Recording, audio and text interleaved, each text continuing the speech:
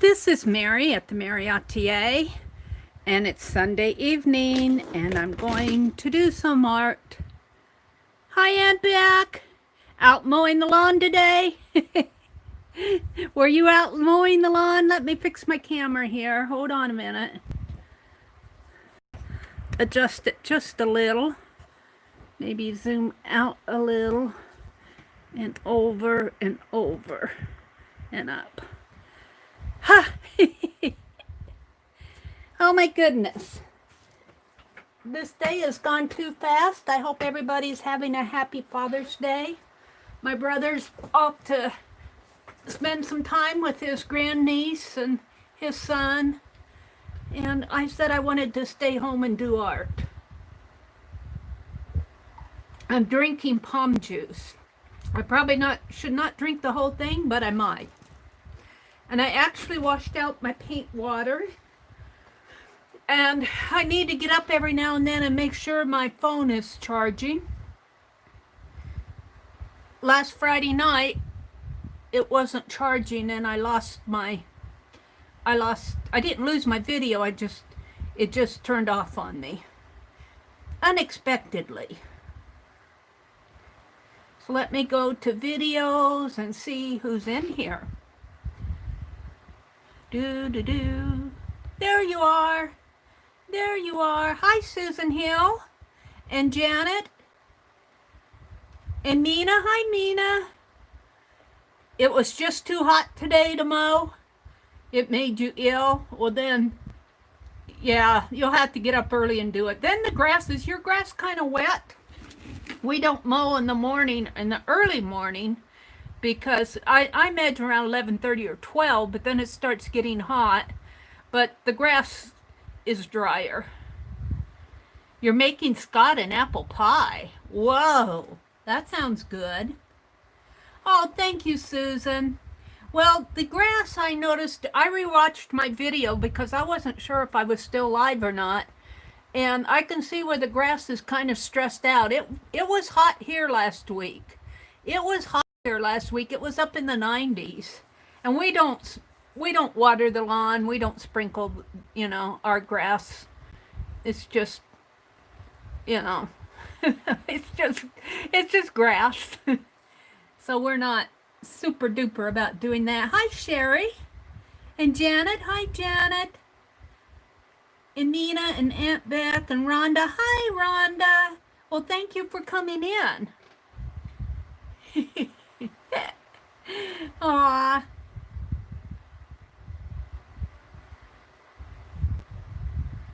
Rhonda and Susan. Did Susan pop in on me? Oh, Susan Hill. Susan Hill. I was thinking Susan, the other Susan. I've got too many Susans in my life. Hi. Hi, Lorena. Welcome. And Cheryl. Hi, Cheryl. Cheryl, I found another one of your poems, other than the one that you did. Was it Friday night you did one when I was doing those dragonflies? I saved that one, and then I saved another one that I found in my journal. I was working in my journal out on the front porch this morning. Susan said, I came into your live so late. I do not know where you got Penelope. Penelope has been a part of this stream ever since this channel ever since I started. I actually got her up in Wisconsin, and I think I got her at an antique store, but it was not in the antique portion. It was in the sell portion. You know how the antique stores will have real good antiques that they sell for $400 or $500, and then they'll have things that's more in my price range. And I don't think she cost me a whole lot. She's chalkware. If you would move her head, which she hates for me to do, but you could see that she's chalkware. And then she's got this kind of a velveteen hat and velveteen body. And this I put on, this eyelash yarn. And the needles and the scissors. The scissors came from Annie V. And Mina donated a tag, which is getting covered up down here. Mina donated a little tag with scissors on it, and it says, for Penelope. So she grabs onto those, and I think this crocheted flower came from Violet. I think Violet crocheted this. Now, I could be wrong, but in my head, that's where I'm thinking. But if somebody else sent it to me, speak up. Otherwise, we're going to credit Violet. And yeah, this is just about it. And she sits here and supervises and keeps me company. And she's a pincushion doll. She's actually what they call one of those, well, she's not really a Naughty Nelly. Because a Naughty Nelly doll has a chalkware, they usually have chalkware heads, but they have bare bodices and they're putting their hands over their breasts. So, you know, and they call them Naughty Nelly. She's not a Naughty Nelly because she's a pincushion doll. And that's about it. She's been with me for several years. Let's see. What else? Did you change Penelope's clothes? No, I didn't. I just put this red patch on her and put this brown. This brown in here is original. That's the original. It's kind of like a, well, I think it used to be a velveteen, because this is a velveteen up here, or a velvet. Could be velvet. I haven't taken her hat off to check it out. She says, leave me alone. So, but I think the velvet is kind of worn off of this place. It feels kind of silkish. And, but no, this is all original, except for the pins and the eyelash yarn I put on her hair. But I haven't given her a new hairdo yet. We haven't cut our hair yet.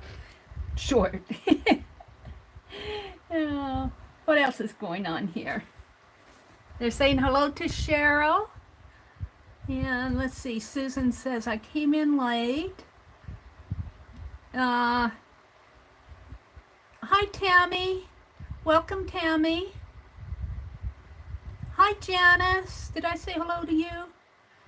Janice, ICE, and Janet. I'm gonna have to call Janet, Mom Janet, and Janice Jan.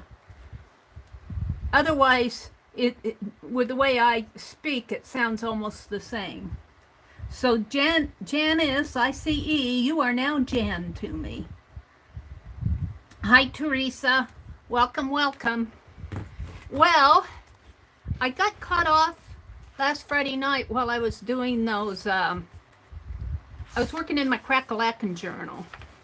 Let me open up my journal here. Let me move you guys. Well, I'm going to move you over here. And I found a new blade to put in my... And these are titanium blades. And I think that's what I have in here now. So I'm going to put a new blade in my trimmer. So, I got a list here. Happy Father's Day.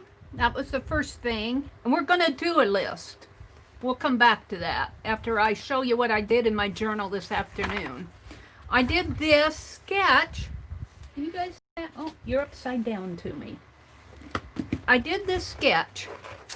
I was reading the morning pages, MORNING pages.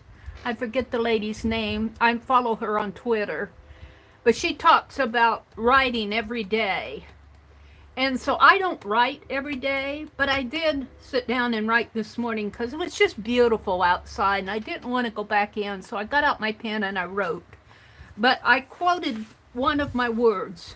I wish for you a cool morning away from the chaos of the world's noise. And then I sketched this lady with flowers, and that lady comes from one of the pictures here that Mitzi sent me. So I kind of got her. I just do a quick sketch. I got her smocking here in the front. I think her sleeves are, and her bodice is what they call French pleating. It's a real white thin linen, and then they pleat it up and down, and it's called French pleating. And she's got a white bow here and some lace in here. And then I put the journal over here, and I put 128 because that's where I journaled over there. So we'll come back to what my list here. Let me put this back. This was the Pick 10 that we did last Friday night. That was really fun, wasn't it? Doing that cat. Turned out better than I thought. Here, let's slip this under here. What else did I do in my journal today? I need my list. I drew her, I wrote, and I put me another page, another double page layout of little, I call these the thumbnails, but they're really more for sketching. Thumbnails, they're not thumbnails for my videos. So down here I'm going to do leaves, and up here I'm going to do chairs. Squirrels go down here and dogs there, and I do that all off camera. And I'm making a list here, and I'm just going to keep going as much as I can.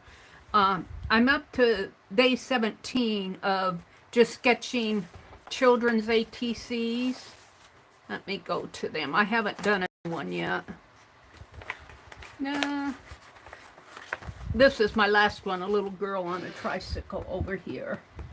But riding tricycle, but I've got a whole bunch of things that kids do in the summertime, like reading books and camping out, bonfire, road trip, vacation, ice cream, art, parade, coloring, collecting stamps and collecting bugs, going to the museum, pets, doing nothing, daydreaming, sprinkles, 4th of July, dance garden, visit grandma and grandpa, dress up, tree house, dollhouse, sewing doll clothes, Bible school, walks, chores, monkey bars, splash pad, summer jobs, washing car, baking cookies, catching fireflies, stargazing, button box, sleepovers, parties, dog bath, collecting eggs, I'm thinking of chicken eggs, picking dandelions, playing tag, kickball, and Andy I over. Don't you wish you were a kid again? Just reading those makes me wish I was a kid again. But I'm doing those because I'm doing those sketching ATCs for my ATCs. These are the kitties.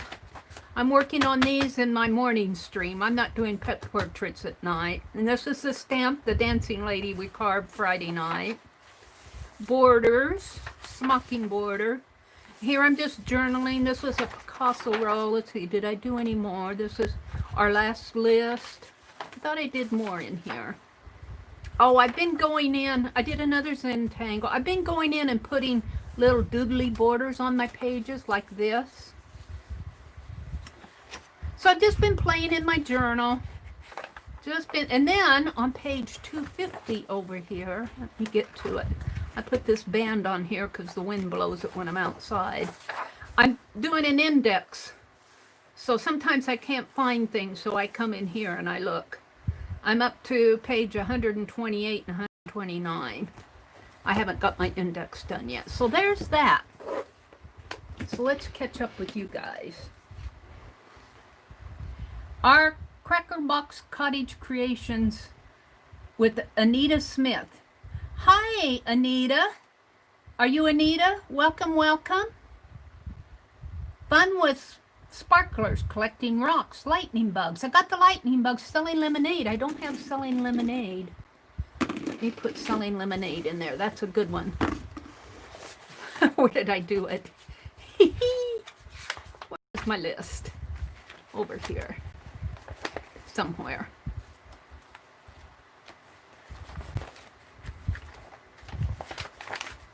Oh, come on. Where's my list now? I don't think I got to my list of... Here. No, those are lists, but those aren't the ATC lists. Where did I do it? I laugh at this page because I took notes on Barb Owen's stream a couple weeks ago. I didn't last week. I didn't have time. Let's put that in there. Where did here? No. That's the FIBSville.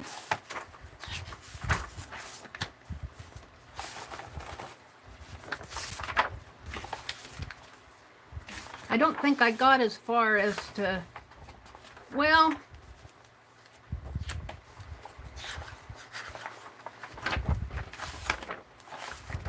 I want to write it down.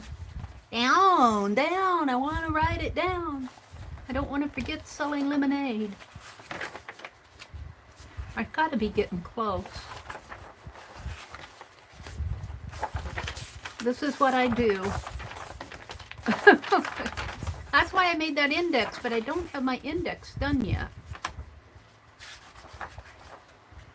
Those are borders and thumbnails.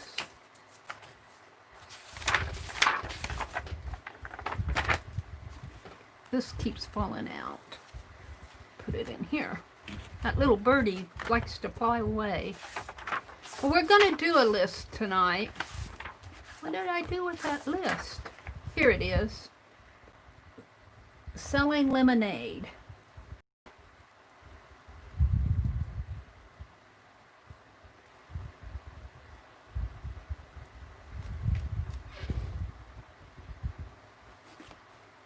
A little bird flew in my house, Susan says. It might have gone upstairs. Did you have your window open, Susan? Is Jamie in here? Hi, Jamie. Welcome, welcome, Jamie. Hi, Gail. Welcome, Gail. Says Cheryl, I'm right there with you, but I'm more concerned about the background, my first swab. Susan Hill says, last summer, 5 different birds flew in. I know how to catch them gently and release them outside. Aw. And there's Jamie and Trace. Welcome, Trace. Welcome, Jamie. Welcome, Gail. Jamie gives us a smiley face. Trace is T-H-E-R-E-S-E. You pronounce her name Trace. Pie is on Instagram. Well, shall we go check it out? I think I put Instagram on here, did I not?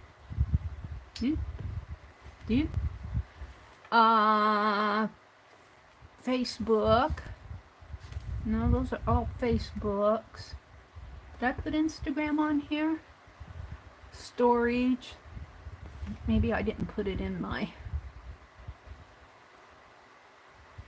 I thought I put Instagram on here. Maybe it was Messenger.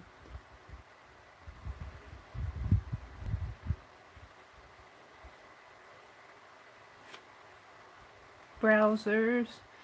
I don't use this tablet a whole lot. Utilities. No. That's all Google. I guess I don't have it here. I got Dish and Pixabay.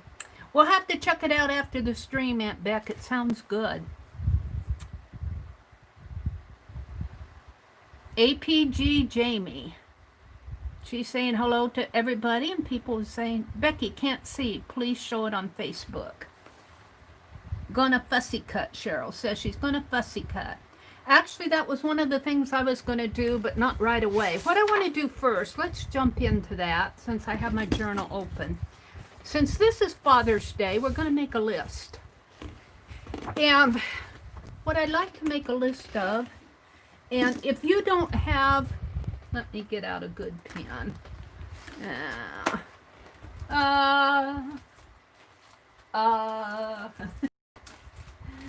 Oh, I'm going to open another package because I use that pen that I like to write with, these new Pen Plus gears. They say it's new and improved with the longer life, but they're real fine tip with the felt tip. Let me fix the chair.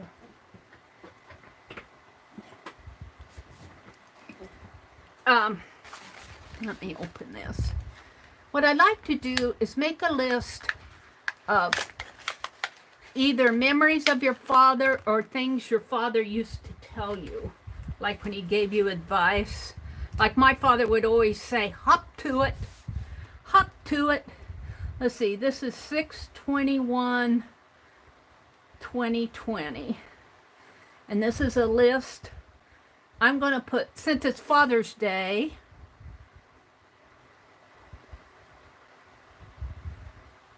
and I'm going slow here, so I'll be way behind you in reading them off. So the list of things is things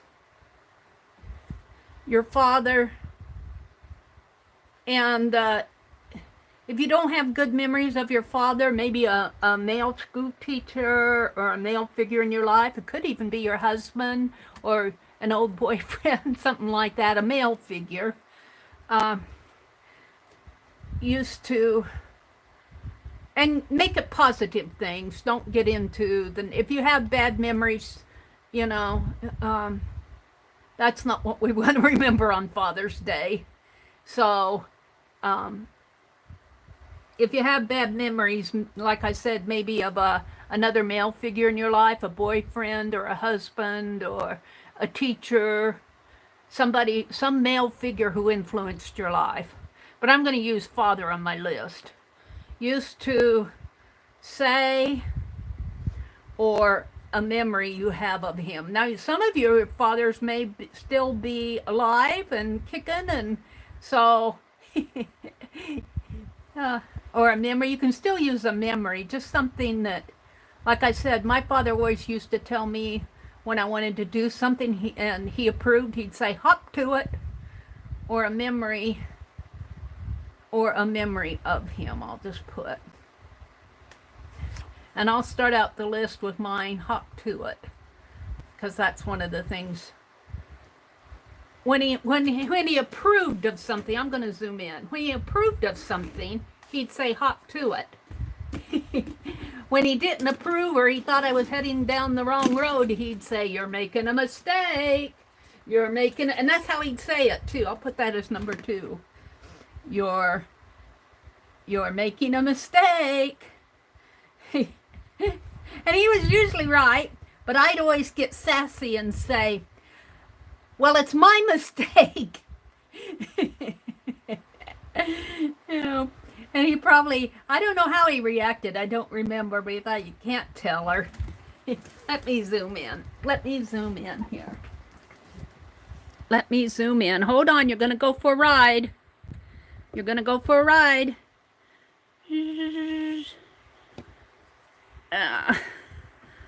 There.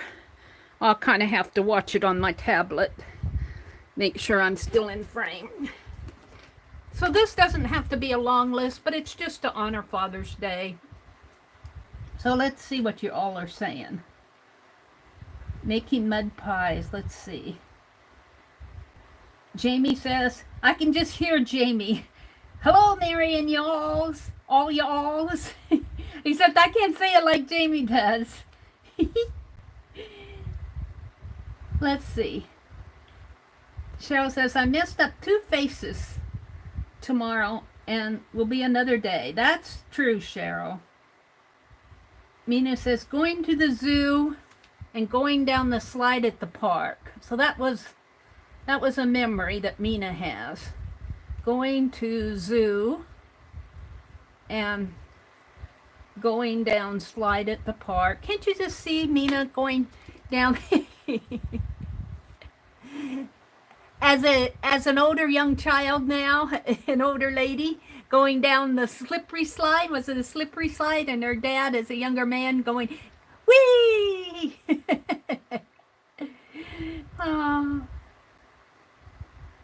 It was a slippery slide. I'm going to put slide at park.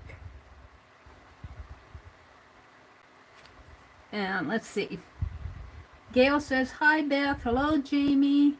APG Jamie is saying hello to everybody. Hello, hello. Mina says, making mud pies.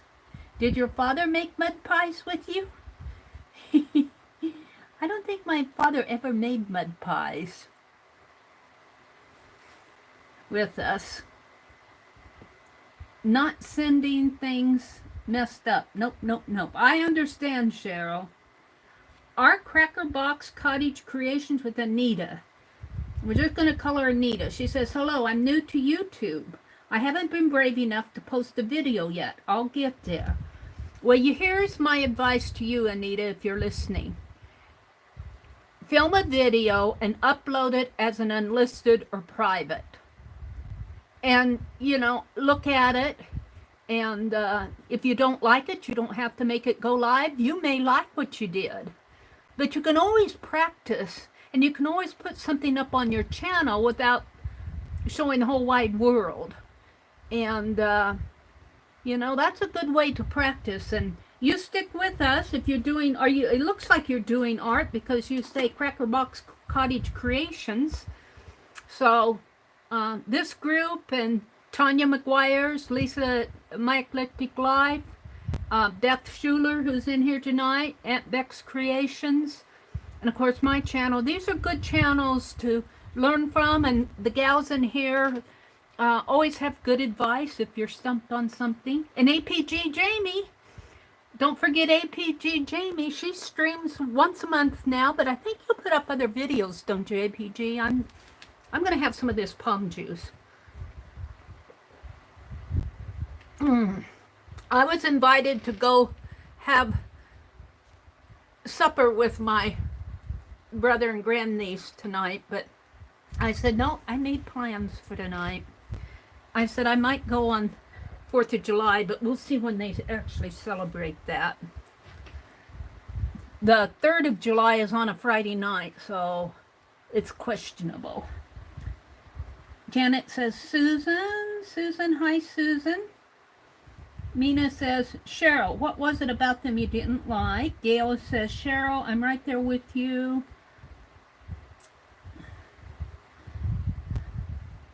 What does APG stand for? Hi, Trace. The pie is on Instagram. Gail, Trace.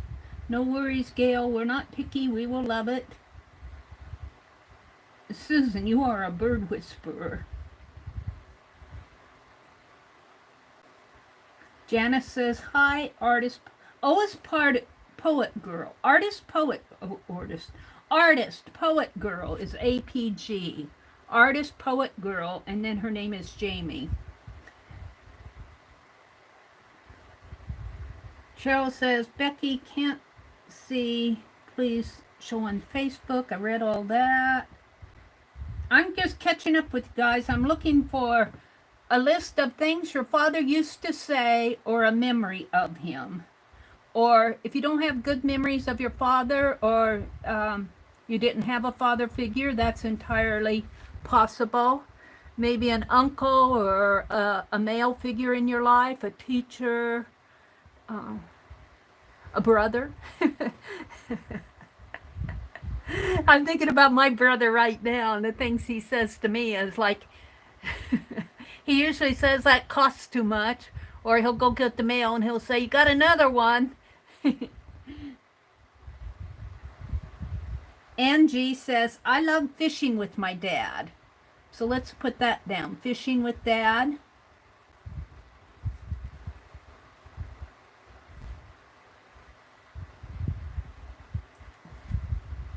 That's a good one. Mine was an alcoholic. He died when I was 15. I'm so sorry, Susan. You know, we don't all have good memories of our fathers, and you know what? That's okay. Because if we were all alike, we'd be boring. So, let's see. I'm not going to touch that anymore. I understand. Hi, Laura. Cheryl said he played concentration game with me. Wow, I bet that was fun. Playing concentration.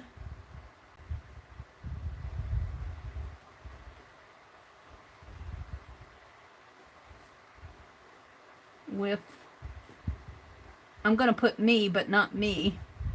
Me is Cheryl. I'm going to put Cheryl here.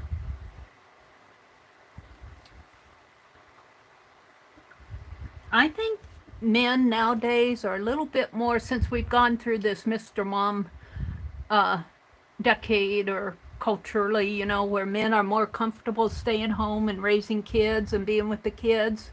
Not all of them, but I think there are a lot. If you watch YouTube videos, you see dads playing with the babies and all of that. Hi, Joyce. Welcome, Joyce. Janet says she remembers the game of concentration. Jamie says, my daddy would watch Soul Train with me. I'd never watched that. I have no idea what Soul Train is about, but it sounds interesting. Soul Train.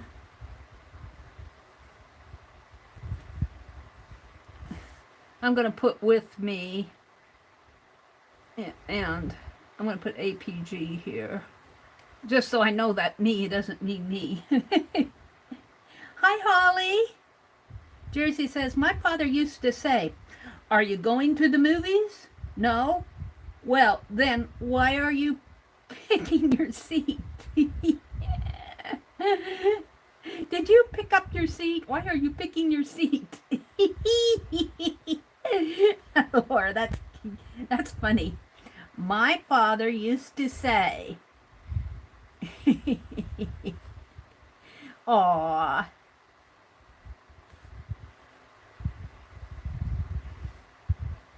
Are you going to the movies?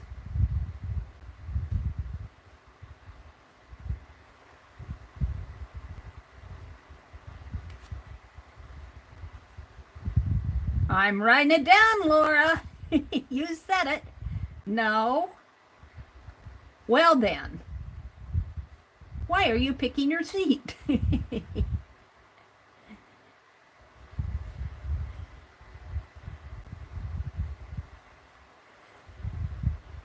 Cute. So cute.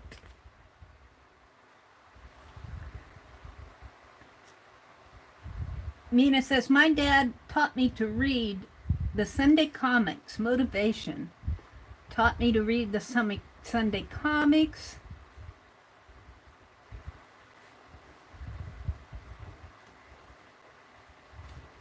You know, my dad was, I loved my dad. I got to know him more when I was older than when I was a little daddy's girl. But when I hit my teens, we kind of grew apart. When I was younger, you know, I was a daddy's girl.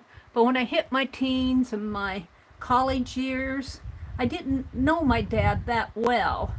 He kind of grew away from me, and I grew away from him.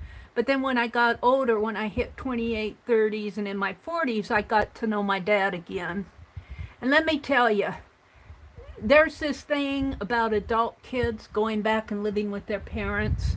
But let me tell you, never be ashamed if you need to go back and live with your parents for a while. Or even, well, certainly never be ashamed if you need to take care of them. But I got to know my parents, my mom and my dad, as me being an adult and as them being adults. It was no longer, of course, they probably still saw me as their little girl, but I got to see them as adults, and I'll always be thankful for that. You know, it was never, I grew out of that mommy and daddy thing. So, of course, now we're all older, so you probably won't have to go back and live with your parents, but if somebody out there is listening and living with their parents, just be thankful, because my mom and dad are gone now. They're gone, and I'm so thankful for that time I got to know them. Well, you know, when you're younger, you're so self-centered. I hate to say it. All kids are self-centered. Well, most of them are. Unless, I mean, you know, the parents will teach them differently, but a lot of kids are self-centered. That's always me, me, me, me, me. And you don't see your parents as being people, real live people. And when you get older, you see them as being adults, and it's no longer me, me, me, me. It's getting to know them as being who they are. My mom liked to read a lot. My dad read the paper a lot. He didn't read a lot of, he was a school teacher. He probably read a lot when he was younger, but when he was older, he read the paper. Daily paper, every day. Boy, that palm juice is good. All right. Taught me to read the Sunday comics. I'm way behind you guys, but I'm just taking my time. Angie says, he used to answer the phone. Joe's pool hall. Cue ball speaking. That's cute. Used to answer phone. Love it.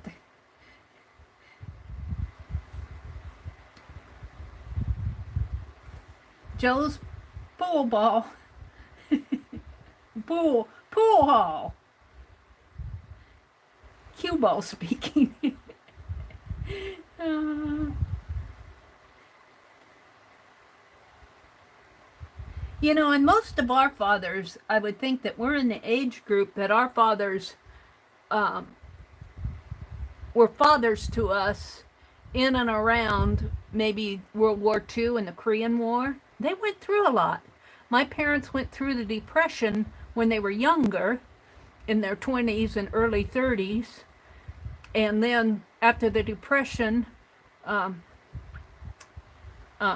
the 30s were probably pretty hard, yeah. And then came World War II. And then after World War II, my older brother and sister were born in 45 and 47. And then, you know, then we got into the Korean War. And then there were the 60s. My poor parents. Janice is laughing. Jamie, you have a cool dad. Cheryl says, my uncle dad would make me take things, would make me things out wood. My uncle dad, would make you things out of wood? Oh, wow. So I'm going to put Uncle Dad, that's what she called him, would make her things out of wood.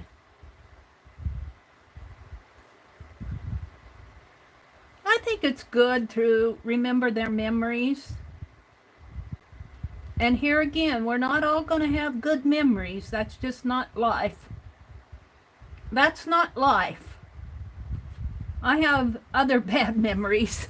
Lucky, I was fortunate I had a good parents. I mean, my parents were good people. I wouldn't say they were perfect by any means, and they certainly weren't rich. But, you know, we all have our battles in life. And I had other battles. So my heart goes out to you. 12 says, let's see. Cheryl, that's nice of wood. Hi, Marjorie. Marjorie, she says, what's up?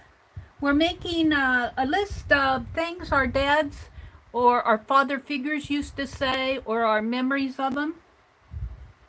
Going fishing with Dad, another going fishing. I'm just going to put it down. If it's a duplicate, it just means it's another fishing trip.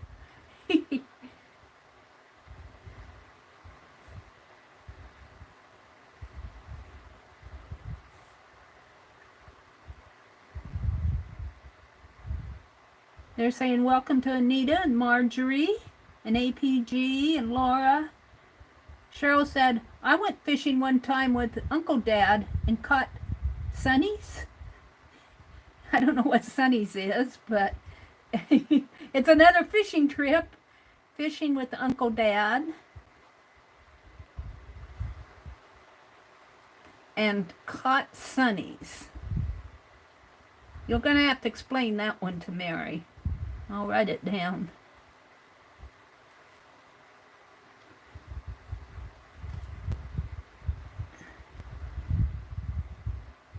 Sherry says, and me, Mary. I don't remember what I said. Dad built me a huge wood sandbox. Every spring he took me and I picked out new sand. Oh, how cool! Built a huge wood sandbox. And every spring. Now this is not art related, it's more art journaling. Because this is my art journal that I'm writing all this down in. Every spring took me to get new sand. Squeeze that in there on one line. That's cool. Joyce. I had a sandbox. Cheryl said it was fun. Cheryl says, I had a sandbox too.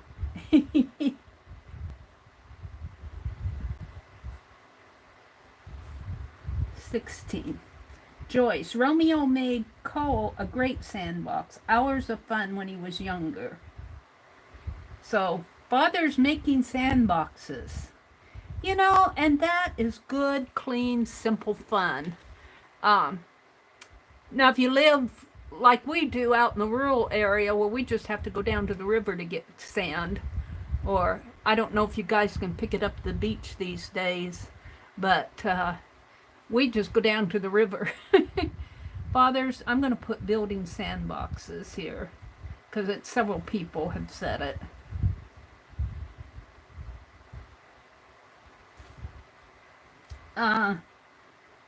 Cheryl says she can still smell the sand. Joyce said she loved her sandbox. My grandpa used to carve pumpkins with us every Halloween. How fun was that? Grandfather carved pumpkins.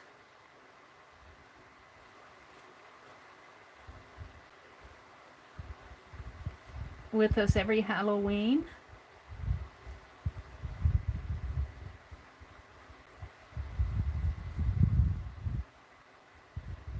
And I'm going to give one of my own. When I was a little girl, I wanted a bicycle so bad.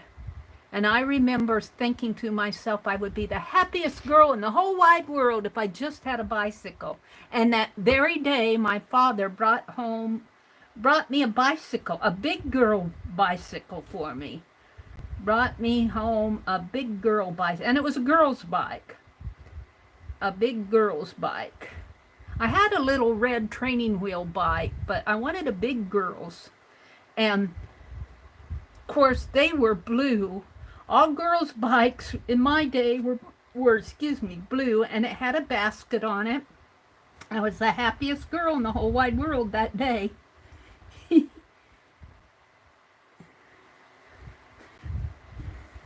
They're saying hello to Marjorie. And sending Susan hugs. Dad took us on the ferry to spend the day on Catalina Island. Woo! Took us on the ferry.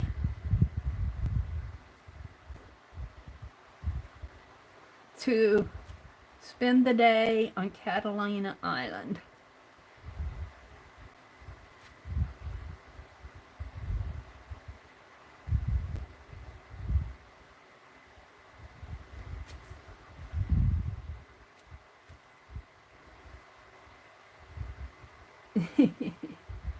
Dad would give me rides in the wheelbarrow. What fun was that? I get a fun picture of that. Would give me rides in the wheelbarrow.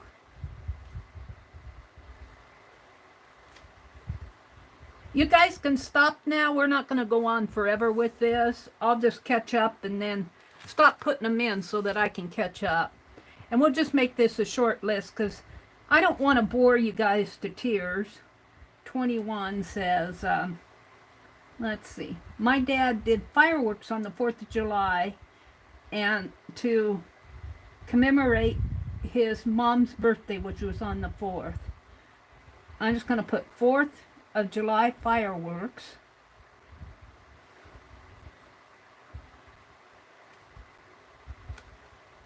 To commemorate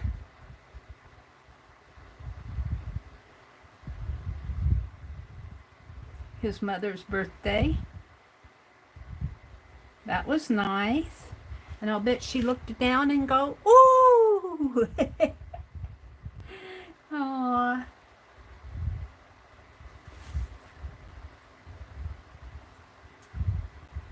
You need a Google Soul Train, Mary. I don't know what a Google Soul Train is. Oh, I need to Google it? Okay, let's Google Soul Train. Since I am completely ignorant about soul trains. We'll do a new one here. Soul Train. Let me check my phone and make sure it's charging. I just have to stand up and look at the, let me look at the little charger thing. Come on. Uh-oh. Where's it at? No, it's not charging. We might have a short stream tonight, or I might have to end it and restart it. It is at, I don't understand this. I Hold on, you're going to get a ride here. I'm going to take my phone off of it and unplug it. And plug it back in and see if that helps. And alrighty, I think it's charged. You're not seeing anything but my hand right there. Oh, there we go. Sorry about that. Now let me come back out. There. Now I think it's charging. I'll have to check this every now and then. I'm not sure what's going on. I would think it might be my surge protector, but everything else is working, so. And this cord, a charger that I had, I got it Verizon, and it's got a lifetime warranty, so it could be the battery in the phone. Okay, 4th of July fireworks, and then where was I? Oh, I was looking up Soul Train. Soul Train. Well, all right, what kind of trouble are we going to get into if I Google this? Oh, it's an American television program? Is that the one? Is this Wikipedia? Yeah. No, I'm not going to watch it. Come on. It takes a minute here for it to catch up and overview. There. Soul Train, Wikipedia. I always go to Wikipedia. Soul Train is an American music dance television program which aired in syndication from October the 2nd, 71 to March of 2006. Well, there's why I don't know. Because I'm going to date my age. In 71, I was at the university. 2006, I was working. So, that's why I didn't know. In its 35-year history, the show primarily features performance by R&B, soul, dance, pop, and hip-hop artists. Although funk, jazz, disco, and other gospel artists also appeared. The series was created by Don Cornelius, who served as its first host and executive producer. Well, at least now I know what Soul Train is. I'll have to go see more of it. It's a dance show. Hi, Crystal. Hi, Crystal. I lost my place. Let's see. Dad would tease me if I was unhappy, saying my feeling bones were on my shoulders. Made me so mad. Would tease me when I was unhappy. He was trying to cheer up his little girl, saying my feeling bones were on my shoulders. Aww.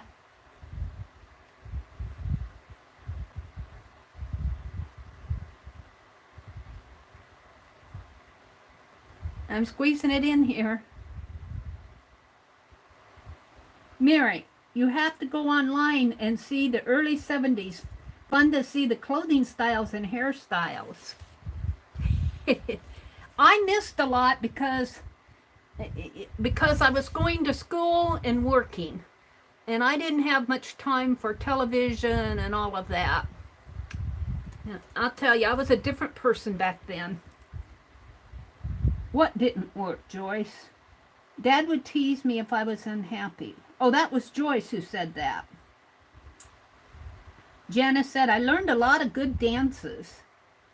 Crystal said it was a dance show. Beth said, my daddy would make a game of picking out all the sticks in the yard so he could cut the grass. That's what I had to do not too long ago. Would make a game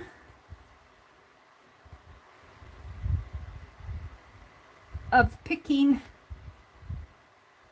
We had a big windstorm here and I had to pick up all those branches so I could mow. All sticks in yard so he could mow.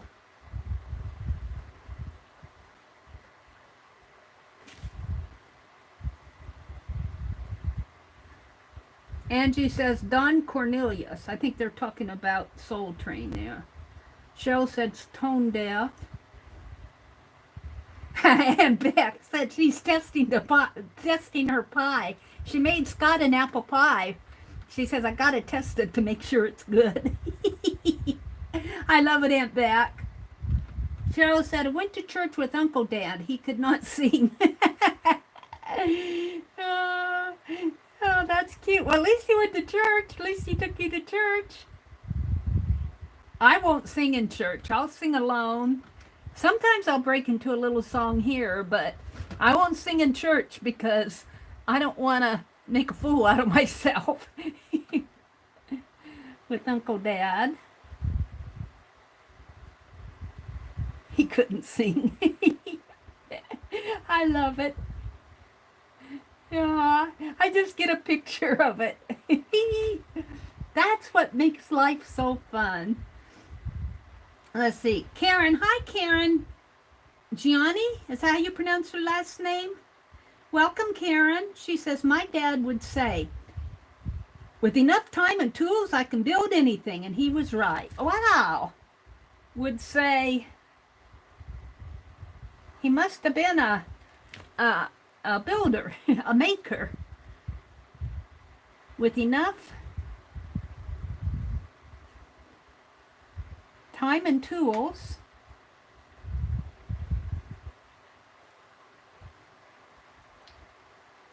I can build anything.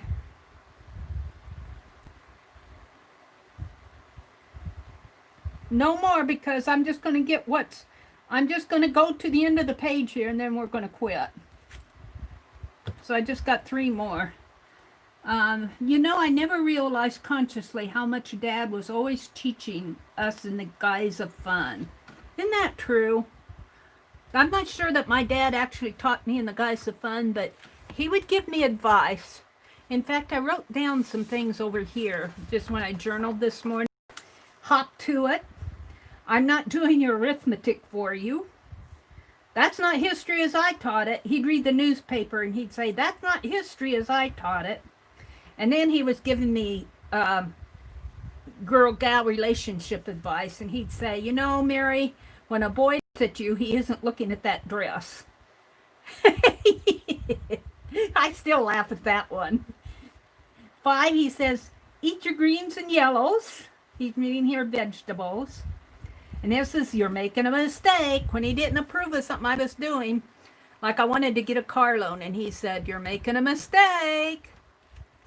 And then when he'd give me some money, sometimes he'd pass me a $20 bill, and then he'd say, don't spend it all in one place. I'm going, yeah, but it's going to take it all.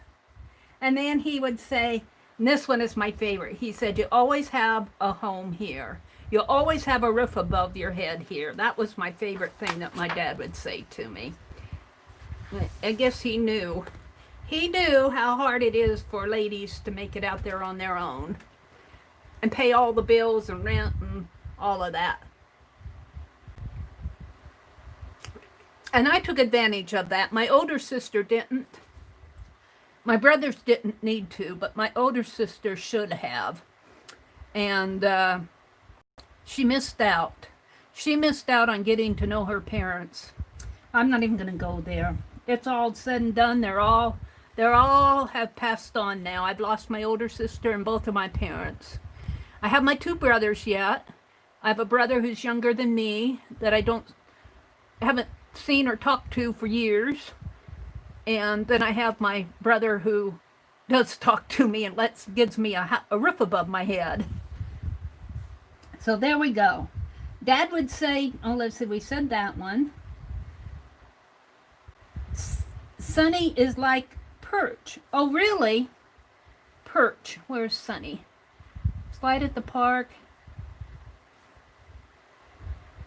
Going fishing with Dad would catch Sunny. And Sunny is like perch. Huh. I didn't know that. I've never had that. We had bluegill, carp, and bullhead. Bass. All right. Karen said, hi all, the first year without my dad too. Oh, I'm so sorry, Karen. I hope I'm not stirring up any bad memories. We're supposed to, this is to honor our fathers. or father figures. He used to make up stories, and we got our evening bath with my brothers as we got it. Oh, he used to make up stories.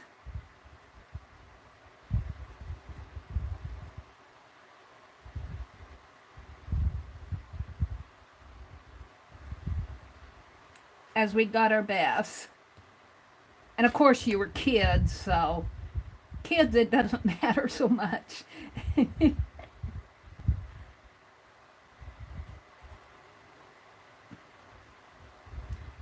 All right, let's see what else. Mina says, on summer nights, he'd take us kids outside and teach us to identify the constellations. On summer nights,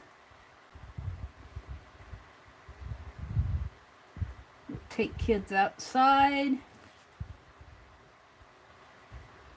I got one more and then I'm going to quit. There's probably more in here, but we're going to go on to something else.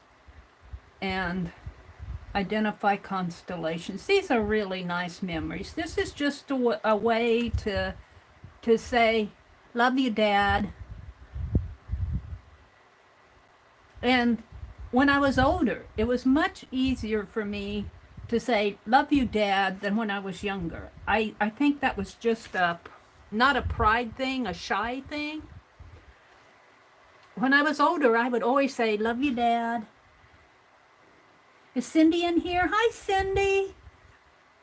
Flying kites with my dad. That's Rhonda's. Flying kites. That's the last one I'm going to copy down. We got a full page. What a great list. This is a list. Dee Dee Willingham would be proud of us. She'd probably tell me to flip the page and keep going, but I got another list here. So happy Father's Day and Father's Day sayings and memories. Now let's write down in this little journal here. Where is it? This little journal. I made this little journal to keep Fibs verses and sayings and poetry. Kind of like Dee Dee's Wingnut book, but really not wing nuts. It's more little poetry. Cheryl's always saying little poems. Like, busy, busy bee, Mary is making a mini journal. Yes, indeed. Mary, Mary, go to sleep. See you in the morning when the birds tweet, tweet, tweet. Now, she sent me one, and I found one in my journal as I was looking through it this afternoon. Let's do the journal one. I wrote it down. It was in a stream. I don't know which stream it was. But I wrote it down on page 44. I even remember the page. Well, let's get to let's write it down here. I do what I want. I do what I want.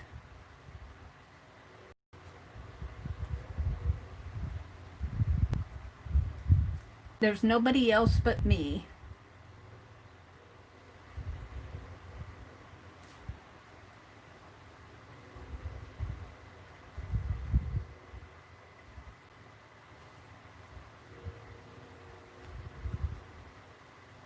And even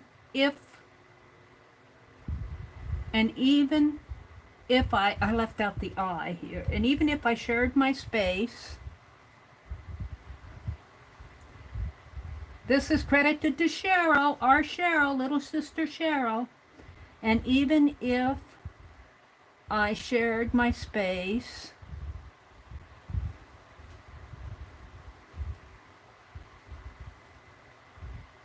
with a little bee, with a chorus, with a little bee. I think there was a bee buzzing around me that day, or a fly or something. I would want them to let me be. I think I was swatting it. Want them to let me be. And this is credited to Cheryl.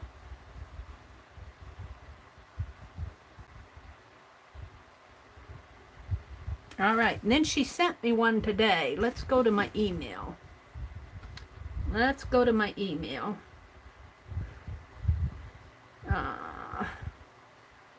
Was it an email or was it in Messenger? I think it was in Messenger. Sorry about that. Let's go to Messenger. Clear all that out. Messenger. I think it was on Messenger she sent it to me.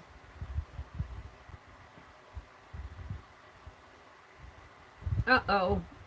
I can't go to Messenger. I think I sent it to me in... I haven't set up my Messenger because I have to do that two-party authentication, and I have to remember what I put in there.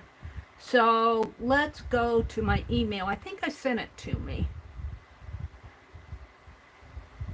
Otherwise, we'll have to write it down another day.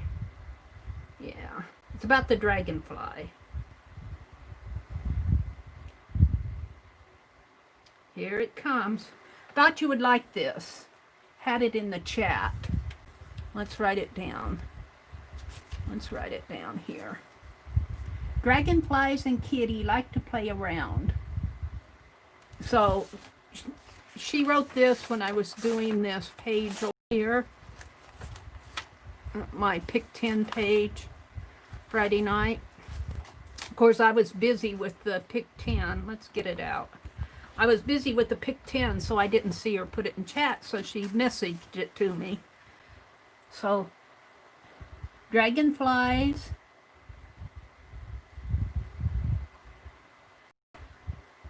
and Kitty like to play around.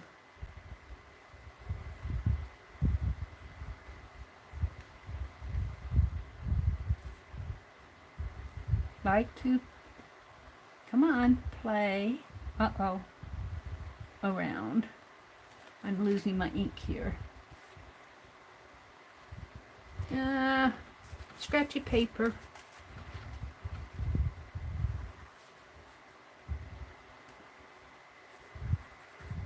Yeah, this is a new pen too. I'm gonna have to put it around here. I guess I'm not gonna be able to write on that.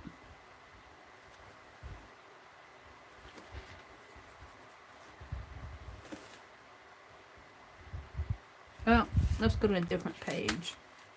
Here. Dragonfly. Now I gotta get my pen going.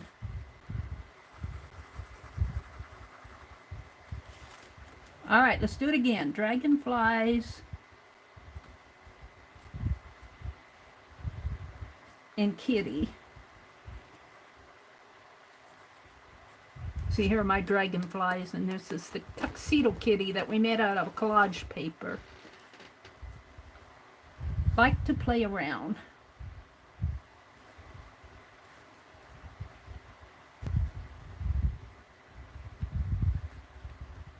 What happened to the dragonfly's wing? I left off the lower wing. They found it. They let me know. You're missing a wing on the dragonfly, Mary. What happened to that dragonfly's wing?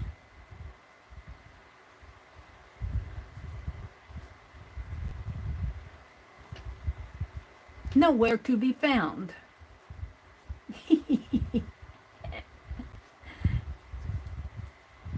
I love it. I love it.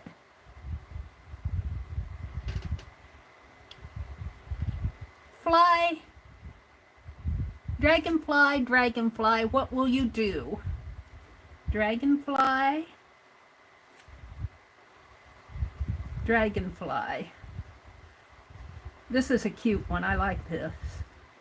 What will you do? What will you do? Oh, never mind. Mary helped you.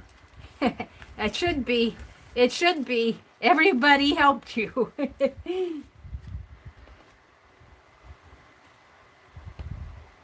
Oh, never mind.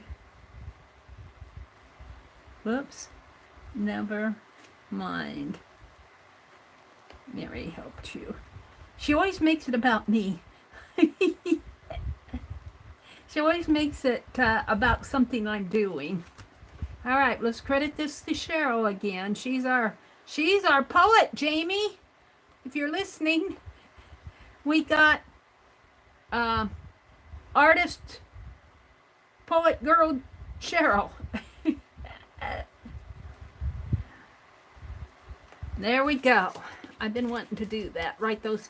And I don't have my calendar out. I'll get it out maybe tomorrow. Well, I probably will not stream tomorrow morning. Because if I stream on Sunday nights, I do not stream on Monday mornings. It's just too much. It's too much. So, all right. Let's go back to my list. Let's go back to chat and see what you guys are saying. Let's look at chat first. Yeah, you do, don't you, Cheryl? You're saying, hi, APG. Oh, there's Paint Girly. It's Paint Girly. Hi, Lori, or Paint. Paint Girly says, we had a visit from the Littles. I had a nappy, reheated my coffee, and I'm so ready for my Merry FIBSville. You guys. APG Jamie says, huh? Artist, poet, girl, Cheryl. You got competition, Jamie. You got competition. She's always giving me poetry. Let's see. Rain Girl's here. Hi, Cindy, Rain Girl. Joy said, my mom got mad. Dad was teasing her and I was laughing. She threw us out of the car. We all went to an all-night bowling tournament. Joyce says, Tinker. Yeah. What was I on Tinker? What Tinker's? I'm gonna send them out next week. I got all my envelopes painted. There's Tinker. This is Joyce's dog, and I've got him right. I got him right here somewhere. Yeah, I've got them ready. I have to address them and everything. They're going out next week. I'm going to send out 4 erasers in the little envelopes to Mary, to Janet, who else? Mina, and I can't remember the last one. I got it over there. And then these are going out to various people. I have a list. I'm not going to name them. I know Danny and Arlene and Sharon. And then I have other people that these others are going to. So those are going to go all out. And here's Mary Berry's Henry and Beth Schuler's Abby. They're going to get mailed next week. I'm getting them out. Yes, I am. I'm getting closer. And there's Tinker. Joyce's Tinker. And I have to take a picture of Cheryl's Yin Yang. That's Cheryl's Yin Yang. And Susan Hill's Belle. And Arlene's Piper. And Rhonda's Sophie. And Terry's Cardinal. January I was working on that. So we are working now on, and then look, after I get these mailed, I've got these other envelopes. Where are they? Well, these are ones in the works, but I got a whole stack of envelopes that I'm painting for the next set of erasers. We're gonna get them sent. All right, let's go back to today and Cheryl's poem. Let's put an X there.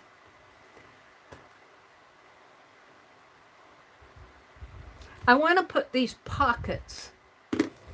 I actually put it on my list so I wouldn't forget. I need some more pockets in this journal.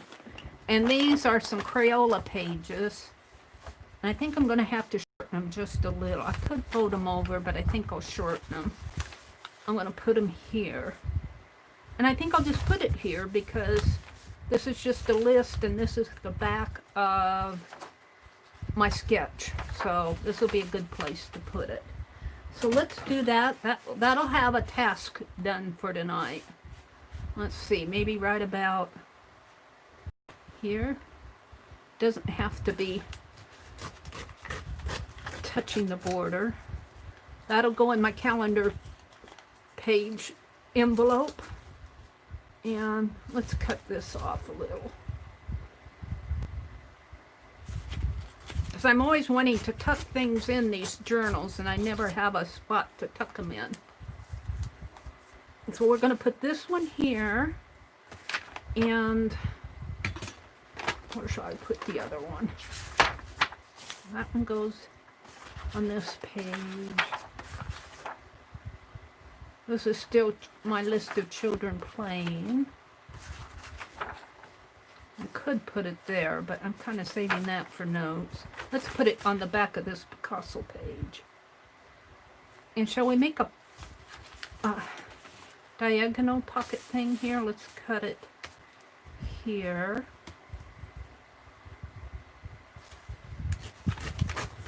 See, if I do this stuff in front of you guys, I get it done.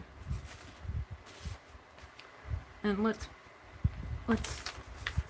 make a pocket. I should have, if I could share addresses, I would address all those envelopes in front of you guys, but I can't do that online. But I get it done. All right. So on the back of this is a Picasso roll that we did on the 14th. So tape,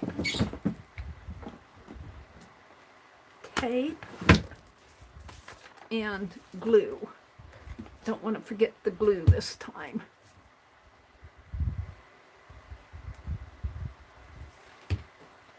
And let's see, I think I'll just leave that.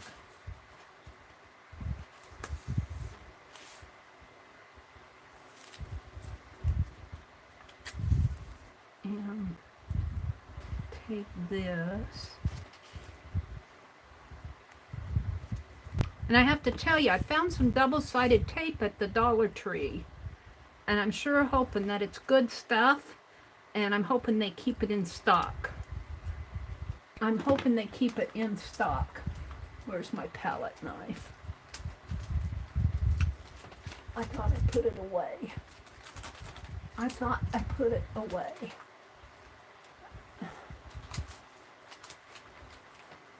No, I didn't. It's over here.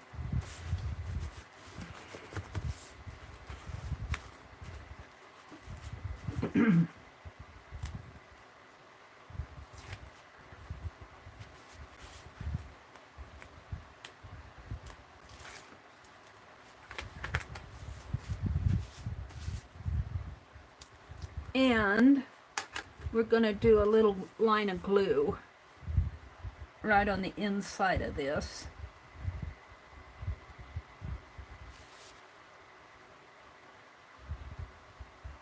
And hopefully, the purpose of doing this is to keep the whatever you insert in there from sticking onto the tape. That's why I do it.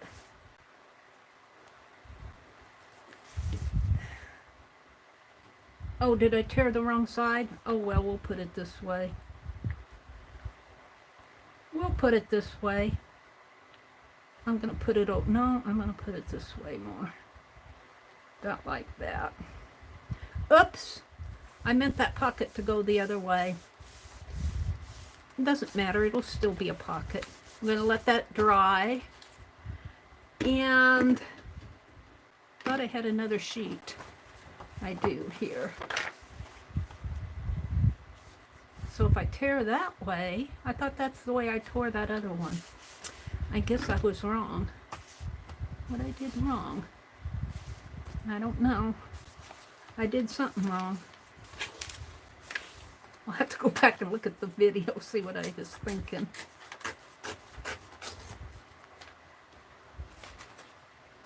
So that goes there, and then we'll just slip things in there.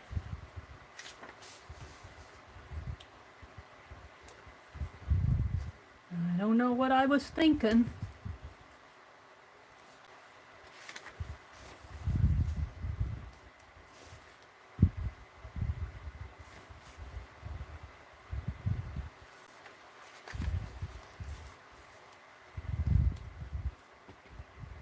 Obviously, I wasn't thinking. Well, it turned out okay, but it wasn't where I was going with it.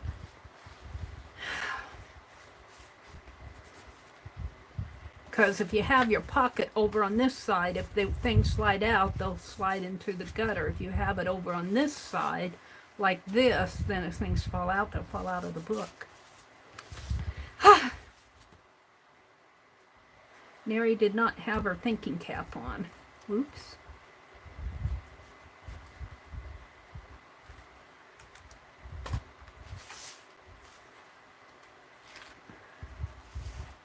Yeah, this little palette knife does good in getting these release papers off. I learned that from Mr. Tim Holtz himself, only he used his little picker tool.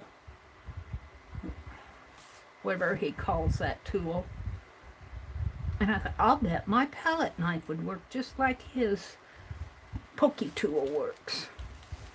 I'm gonna... And let's wipe this off. And let's put this right here so I can put stuff in there when I need to. We're just going to let it sit for a while. Okay, let's see what you're all saying. Let's catch up with chat. Holly says, hi, Cindy Lee. Cindy says, Angie, me too. 2 of my 4 kids are married. 3 years now, and I only have puppies to show for it. Oh, that's funny. All I have for raising these kids are the puppies. I'll bet they're sweet puppies, though. I'll bet they're well behaved. I'm going to drink some palm juice. I don't buy this very often, so it's a treat. Palm juice, antioxidant superpower. I don't buy it very often, so it's a treat when I have it. I usually have it when my brother goes to dinner. He gets steak and I ate macaroni and cheese for supper tonight. And celery.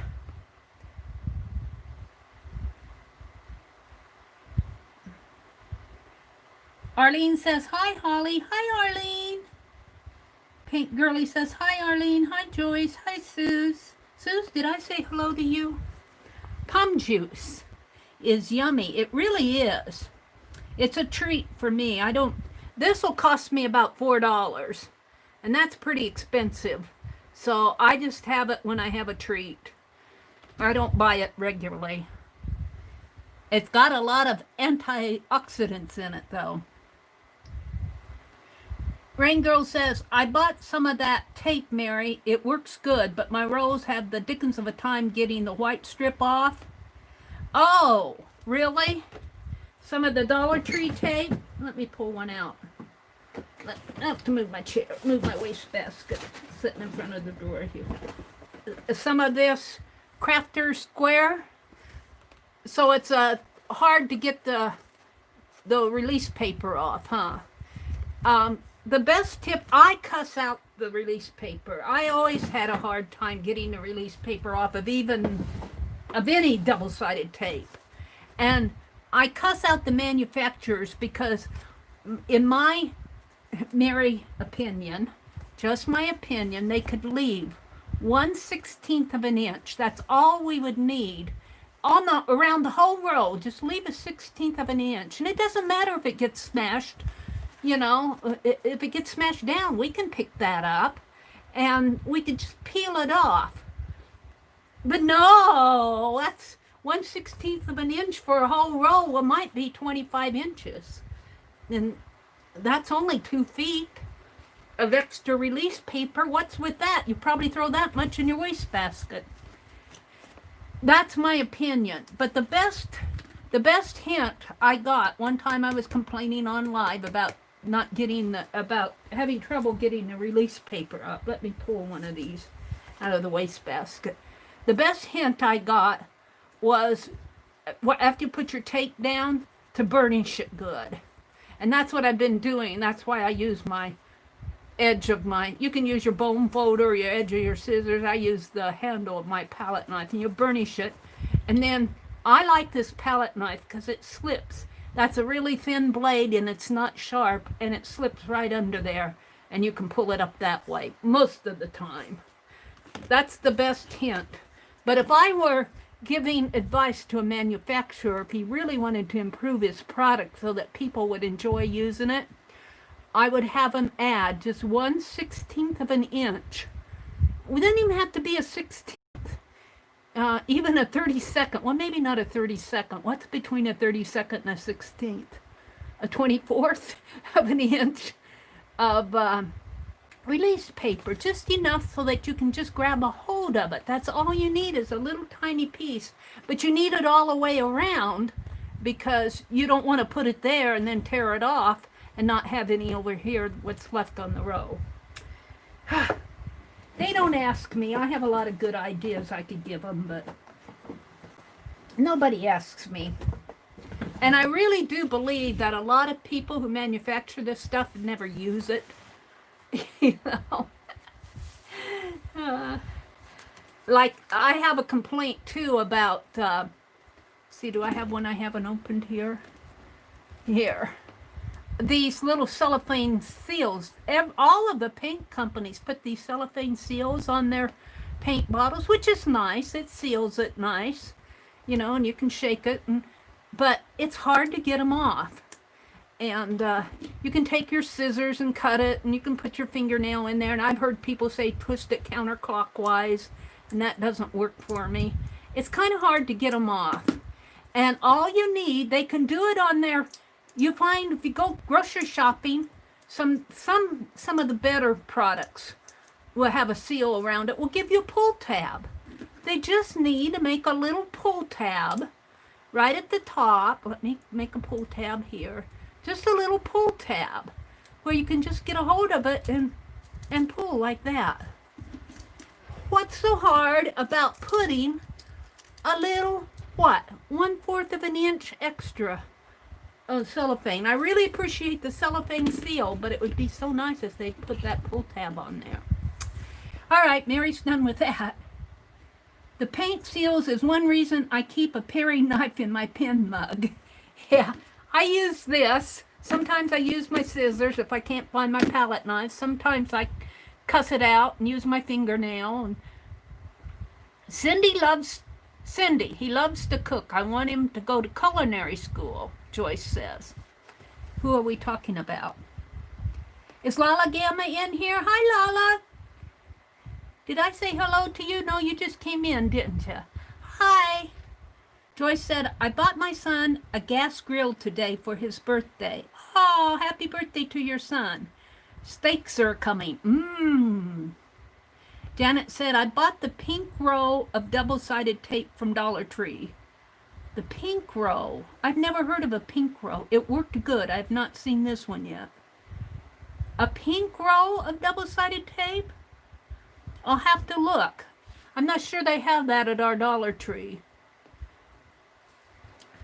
Sue says, pomegranate, palm juice, is yummy. All right. Sue's is still lurking. All right, let's see what else I have on my list. I got a doodle game and doodle cards. My Crack-a-Lackin' journal. Kind of worked on that a little Friday night after I'd started working on it, and that's when I lost juice. Pockets and ledger journal. We got that done. Magazine harvest, dry bloom sketch. What did I do with my dry bloom? Oh, it's gone. I brought them in here. When I went out in the yard today, I found those blooms. Well, I'm not going to hunt for them. They're here someplace. Let's do this. Let's put a new blade in my trimmer. This is a titanium blade, and you can see it's never been used because it still has that little plastic piece on it. Let's pull that off. That's off. It's right there. Let's throw this away. Shall I keep that for a tag book? I've been keeping these. I'll keep that. Alright, let's get out my trimmer. Get rid of this blade. We're going to toss it. This has been a good blade, but it is getting kind of old. Get my other blade. And put her in here. There we go. Easy as pie. Alright. So, I'm still zoomed in. So let's go out to my mail again. Hold it, I don't want to show you everything. And I want to go to, I mailed me my links to Doodle Game 29. I was hunting all over for them the other night. These links come from the public domain library at the Metropolitan Museum of Art. 11 designs for painted decoration of interiors. Let's go there and see what it is. Oh yeah, I was picking some designs here. Let's doodle one. And I think I'll choose this one, but I'm not going to put the fruit in it. Can you guys see it? I think you can see it pretty good. So I'm going to doodle them on the back of this. And then we'll make some cards. I want them in my book and in my, I think, what do I want to do here? If I do them here, they'll mess up our list. If I do them here, we'll tip them in. We're going to tip them in here. I'll put them in a pocket. I'll put them in one of my pockets. So let's tri-fold this. Let's tri-fold it. And of course I'll have to tear it because it's bigger than my journal. But let's cut it with my new blade. Let's see. It comes to about there. And to about here. About 2 inches. Ouch. Is that a mosquito?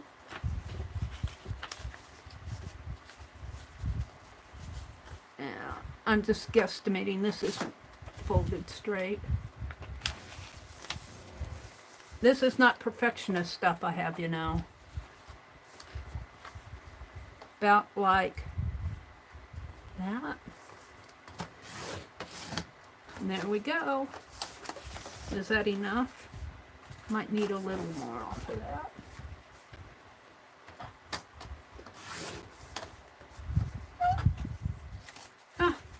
More scrap fodder if I need a scribble or something. Alright, so this should fit in here. Yeah. Alright, good. Alright, we are going to do some doodles, and my doodles are more going and looking at art out there in the public domain library. And let's see what you guys are seeing here. Let me see what you guys are seeing. You're kind of seeing this. It's a curvy design here. I don't think I can make it any lighter. I'll just draw it and you guys will see it as I draw it. Now I push my chair back. Gotta bring my chair forward. And we're going to do it right here on this side. And let's not do that pin. Let's do this pin. And my doodles are off of art that I see in the public domain library, and I kind of get inspired by it. So this has a loop. See, I used these on that paint. I used these on that paint this morning. That was a mistake. I think this one's better. So it comes like that. The paint was still wet. Like that. And then, let's see, that's about halfway. It comes up this way and, well, loops around like so, like that, and this actually comes there, and then it falls down, and makes another loop another sort of a knot thing there. And these are just doodles. These aren't meant to be perfect. Oh! What happened to my... Come on, come back. You aren't that dead, are you? What's going on here? You still have juice? I don't know why it did that. It got tired of me. It got tired of me. Did I lose it? I think I lost it. Let's go back out there.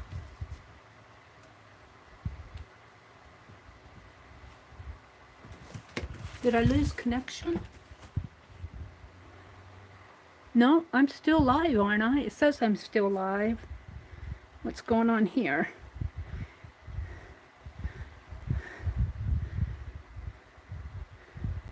Huh. I don't know what that was about. Am I still charged? I have to check my charge here. Let's check my charge. It says I'm at 100%.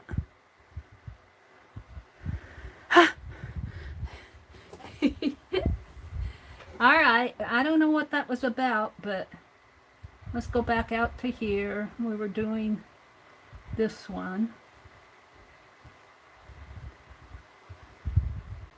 Because I expanded it like that. And I'm just going to do the frame part. I'm not going to put, there's 3 olives or something in there, 3 pieces of fruit. I'm not putting that on the inside. I'm just doing the frame. The frame comes like this and comes up that way and around here again about to there. Whoops, this is even. Like I said, this is a doodle. It's hard for me to see where I'm going here. And then it comes out this way and this way and down there and down here and out this way, and then it swooshes down this way. Now, for me, for a doodle, if I'm going to put this on a doodle card, this really is enough to do a border. Couldn't you see that repeated? I could see that repeated over and over and over again. Have this line meet here and do that same thing again there. And then all it is here, it just meets and it does this, it mirrors it like this. This will be easier because I've already done it once. Like this. And it has a circle, comes this way, like that. Only it's probably more proportionate. I'm not paying attention to my proportions. Like that. And comes down this way, has a little knot, goes up, comes up this way, goes around like so, comes down this way, around like that, sort of like that.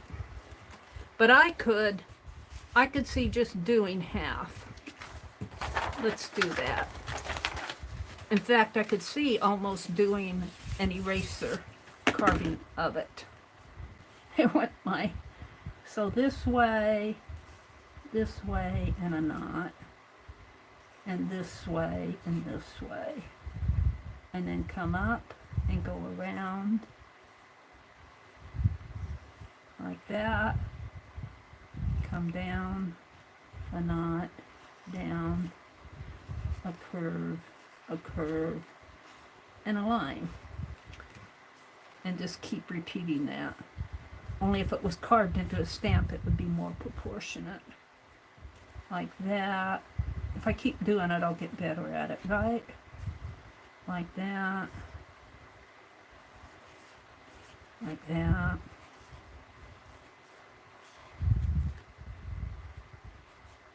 Let's just keep this up.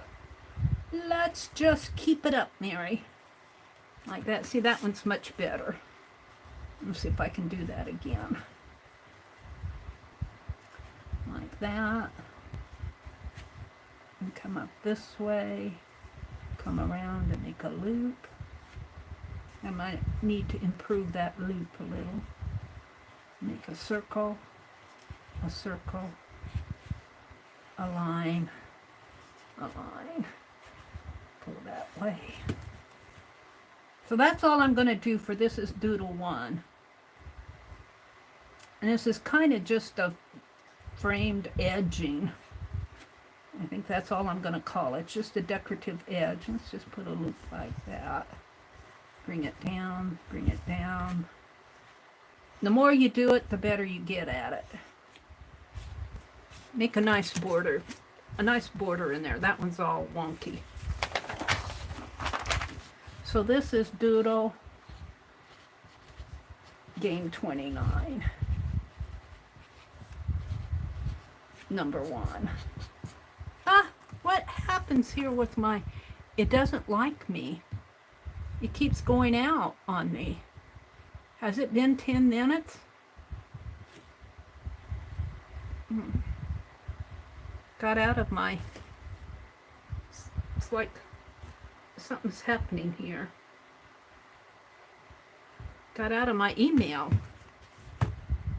Alright, let's go to the next one, which was a woodcut. Let's see what it is.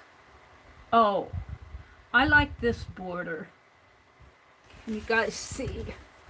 Can you guys see? Yeah, you can see it pretty good. I like that border. And that really would not be hard to do. We're going to do it.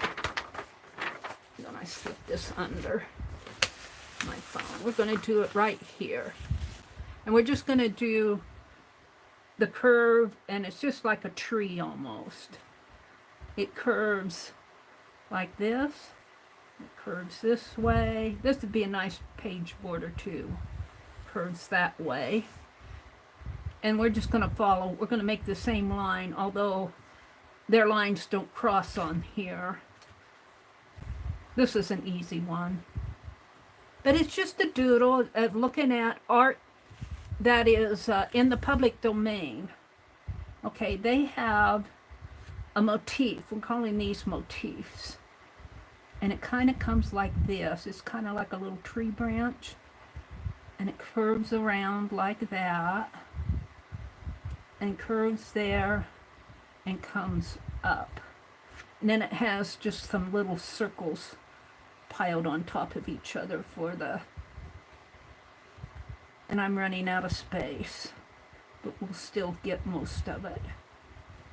Just little circles piled up on top of there, on each other for the leaf.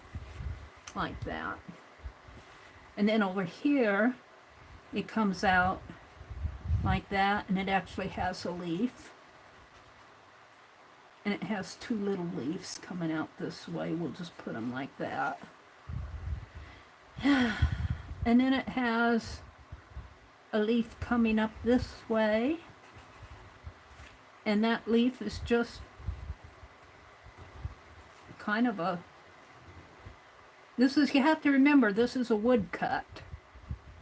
So it's kind of very simple in shape because it's a woodcut.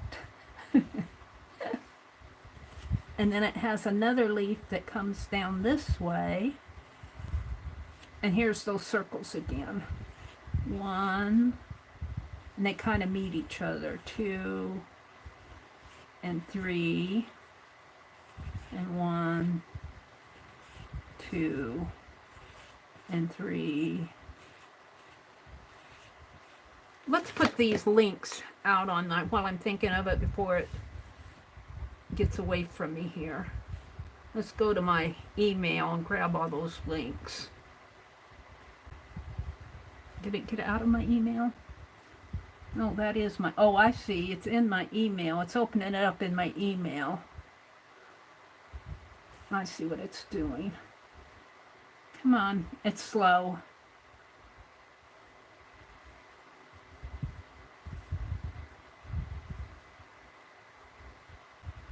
Yeah, it's not. Let's close it again. It's hanging. Well, while you're hanging, we'll go ahead and do some more leaves here. Let's see. This one, we'll do one here that kind of curls up this way and that way. Yeah.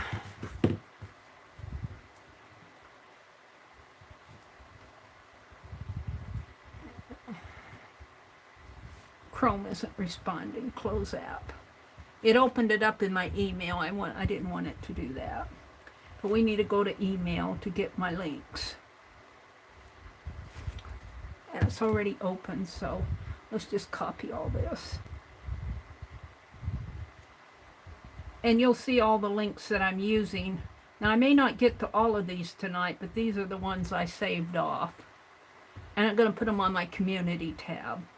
We don't need that anymore. It closed me out of YouTube, too. I hope I'm still going.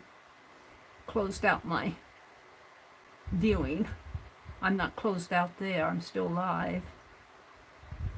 Got an ad. Hi, Anne. Welcome, welcome.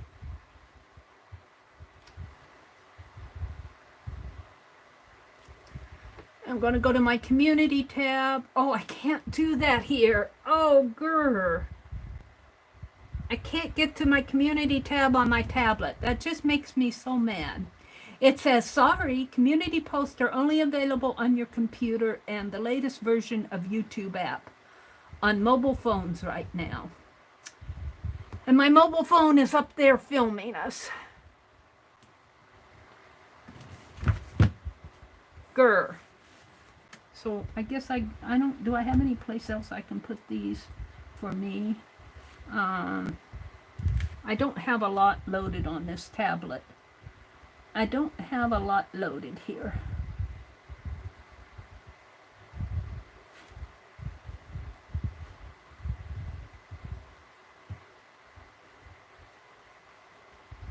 What do I have? Samsung, My Files, Internet, Smart Things.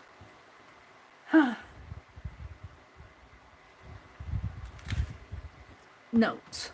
We'll put it in my notes for now. I have no notes, it says. Let's make a new one. Let's paste it in there. I don't like it going out to my email.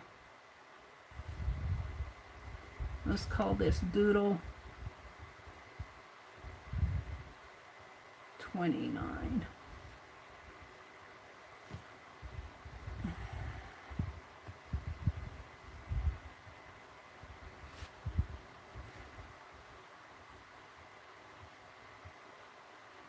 First note on this tablet. All right, let's save it. Now, this should open this. The very first link I have there is to the public domain search. You guys won't see this because I can't put it out on my community tab. I'll go to the second one here. Hopefully it'll open up in my browser.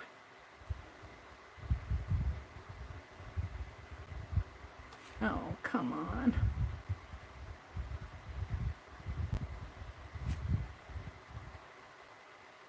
It's not opening up. It needs permissions, probably.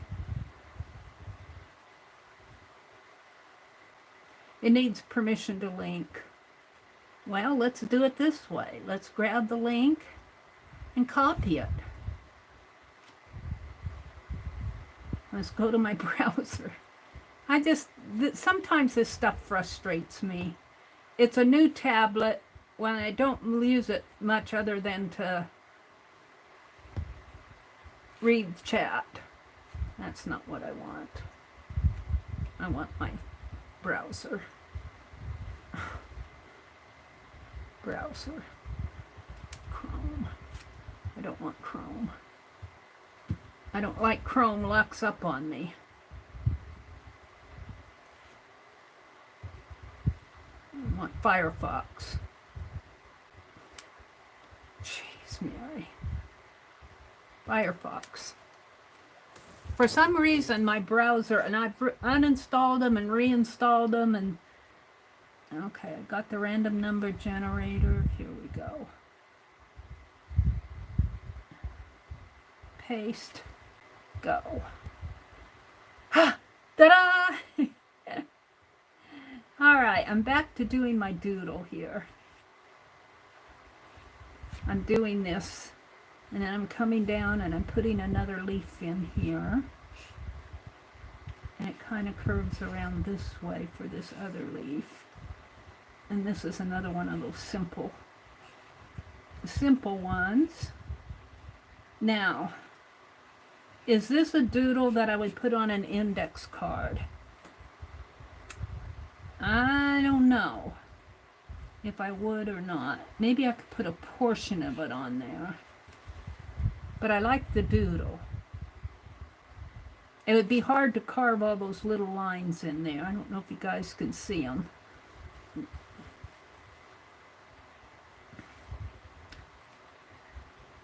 Okay, we're going to put another, I just call these stacked circles. And they're representing either a grape cluster or a leaf. I was calling it a leaf, but it might be a grape cluster. This might be a grapevine, come to think of it. Oh, look, there's an acorn on it.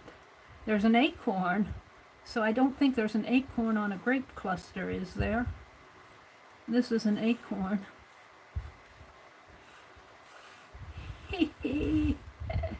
And then they got lines going this way.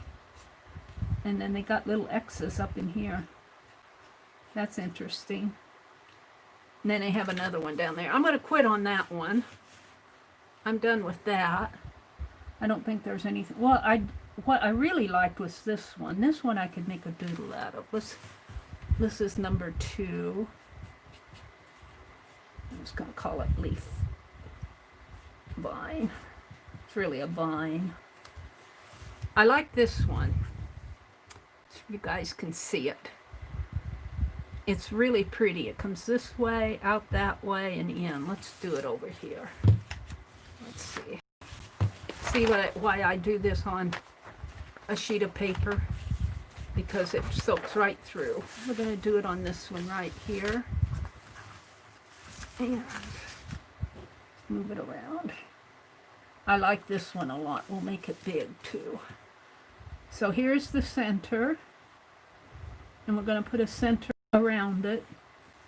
And then it comes out this way. And that way. And up. And down. And out. Just simple stuff. And then it has center there. There. There. Like that. And then it does the same thing over here. Like this. Like that. Like that. I like this one.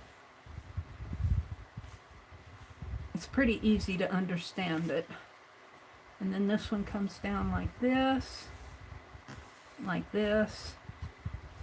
It's kind of a star-shaped motif, like this, like that, and then one more going this way.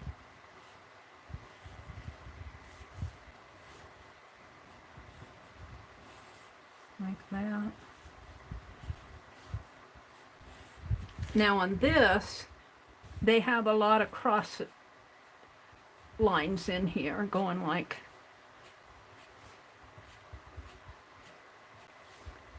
this, which I kind of like. And then the same thing over here.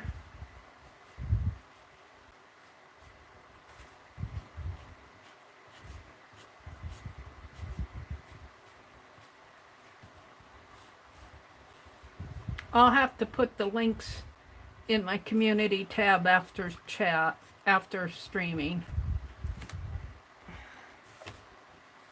I forgot that I can't do that on this tablet.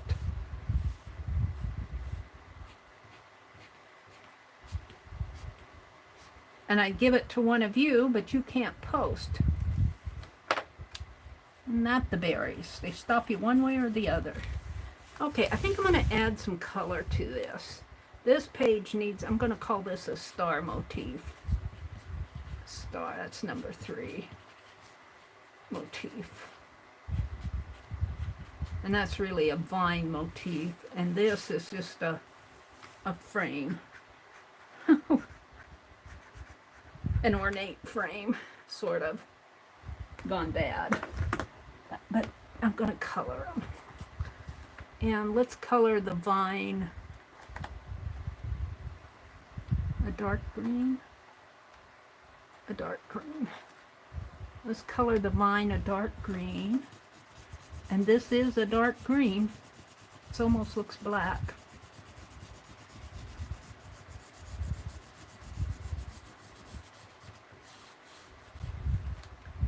And let's go to a lighter green.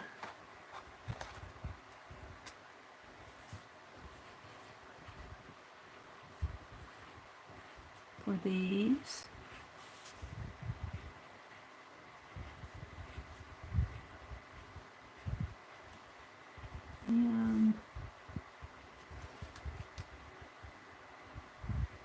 And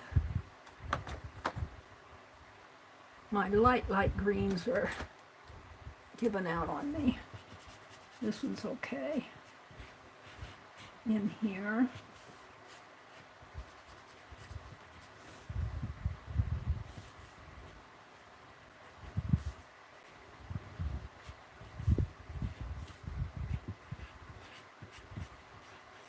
And our grapes have to be a light lavender.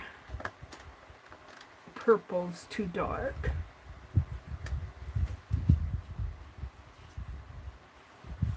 Believe it or not, this is the light lavender.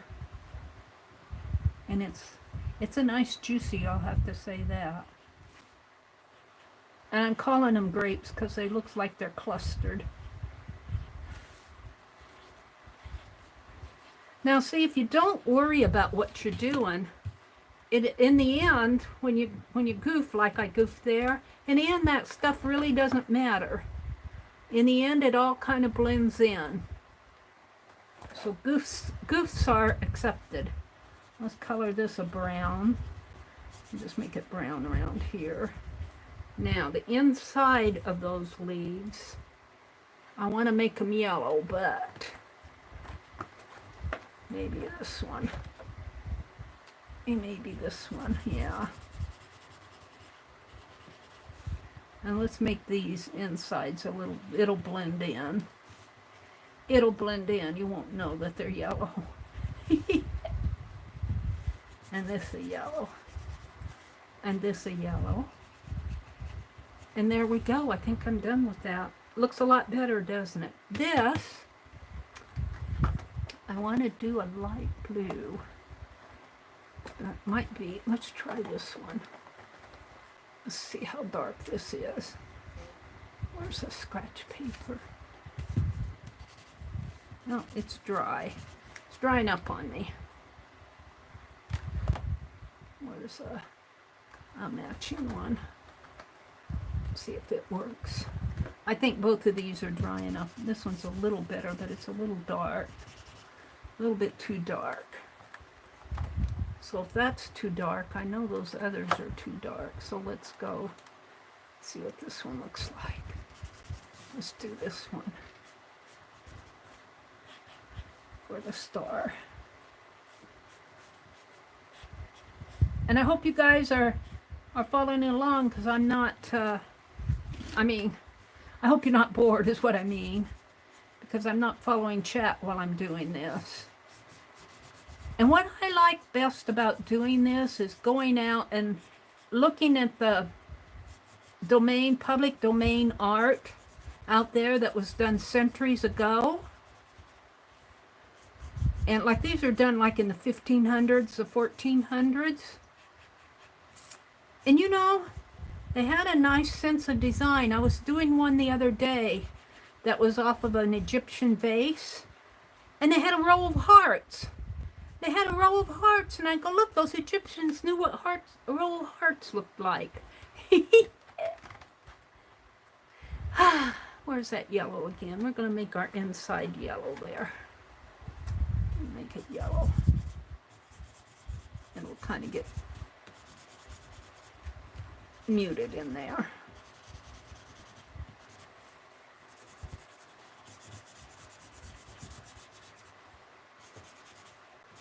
There we go. That one's done. Now the frame over here. Oh my goodness. What am I going to do with this frame? Let's make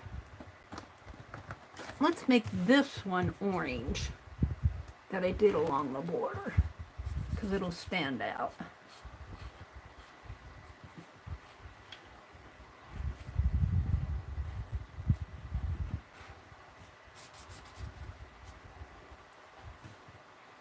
Now I'm going to cut some doodle cards, but I doubt if I might put this one on it. I could put this. I like that motif. I could put that on it too. Do I want to? And this was only looking at two of the links that I put out there. I have other links, but I don't want to bore you guys stiff. Well, we'll move on and do something else. We'll move on and do something else.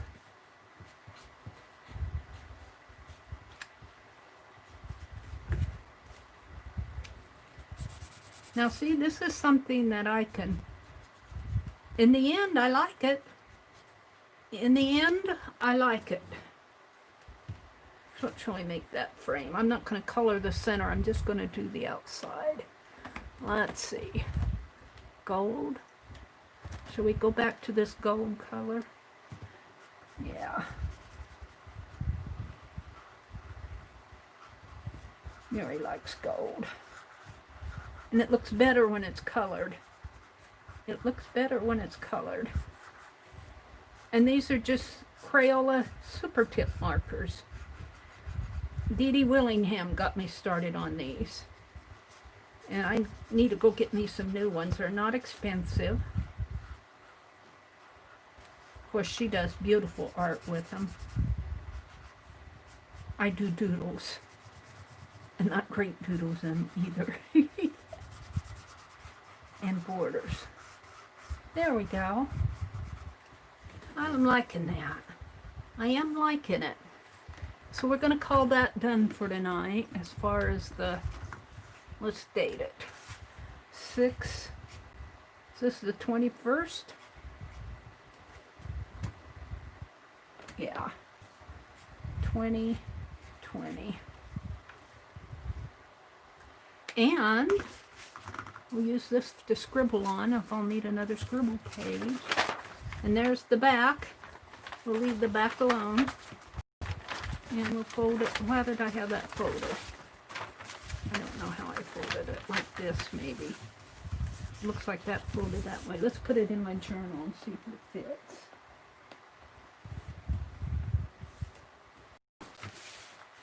Let's put these away.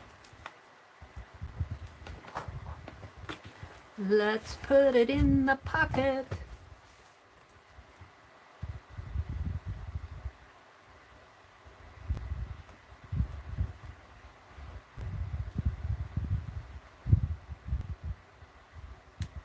There you guys are.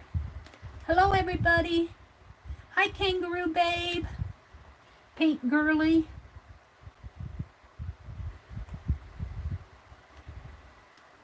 Let's go to live chat. Let's put these in.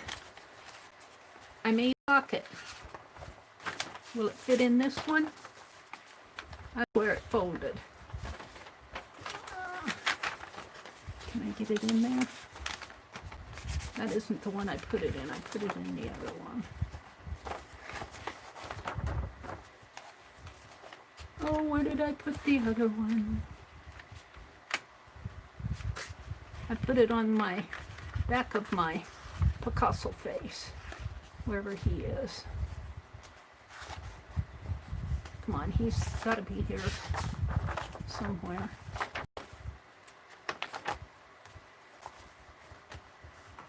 Oh, that was the Picasso face.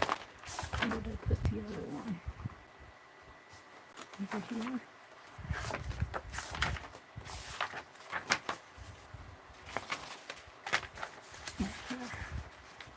Yeah, I think I folded it. I'll fold it back that way.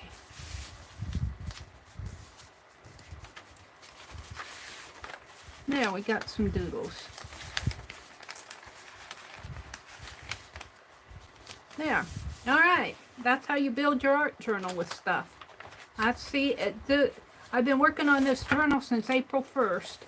And you just do a little every time you sit down to do your art. You do a page, you think of an idea, you do another page, you make a list or two. There's my list behind this. Doodle Game, I'm going to cross that off. I can't do my dried blooms because I don't know what I did with my dried blooms that I brought in today. I don't know if I brought them in here. I don't see them. So that's going to have to be an arrow. I was going to do a zine. Let's do a zine. Are you up for a zine? We're just going to do it on copy paper. I missed Tanya this afternoon. I was all ready to watch her and she wasn't feeling a stream today. Boy, I get it. I think we do. If you stream, and if you stream a lot, every now and then you need a break. Every now and then. Let's see, I'm going to keep these out. So what I'm going to do, and I'm not going to find them in that stack of magazines, because that's all decorator stuff. I have a stack of magazines here. I did a video several months ago about harvesting magazines. Of course, we all do videos on harvesting magazines. But I did this pack or die style where you rip all the magazines apart. See, you rip them all apart. So you got pages. And then you just go through. And I've got books in here too. It looks like I got a history book or something in there. I'm just going to take a stack here. And what I'm going to do for my zine is I'm going to do a magazine people zine. And I might get some words out of here too. Now, not all of these I won't be able to find them all. I need to find 8. 8 good people. We need 8 good people. Let's fold our zine. This is an 8.5 by 11 sheet. Should I zoom out just a teeny bit? Let's zoom out a little. Is that good enough? I might need to tip my camera this way a little. There. Okay.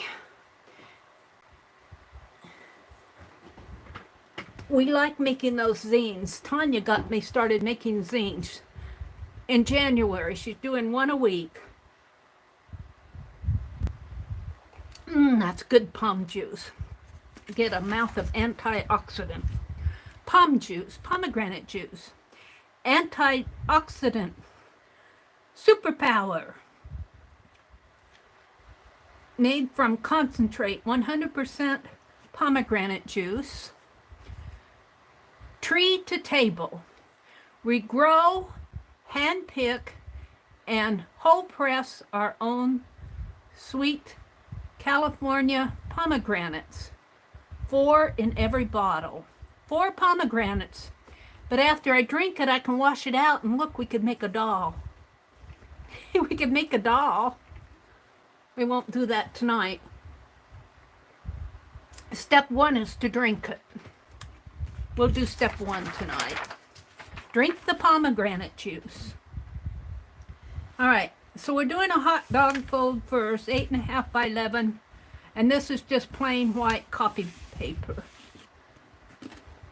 Maybe I should come look at chat. Let's see what you guys are talking about out there. Holly says, he's the stir-crazy type, can't sit still. It's too hot for him to do anything right now. Sue says she likes making zines. I have a zine to send Sue's that I cut. Stencil type thing. Is Azure here? Did I see Azure? No, it's Arlene. Cheryl says, welcome. Oh, there's Azure. I thought I saw you, Azure. She says, drink me. Pomegranate juice. That's step one to make an ardal, is to drink the pomegranate juice first. We'll do that tonight. You have a 64 bottle of that? How many ounces? I bet this is what, 16 ounces? Does it say?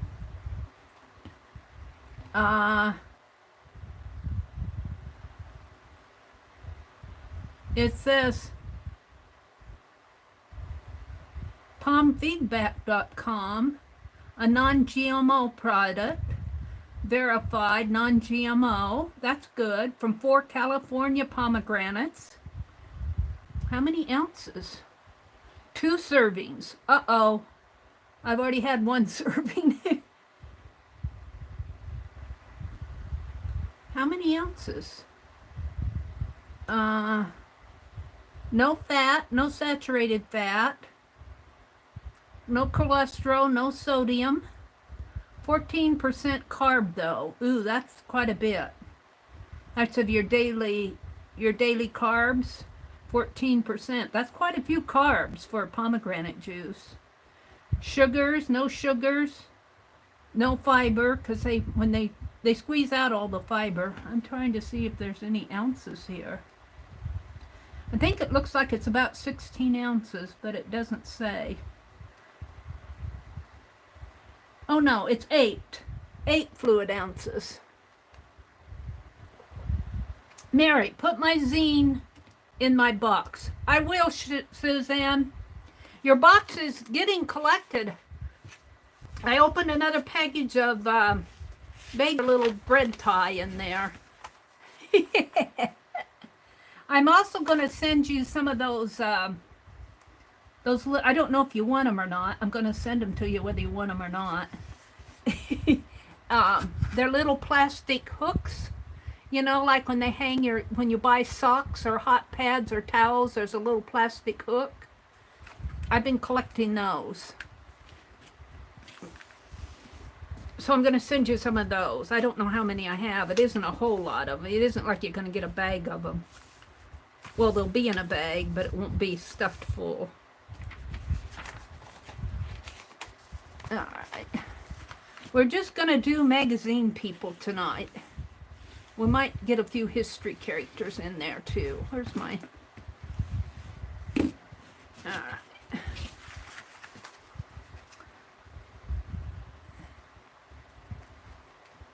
We're just going to make a simple zine.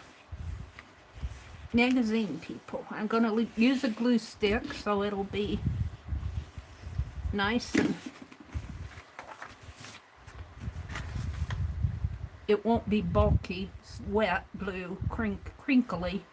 A lot of my zines, because I add the bulk to them, they get bulky and crinkly and they don't fold straight.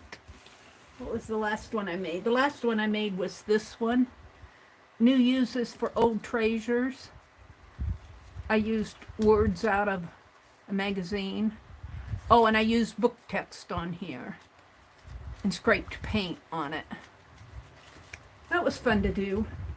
I'm going to have to get them all in one place so I can make some covers for them. Alrighty. So, there's that. Now, we want people. We want people. Sue says, I'll take them if you still have them. The fabrics and the dress patterns and wallpaper. Yes, I got your fabrics and dress patterns. I've saved you out. There's either 6 or 8 dress patterns. And they're full. I got them at the thrift store, and I tried to look for long slacks or long dresses like they wore in the 70s. Because you'll get a lot of pattern tissue with those. If you buy a blouse or something like that, you'll just get, you know, you won't get that length of the slacks or the skirt or the dress. So I tried to look for those. I think there's a package of kids' costumes. I'm not sure. Oh, and most important, Penelope on canvas. Penelope on canvas is not going to happen until I can get to the library. I want to get to the library, and I have to get down into their makerspace so I can make a poster out of that. I haven't even cut it apart yet. So she's sitting over there waiting to be worked on, but I'm waiting for this virus thing to get over with. They aren't opening that library until, well, today is the 21st. They're opening it tomorrow. They're opening it tomorrow, limited. You have to do social distancing. And in the whole building, an entire building, the building's 3 floors, and in the entire building, they're only let 100 people in there. So what, that's 3 floors, well, 75 people would be 25 people on a floor. And you think of it being a big open building. So about 30 people, 33 people per floor. And you have to social distance, and they'll probably make you wear a mask. They're being pretty careful. I don't blame them. I don't blame them for being careful. Who wants to get sick? So whatever they say, I'll do. I just want my copies. Amazon. Palm juice I got was 60 ounces for $24. Well, I got 8 ounces. I got 8 ounces for $4. So 4 times 8 would be 32 ounces for what? 4 times 8 would be 32. 4 times, for $4 times 8 ounces, 32 ounces for how much? $4. $4 for 8 ounces. You guys can figure it out. I'm too tired. Hi, Ann. She says, right, Cindy. What did Cindy say? Expensive. Anne says, I'm eating pesto and pasta and drinking a lot of wine. Well, I had macaroni and cheese tonight. Does that count as pesto and pasta? Do you make your own pesto out of basil? Basil and olive oil and pine nuts? I didn't grow any basil this year. Basil's easy to grow, though. You grind it up real good, and you add olive oil to it, and what else? There's something else you add to it. Olive oil, something else you add to it. You make a pesto out of it. It's good. Ezra says, did you buy that just for the bottle to make a doll? No, I didn't. I drink this as a treat every now and then. I buy it and I keep it in the refrigerator until my brother gets invited out to supper. And then I treat myself and have a palm juice. Only I was invited tonight, but I decided I wanted to stay home and talk to you guys. I politely refused. I said, I've got things to do tonight. I'm sorry. Thank you for inviting me, but what happens now that my sister-in-law has passed away and her mother is in a home, I'll just go up there and sit. My brother goes off and plays with his grandniece, which, you know, it's okay. That's what he goes up there for. And my nephew and his wife are off doing whatever they're doing. And, you know, I'd rather be here talking to you guys. I love them. I love them. But, you know, Mary, you will have to show us how to make the dolls. Uh-oh. You guys are going to have to teach me how to make them. Well, I'm thinking, let's see, this is plastic, so I would probably have to fill it with something to stabilize it. Not a liquid. Maybe sand or, you know, even rocks or something to stabilize it. So, because empty, it'll be pretty. I would think maybe even those little tiny styrofoam balls things you can get at the Dollar Tree. Styrofoam pellets in there. And I would probably paint it. And I see her as being a Mrs. Santa Claus or a Aunt Jemima doll. And it would need a head. and a lace collar and arms, and it wouldn't need feet, but you see, it's going to have a pretty big torso.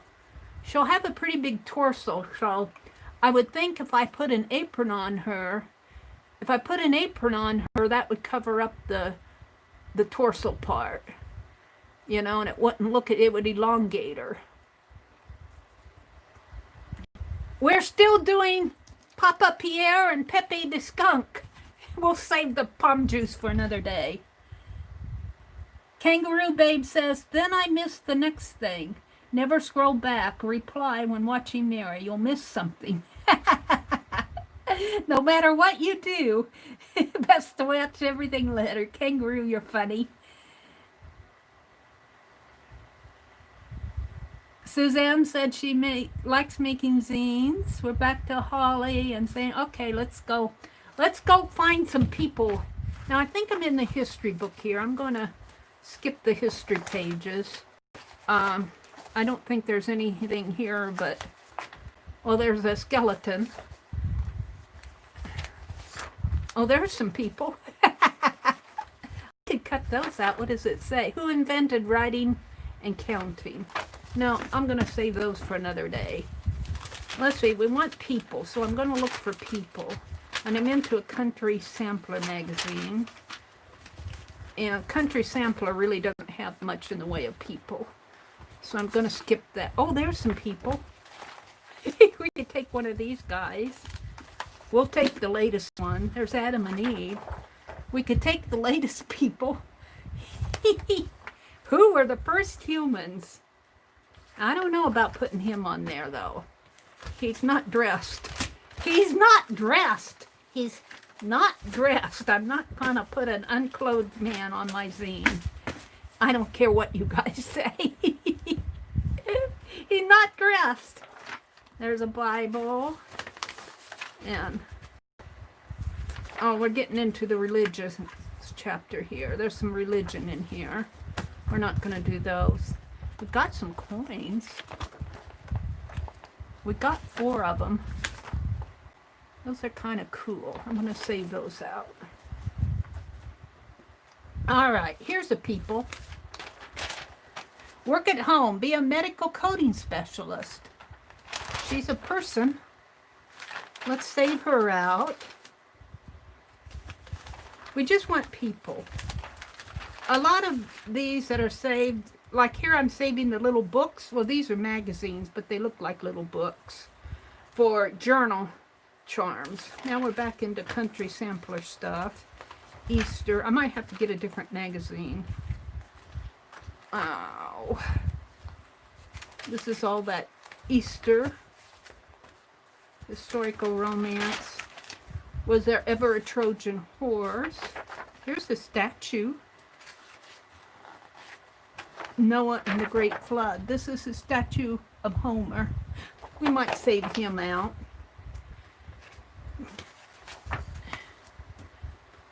Moses and the 10 Commandments. This was a history book, but I'll tell you, there was a lot of religious in that history book. Here's the work of Leonardo da Vinci.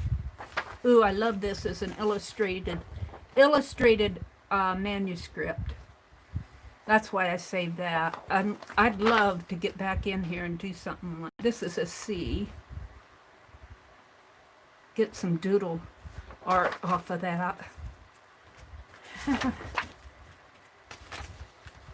We want Rise of Rome, Caesar and Cleopatra. Here's Cleopatra. Well, actually it's DeMille. Cecil DeMille's lavishly produced Cleopatra. Who paid that, though?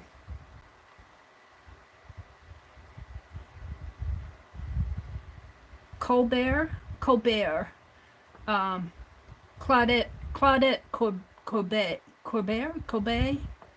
gonna cut that out. She's a people.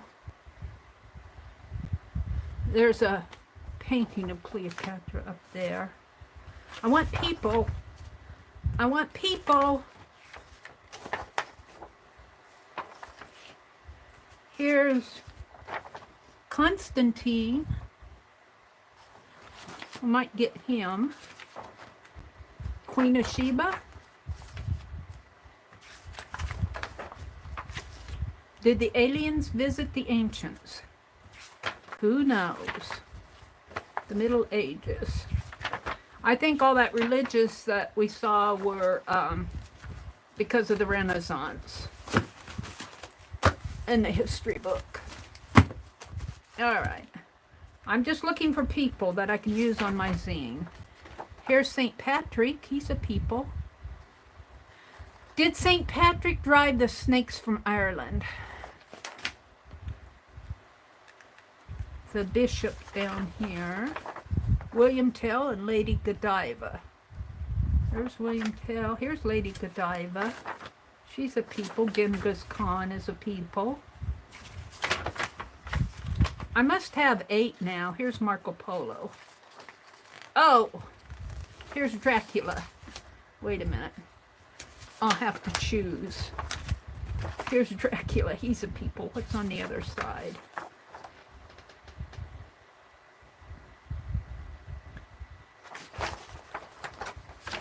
See, that's the problem. I can't decide what to cut. I like it, but Joan of Arc. And I'm getting back into Native American woman. She's a people. Who discovered North America? The early modern age. And then we're getting back into the Decorator magazines. And I don't think there's many people in. Well, there's a lady there. I'll put that there. See if I can find any people. Farmhouse style. Well, here's some ladies at a farmer's market. That's more what I'm thinking. We'll mix them up. I'm just getting people for my zine. Here's some kids at a 4th of July picnic. I think I got enough. I'm going to put this back in my sack to fussy cut, because there's a lot in here to fussy cut. All right. So now I have to choose 8. All my people. I kind of like these kids, especially that one little boy. And we can pick a lady. So a boy and a lady and a Native American woman, that's 4. I don't think I'll take Marco Polo. Lady Godiva. I kind of like that. 5. St. Patrick at 6. Cleopatra. Well, let's see. We're back to these.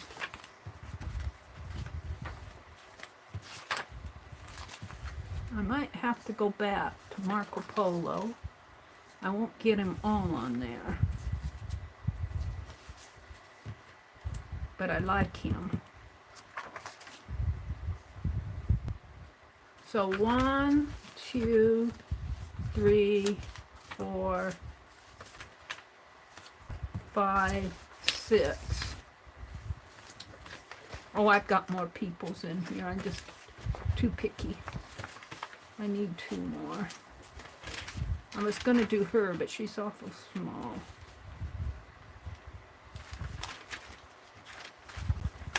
Where's Cleopatra? Where's Constantine? Here's Cleopatra. Well, this will do that.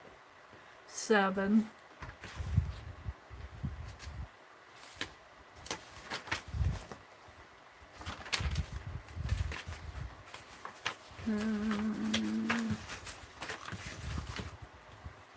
I put those down here. I might need another one. Let's go back to my history pages. I thought I had enough.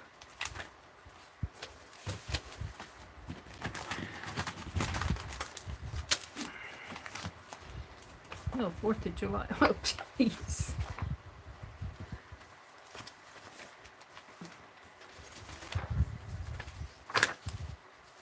Let's see. the Bing Bang, the Dawn of Time, Cottage Kitchen. I don't want all that. I want to go to the history.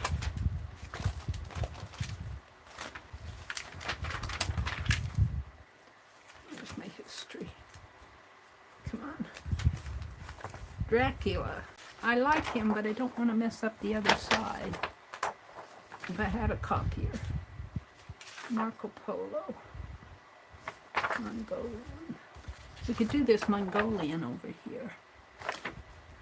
I like that. All right, let's see what I got. And I'm going to take words while I'm taking the pictures. And my fussy cut scissors are where? Here.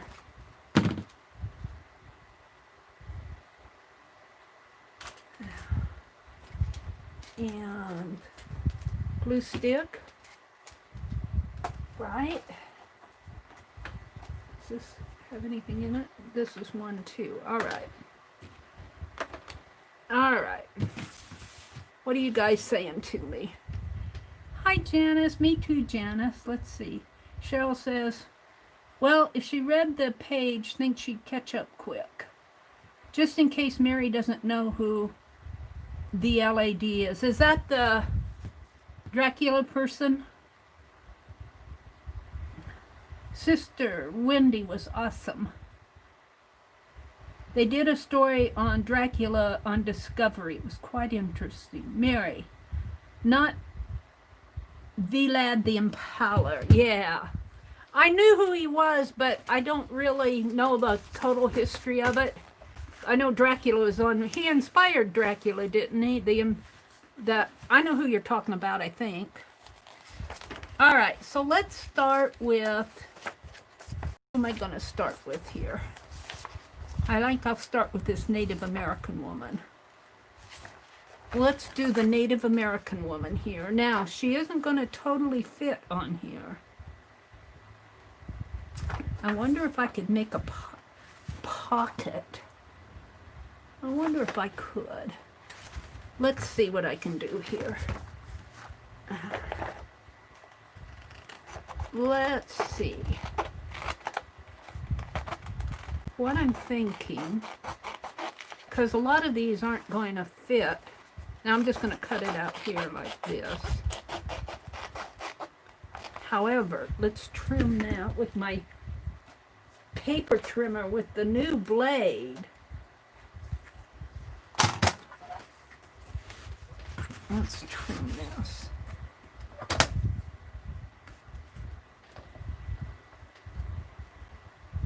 Right here. Now, usually this is page 1, but not always.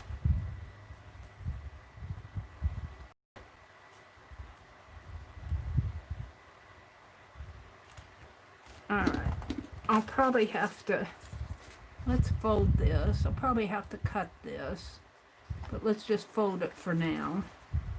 Here. And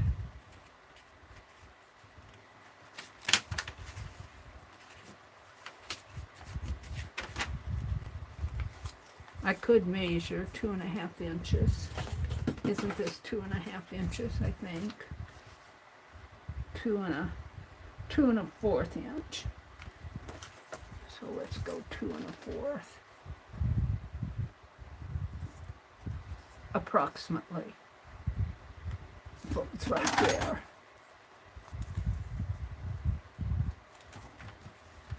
So I want to put that there. Now I'm thinking, let's see if she'll fit.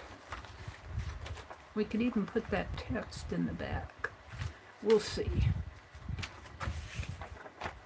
Let's cut her out. And I'm just going to leave whatever text is on the back, because it's history.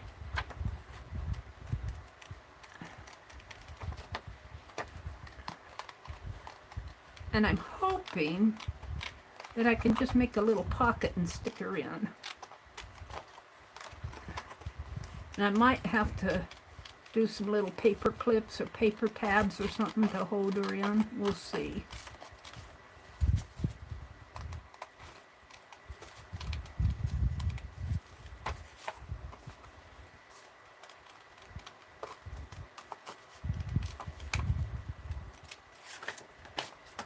Get this trimmer out of my way.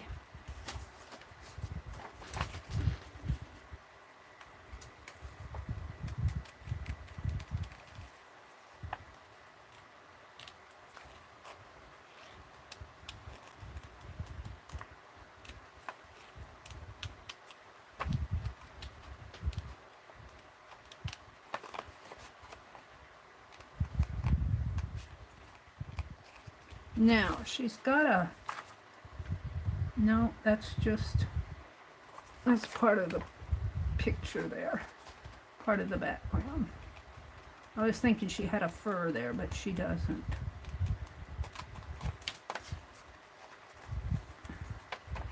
Which is good.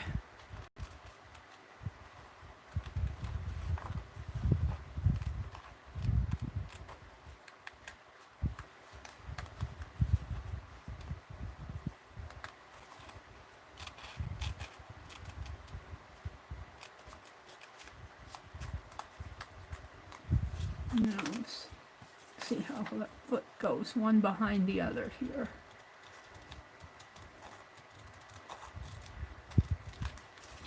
There. I'm going to save this. The famous Vinland map. All right. We'll put it in my calendar envelope that's overflowing over here. But if I put her here, let me get you out of the way. If I put her here and make a pocket, she can stick out of the pocket. And I'll fold her in half.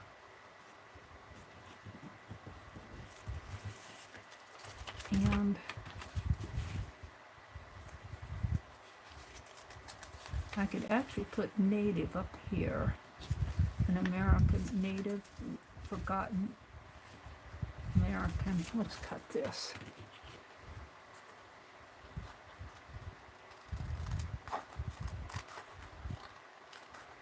Here. And that will go right there. Let's trim it here.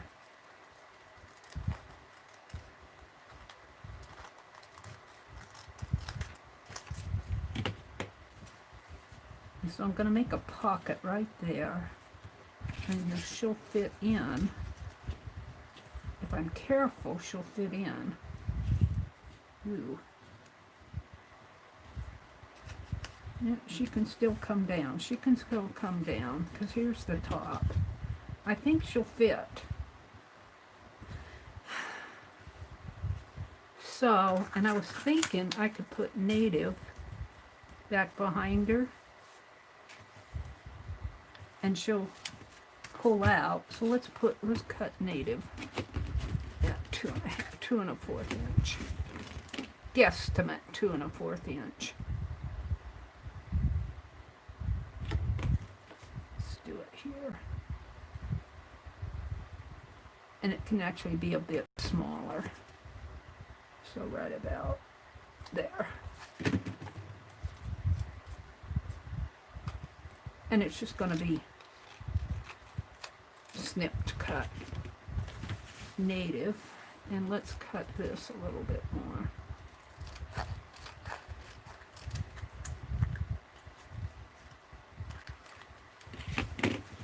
And put that there. And I'm going to make a pocket out of this. Now I need it to be, I think I'm just going to glue it. I don't think I'm going to try the tape. Let's just glue it.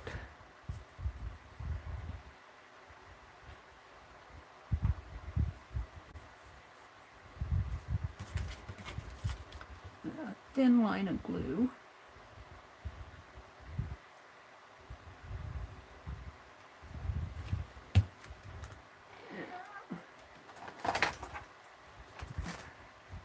Hold the phone. I'm going for the little glue tool here.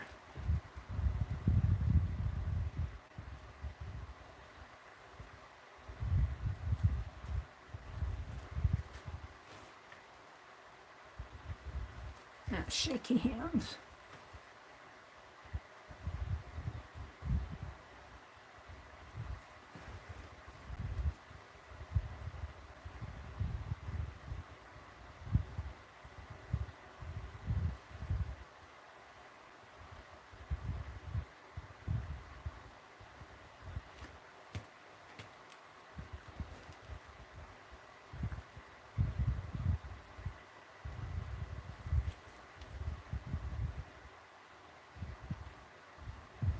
Okay, so let's put that right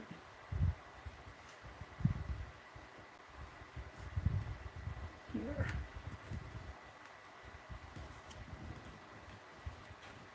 And I think she'll fit in there. I think she's skinny enough to fit. And I'm gonna put the word native up here. Here's the top. I might have to trim it.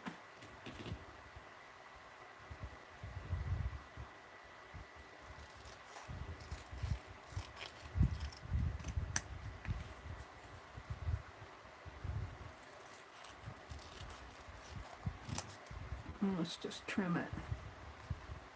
Yeah.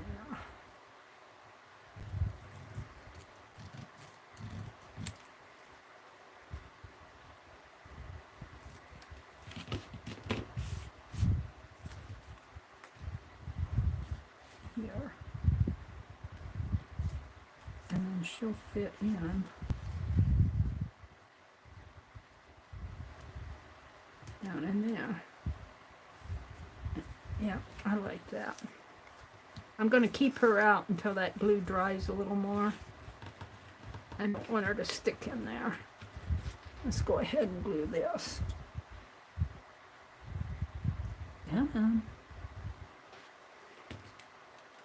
I was going to use my glue stick, but here I am using the wet glue. Oh well.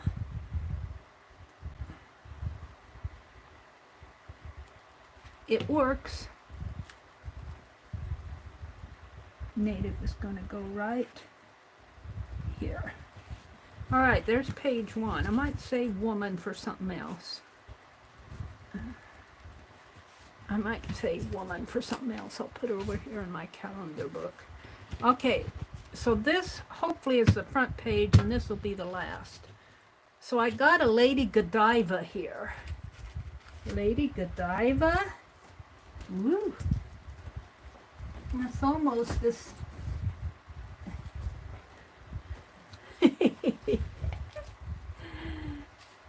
As the ape man.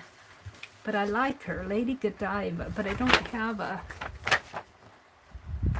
That was page 109. I don't know if I have page 108 in here. 117, 108, Lady Godiva. I do have a Lady Godiva headline. Woohoo! How lucky can you get?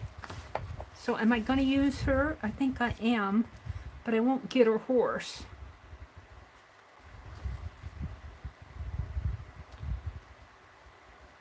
Now, for the pocket, though, I don't really need a pocket, but I'd like to have one. So I might glue her onto some text. Lady Godiva's Ride. This is all about William Tell here. This is Lady Godiva here. I guess I could fold it that way and still get her horse in there. All right, let's start by Origins of a Parade. That's on St. Patrick's Day. Well, I want this though. Let's do it this way.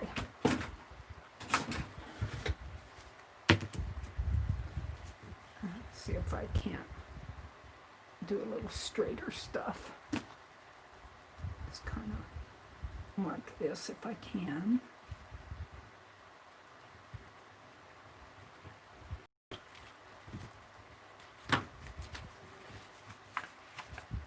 Score it before I cut it. Helps me cut straighter line, hopefully.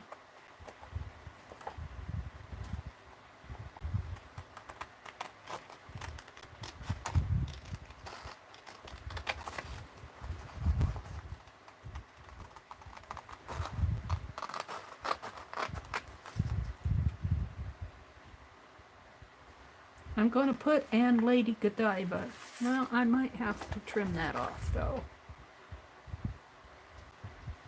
Ah, such decisions I have to make. I can't handle it. "And Lady Godiva." We're going to do it.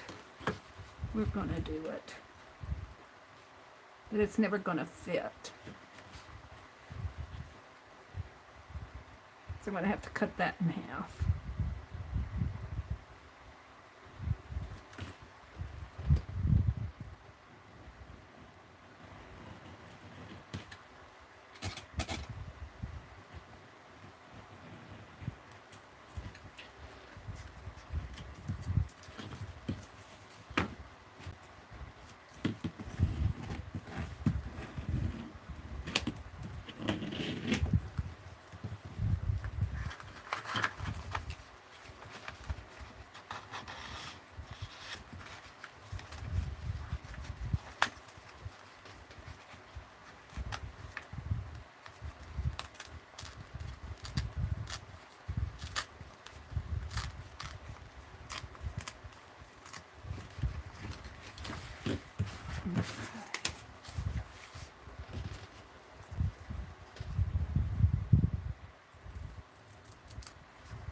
I'm going to make her this page.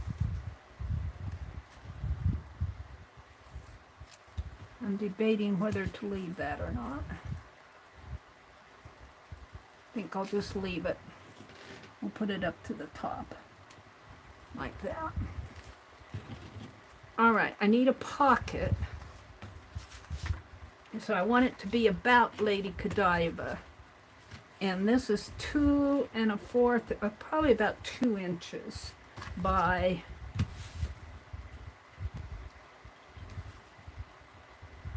2 by 2 1/8. So 2 inches.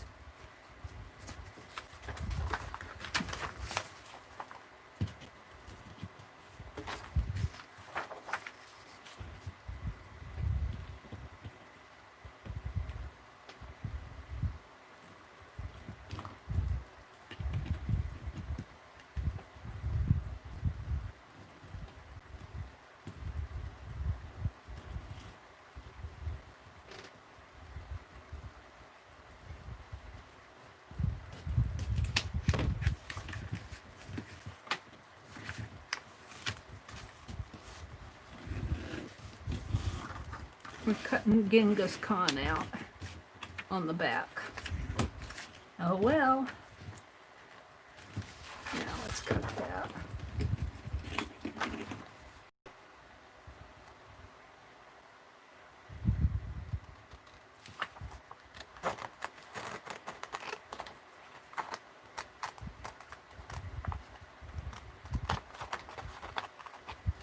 And 2 inches this way, which would be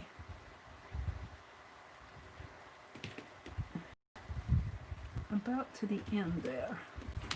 So about to everything except for that last sentence.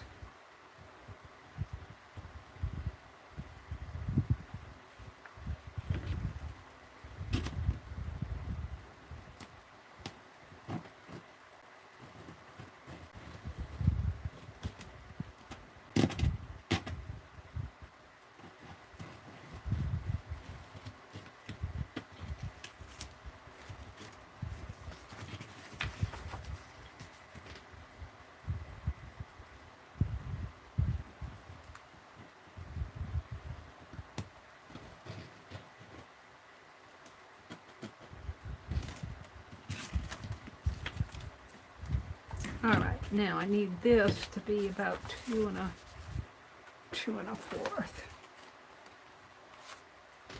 Where's the, no, a little bit more than 2 1/4. No, about 2 1/4. So about 2 1/4 would come right about with the according.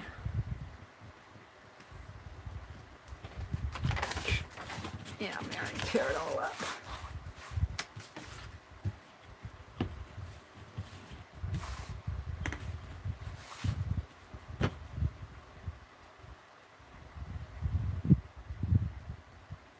Right about there.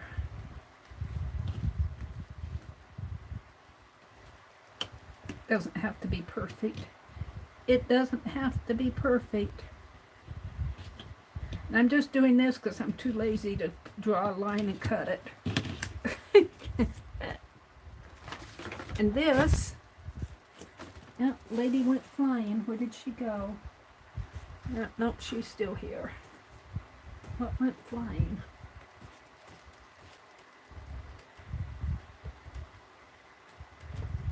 Where's my, okay, oh, she's over there. All right, I'm good. Hold the phone. This just takes some time to figure out. So Lady Godiva is going to go there, and Godiva is going to go here, and Lady is going to go above here. I might have to trim this a little bit more. I'll trim it with the scissors.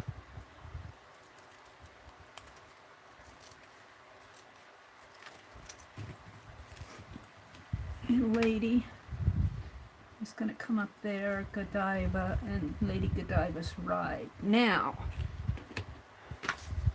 we need the picture. We got Genghis Khan, but I had to take his picture. Well, we're going to get part of his writing anyway, so. All right. We're going to take this one. I think I like the painting one anyway.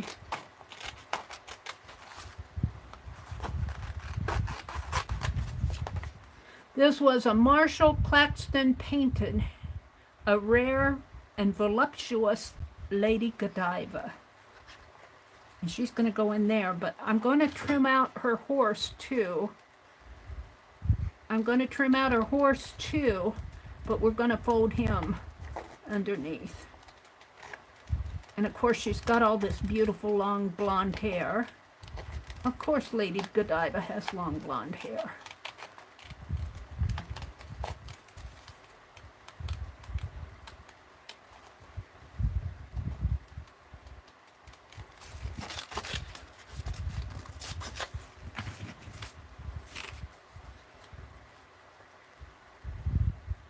Now when you're doing delicate cutting, use the very tippy tip of your scissors when you're doing the really little pieces, and get rid of all the extra excess that you don't need. Get rid of all of this. Get rid of all of this. Get it out of your way. Now, I'm cutting around her head. So I'm using the very tippy tip of my scissors. I don't always remember that, but I try to. And you don't have to be ultra perfect unless you're doing it for somebody else. And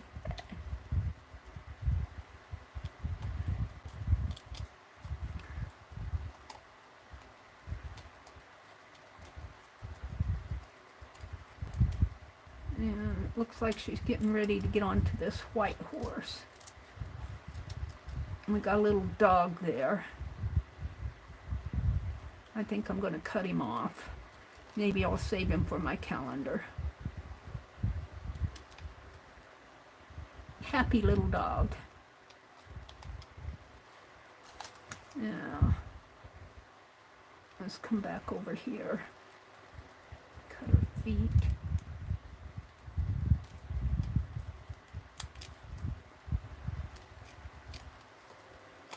Now the horse has a blanket on it. And it has fringe, but I cut the fringe off. And he's got a hoof here, a leg and a hoof up there. I'm tempted to leave that little doggy. I think I can. Let's trim up this head a little more.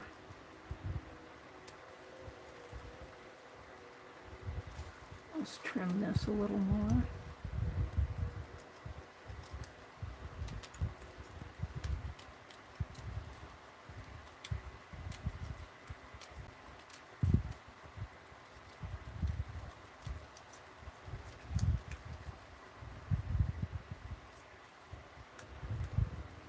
I can't decide whether to leave that dog in there or take him out. I think if I take him out, it'll look better.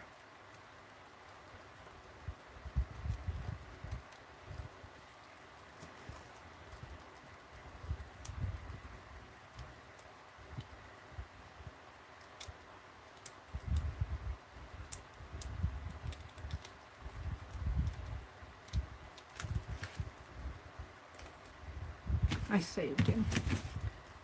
So Lady Godiva is going to go in this pocket. And she'll just be peeking out. Oh dear. I could make that pocket smaller. Let's glue a part down. You guys, I'm in the zone here. Let's see what you guys are saying to me.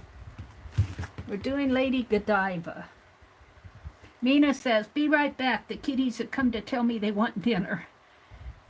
Kangaroo said, I want to use 2 sizes for my project. I only have the small at the moment, and it helped me get started in my inspiration book. It helped me get my inspiration back, which is what I wanted. Great. I saw videos this morning, Cheryl said, on the tea bag journals. I thought, well, maybe someday. Cool. I'd actually started making postcards before the iCAD thing popped up, Janice said. 4x6 size for the index cards. Yeah, they make good postcards, 4x6. I'm doing my index card on 3x5, my doodle cards on the 3x5, which is the standard size for a index card. I think the standard size for a postcard is 3.5 by 5.5, about that. Might be a point or so off. And your pictures, your photographs are usually 4x6. That's Mary's thought.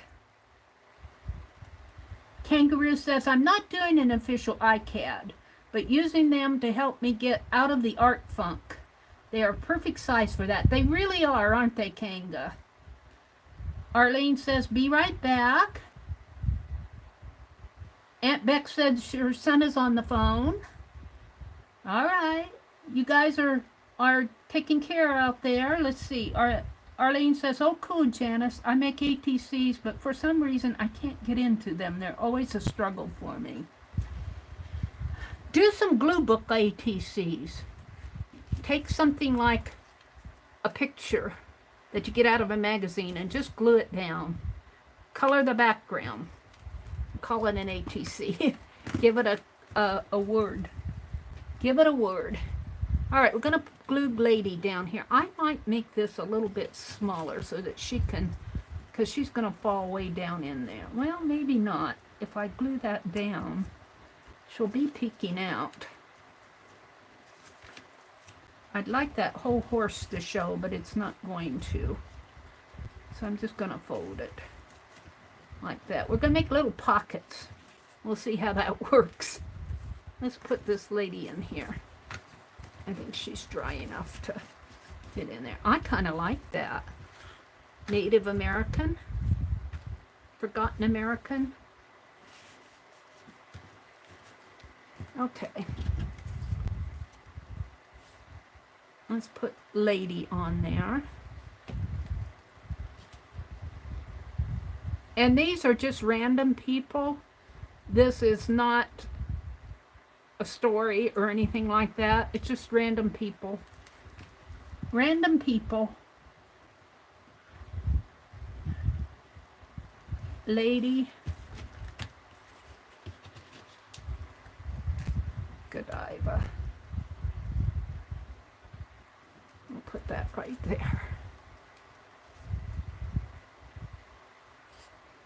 Just because I feel like making a zine. I feel like making a zine. And I do like this little tool, Suze, if you're watching, this little glue tool. Makeup tool, I think she said, but it works as a glue spreader. Lady Godiva. Now, I'm debating. I might cut off the last sentence. I think I will cut off the last sentence. Make it a teeny bit shorter. Because it isn't really, you aren't going to sit there and read this. But it says Lady Godiva's ride. And what of Lady Godiva, according, was the matriarch of Coventry who rode the town to save it from paying taxes.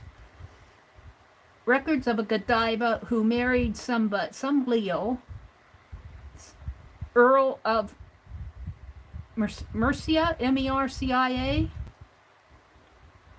Leofric, L-E-O-F-R-I-C, Leofric, was something Edward the Confessor to raise a large something in Coventry, and the distraught city, the Earl sought the Earl's wife for help.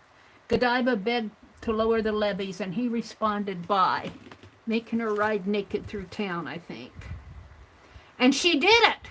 She said, what's more important, my pride or the townspeople not being forced to pay exorbitant taxes? Now there's a lady for you. There's a lady for you.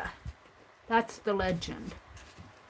All right, we want glue on this side and this side and this side.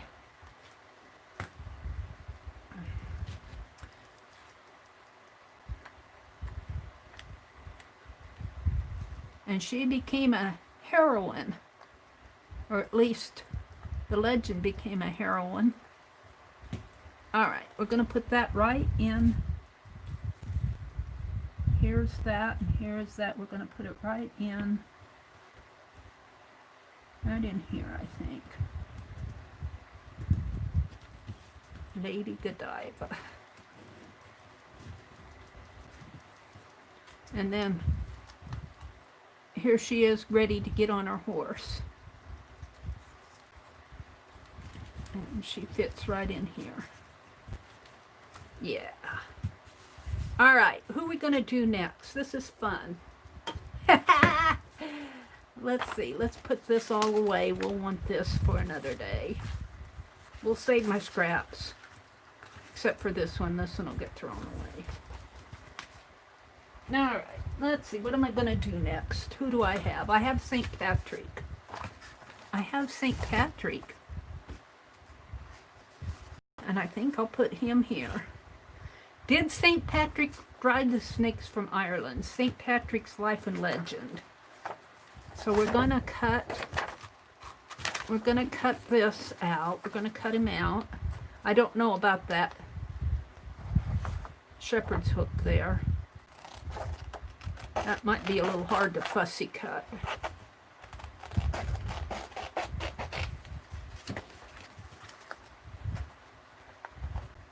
I'm just going to cut out the picture first.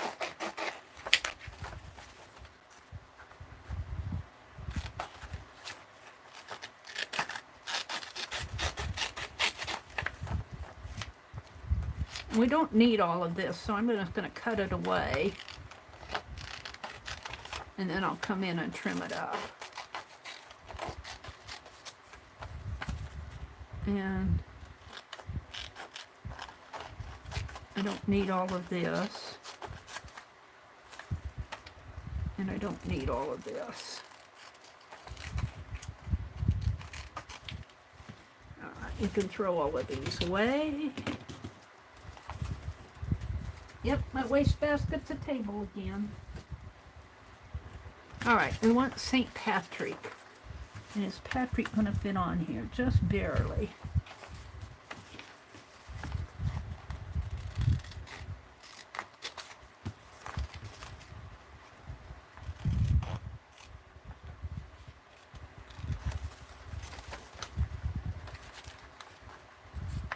Now I think, didn't Arlene do eyes from a magazine page? She did something with magazine pages. Not Arlene, who am I think? Tanya.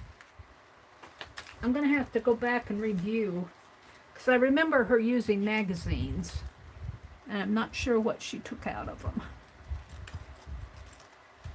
If it was the eyes, or if it was something else. Words. What's under here? We can throw that away. Alright. So Patrick will fit on here, and we'll put Saint up above.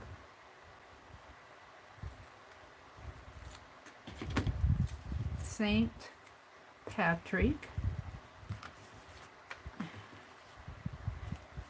Maybe we'll put the Saint over here, because he'll fit in there. Sort of. Let's fussy. Well, let's do the. What did I do with him? Patrick's Life and Legend. Let's just cut it.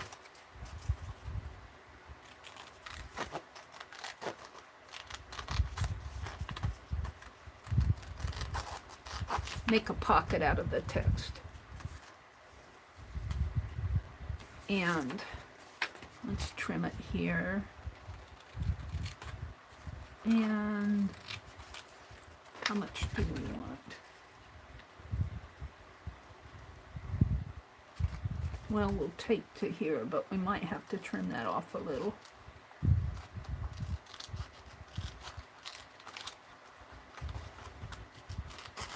Let's get it off for right now.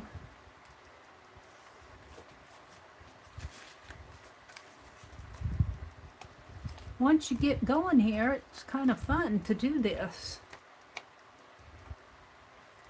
And I could get fancy and ink up these borders, but I'm not going to do that tonight. Alright. I think I can leave that just the way it is. Well, let's see. Where's that fold? What happened to my Saint? What happened to my Saint?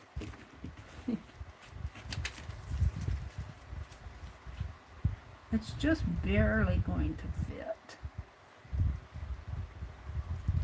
I'm going to use it like that, so let's glue it down. And I think I might have to fold his robe in a little.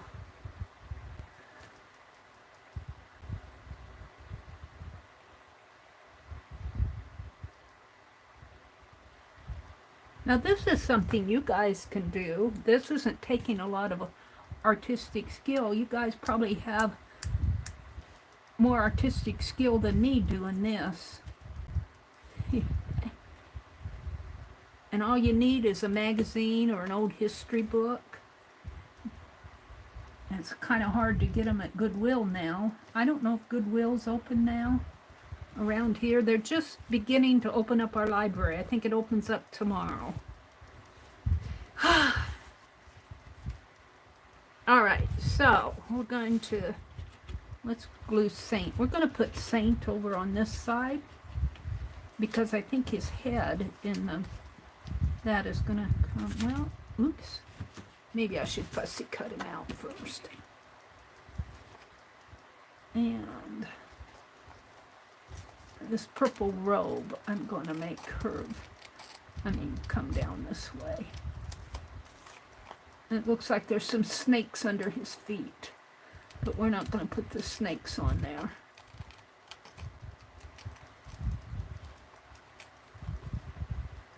Did St. Patrick drive the story about that Patrick introduced the shamrock to the Irish as a visual explanation of the Trinity is also spurious. It seemed that the Christian Irish had valued the shamrock before Patrick's arrival as a natural representation of the cross. But even after these colorful legends are dispensed with, there is still much fascination about Patrick's life. Scholars debate his exact date and place of birth, but the general consensus was that Patrick. And that's all I got. I thought it would be more about driving the snakes out of Ireland. But no, that isn't what I cut out. There's probably something in there about it, but... Alright, we'll probably have to fold this robe under. And what are you going to do with that shepherd's cane? What are you going to do with it?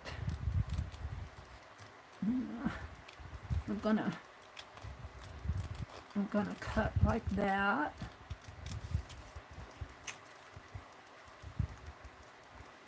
I'm gonna come around that way.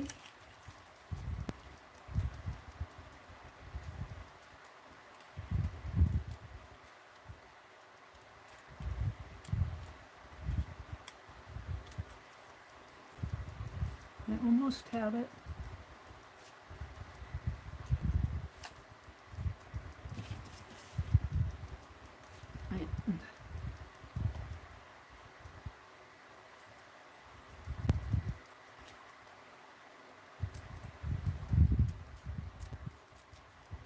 This will surely get bent, but I'm going to use it while I have it. I can't see taking his goldenrod away. That's what he shook at the snakes, I think.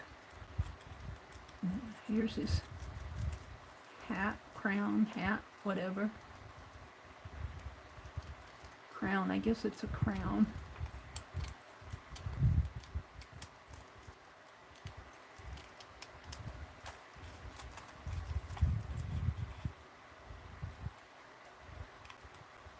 Remember to use the little tippy tip of your scissors when you're cutting the delicate pieces.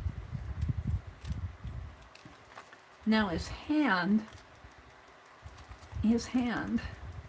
I'm not going to cut out the space between the fingers and the thumb. I'm just going to cut around it like that.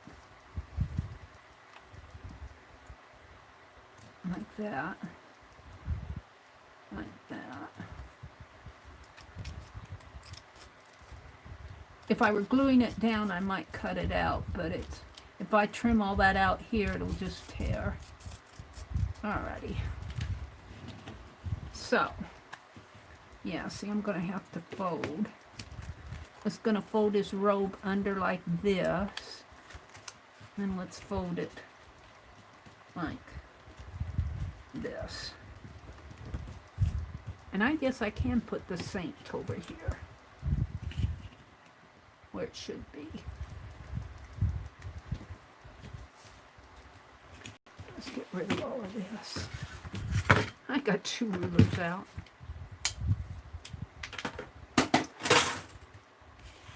I hope you guys are having a good evening. Let's see what you're saying out there. I feel like I'm neglecting you. I can't do clay, but I like to watch. Beth does a lot of clay. Beth Schuler does wonderful clay items. Are you talking about Beth? Her name is, Tequila. When I had the strokes, I developed a serious allergy to cats. Had to rehome her. Okay, wait. Paint Girly, please do. I have a floral and white with a lace corner. I need one more. What are you talking about? I thought I saw you do some eyes, Paint Girly. The journal's just in your head. I'm not sure what you guys are talking about.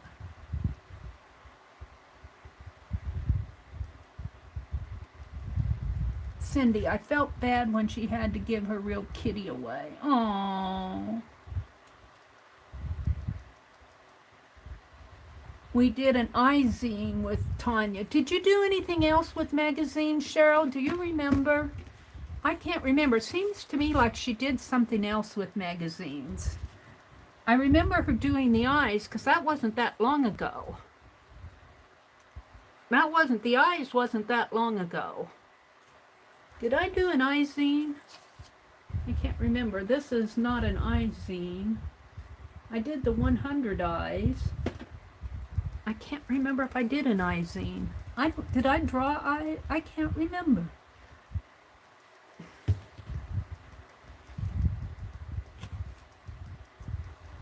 I guess I'm going to have to go do an iZine. I don't think I did one. I know I did the 100 eyes. I think I got off onto that. All right, there's Saint. And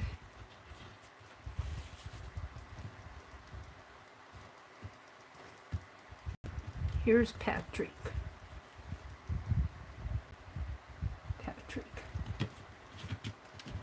This is taking some time, but I have to say this is kind of fun. This is kind of fun. Now, Arlene, you're in here. I don't know if you heard me say, but I probably will not do a stream tomorrow morning. You kind of know that when I stream on Sunday nights.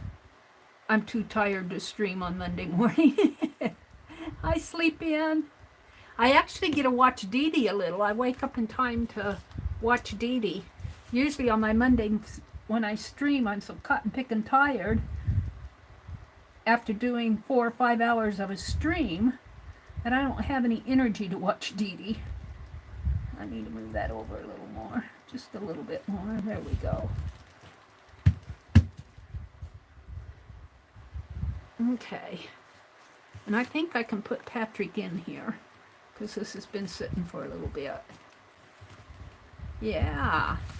All right, we got 3 people. All right, who are we going to put over here? Marco Polo? Uh-oh, did I save out the words? I don't think I saved out the words. I feel like going back to that history book and getting more history people, because these are all history. And he's pretty big. Who else? Because I have these others that aren't history. These are just people. Who are these? Cleopatra. We'll do Cleopatra. We'll do her. And this is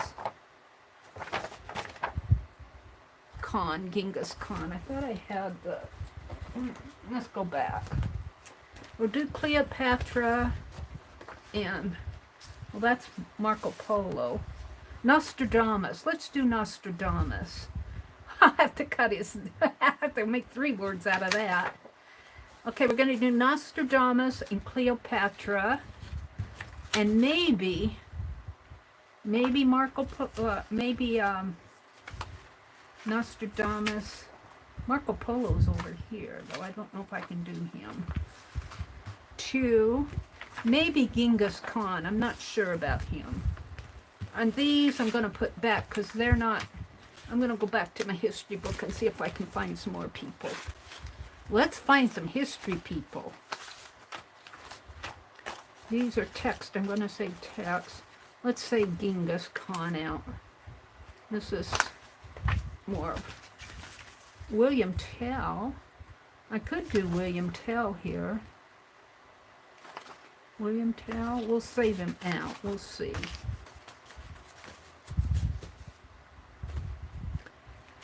And who is Count Dracula? The nocturnal creature known as Count Dracula, immortalized in a legend and the written word. Look at his name from the brutal ruler who lurks in the dark corners of history. And you guys had shown me that Val, whoever he was, Vlad.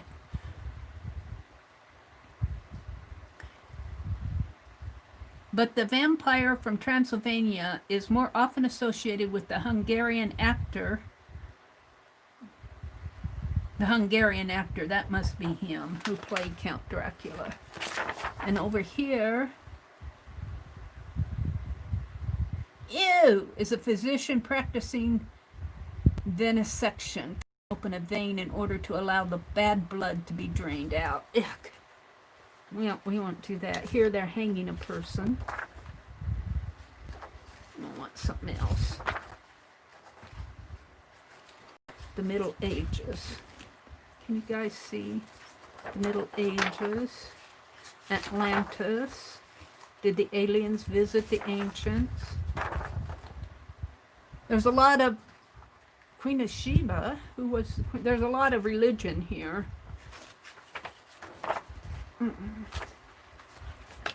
What's in between here? Maps. Warriors. The fall of Rome.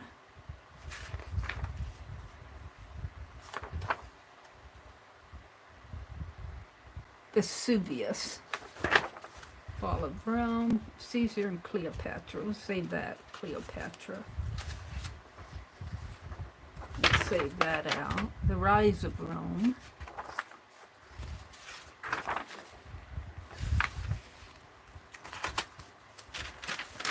I guess I need to get more history out.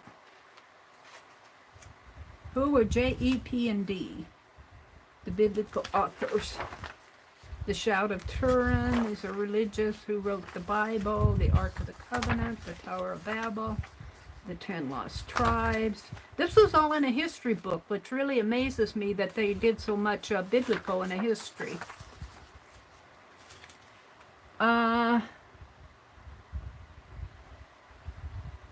Was an explorer. The Trojan horse. Kind of like the Trojan horse. We might fade that out. Now getting into samplers. Sampler stuff. Seems like I should have more history in here. Yeah. I guess I could do that ape man. The dawn of time. I wasn't going to do the ape man. Where is he? He's over here.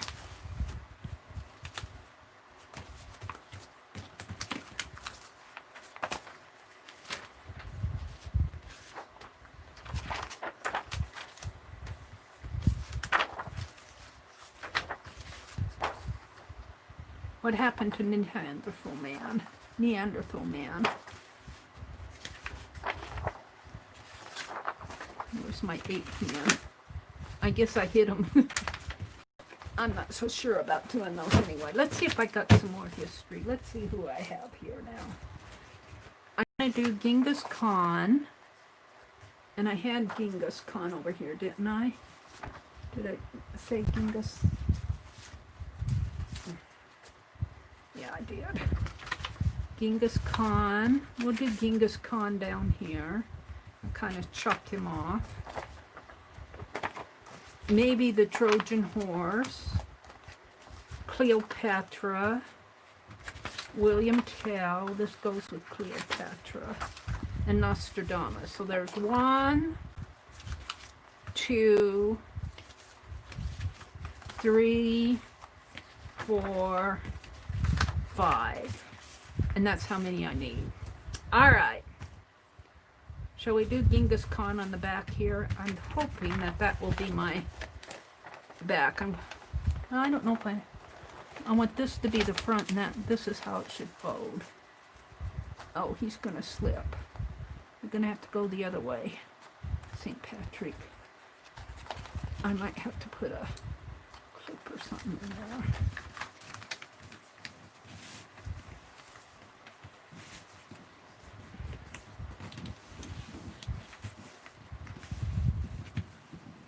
Tanya's going, oh, she's folding that wrong. Because I want this to be the front and this to be the back. And that's usually what happens to my back. I don't know why. My back never gets folded straight.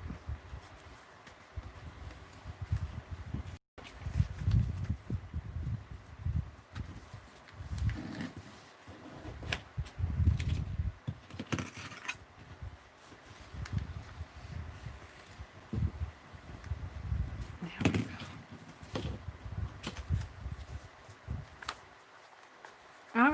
I'm liking it. So let's go do the back. And I'm going to make Genghis Khan the back. And I clicked that off too fast.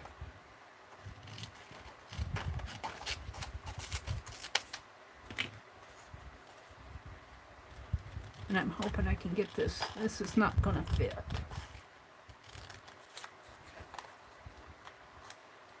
Khan will fit.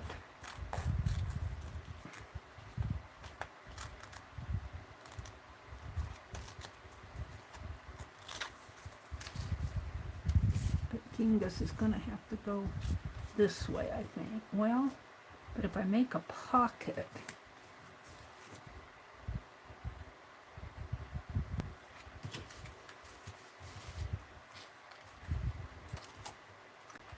how am I going to get all his name on there?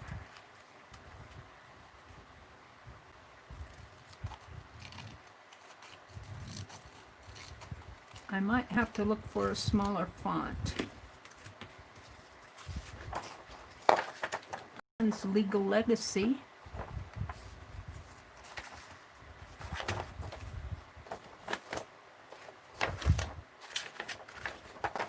I'm going to use this.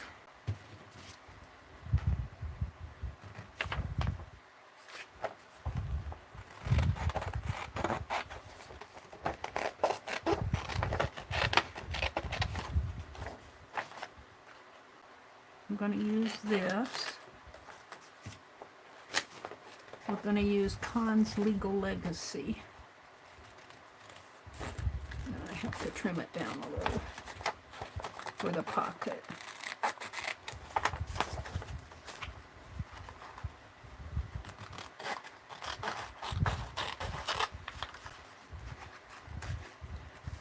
Now, for those of you who cringe about cutting up books, remember this book came from Goodwill.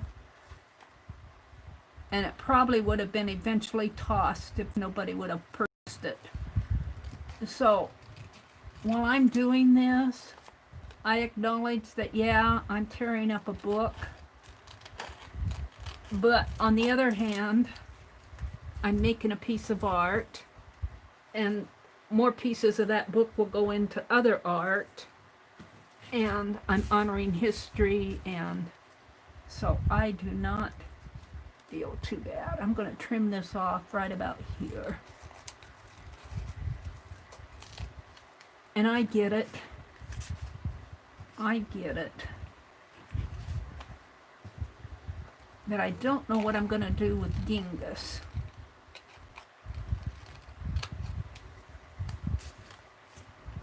I might. Let's finish cutting this.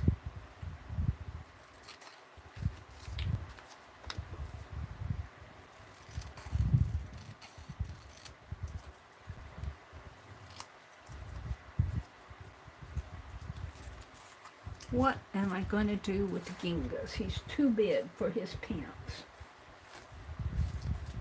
So that goes there, that'll go there.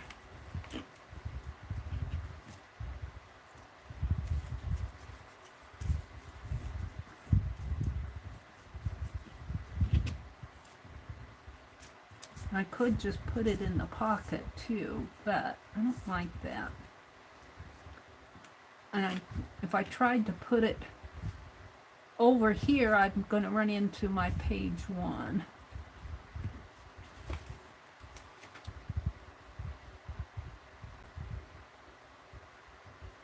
What am I going to do with it? The only other thing I have to do is make a cut it there and go Genghis Khan. Genghis Khan. Or I could just do Khan. Because it says Khan's Legal Legacy. And maybe I'll just fold this and put it in the pocket too. I think that's what I'm going to do. Alright, let's cut him out.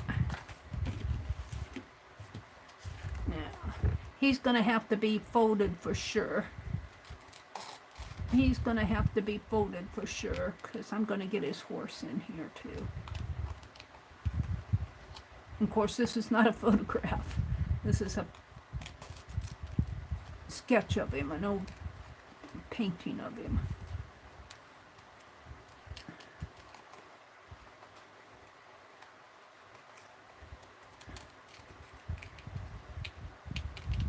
Remember to use your tippy tips of the scissors when you're cutting out the delicate parts. Use the tippy tips.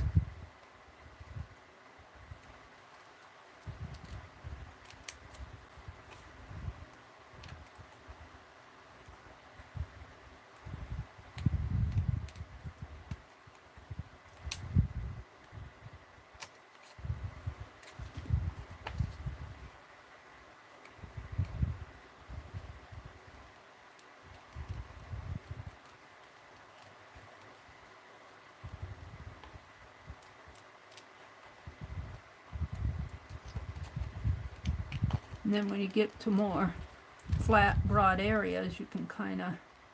Now there's a snake or an axe or something there. It's coming off. Not going to even try. And I think I'm just going to come clear down here to the horse's mane.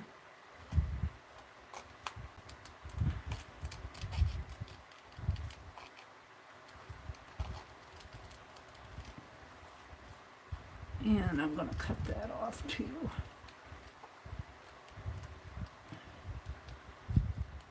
I'm not going to have a lot of little hangy pieces on here.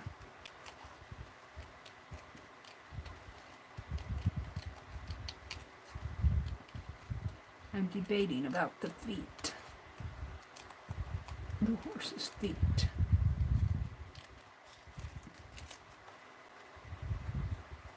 I think I'll just fold it like that. I think that'll work. Well, I might have to cut the horse's feet off. He's a little tall. Let's glue this down first.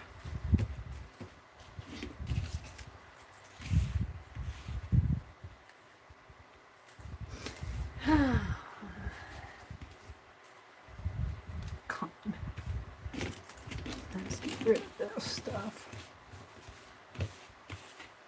Get all of your little scraps off your desk. That'll help you not get so frustrated. Keep track of things. All right, we're going to glue down Con.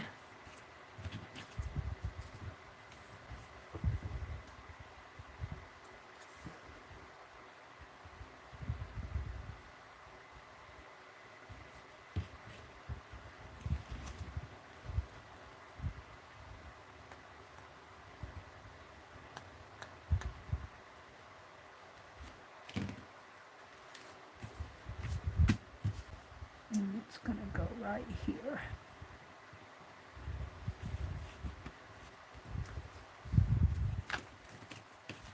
Let's open this up so you can see it. I really do like this. It's like a little history zine. It's like a little history zine, isn't it?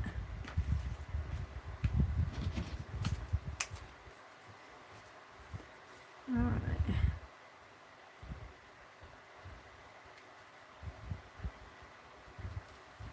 Oops, I might have a little much there.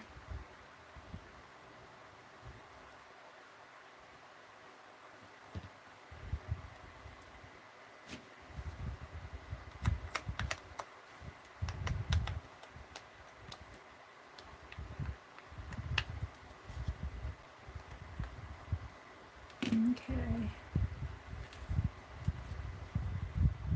Let's put it right here. Now, I think I'm going to have to trim. I think I'll trim under the horse's foot here because it'll just fit better. It'll look a little weird, but it'll fit better in here.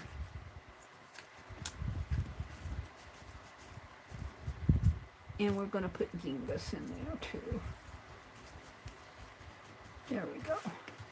So there's one side. I'm really liking it. Now let's go flip it over. And we're going to put the Trojan horse in there. It's not a people, but it's a...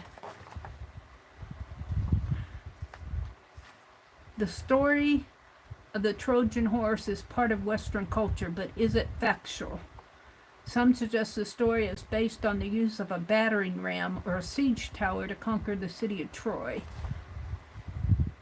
In the Iliad, Homer's magistral telling of the Trojan War stands as the preeminent epic of antiquity. Generations of school children have sat enraptured by its catalog of heroes, its recitation of bloody battles, and its vivid portrayal of victory and defeat. It is undoubtedly a grand story, but is any of it true?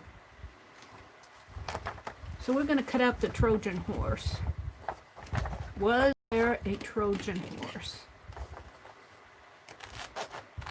And instead of doing that ruler thing, I'm just going to cut it, because I'm getting tired.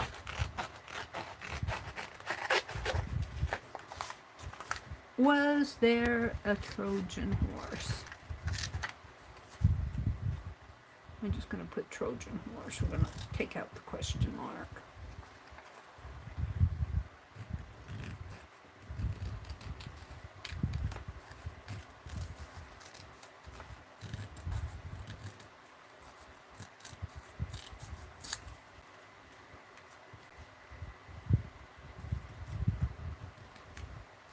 Trojan horse. Let's turn that a little bit more. Okay. We're going to save that.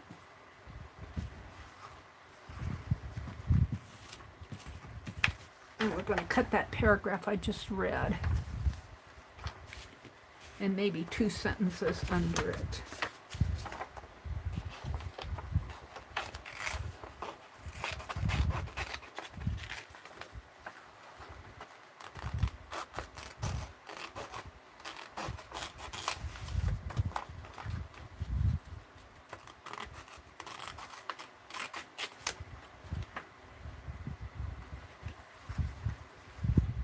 An amateur archaeologist uncovered the city where the Trojan War took place, but is there any evidence that the battle was won by an imaginative ruse? We don't know.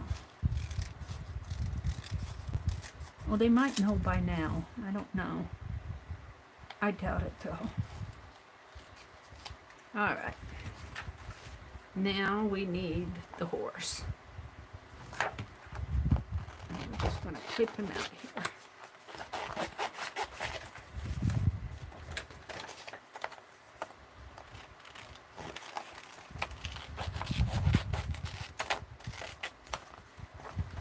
That little horse has all sorts of warriors inside of him. We have a gift for you. Oh, look. It's a horse.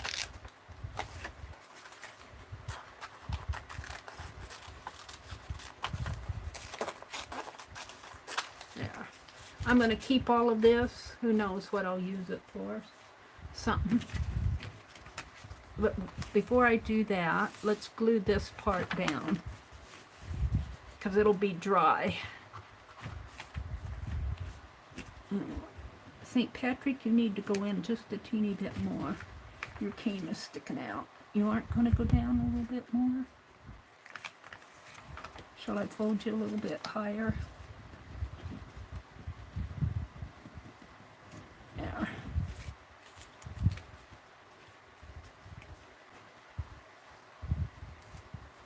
There. All right. So I'm going to have to trim right here.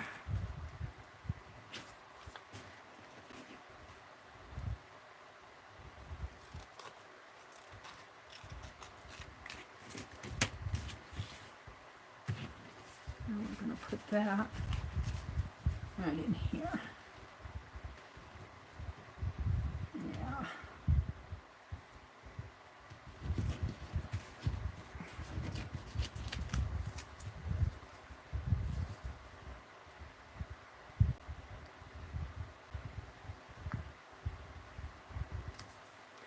These zines take a little while to make. I mean, it isn't anything you do, well, depending on how difficult you make it. If you're doing something like this where you're measuring and cutting and hunting and all of that, it takes a little bit longer. Pasting, fitting things together if you're just drawing on it.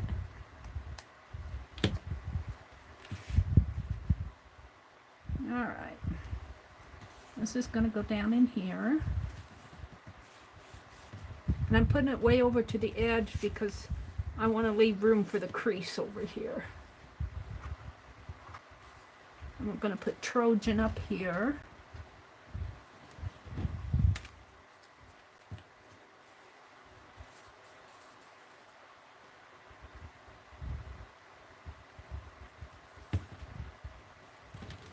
What time is it? 9:41. This will probably be my last project of the night. Let's see. The only other thing I wanted to do was draw on those doodle sheets and maybe work in the Crack-a-Lackin' journal, but both of those can wait. I won't stream tomorrow morning. I'll stream Tuesday morning, but don't forget, tomorrow morning Dee Dee comes on, and then after her, Janet Young comes on. And in the evening, at 7 Central, Lisa, My Eclectic Life comes on, I think. I'm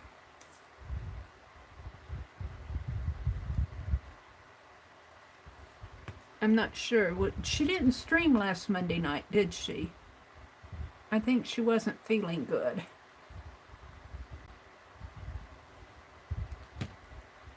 Trojan horse.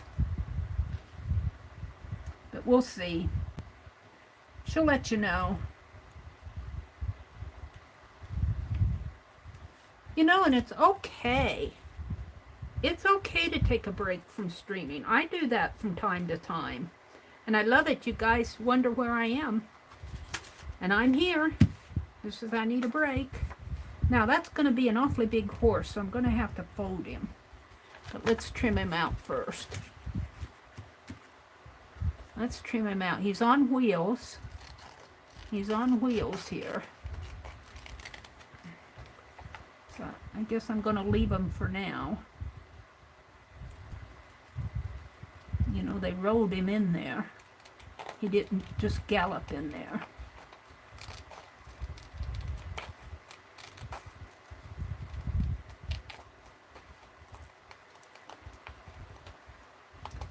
According to legend, that is. According to legend.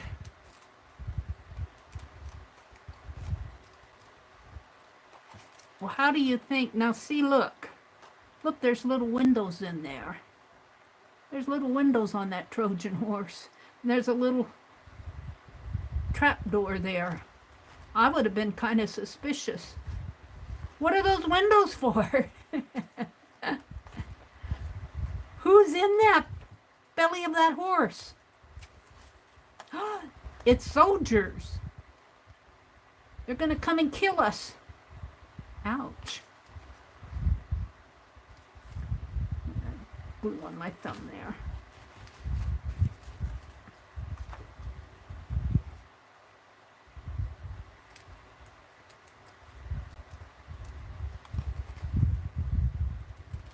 But they were thinking, according to legend, like, oh, they want to surrender and they're sending us a gift of a statue. Look at that gigantic horse they made for us. Let's open the gate and let it in. We have a place for it right in our center square.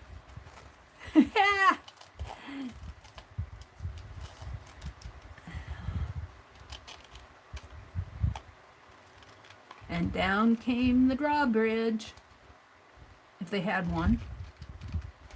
Open the gates, let it in.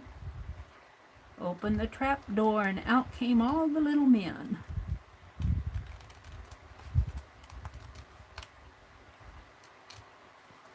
And the war was won. Now there's another wheel over here.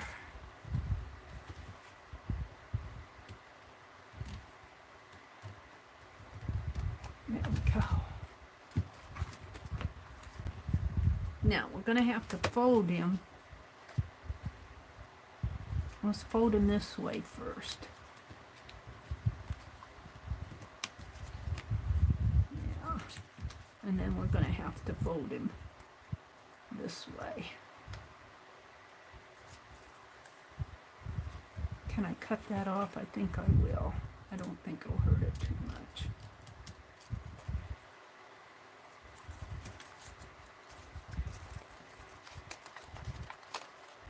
No, I'll just follow this. Like that. That's perfect.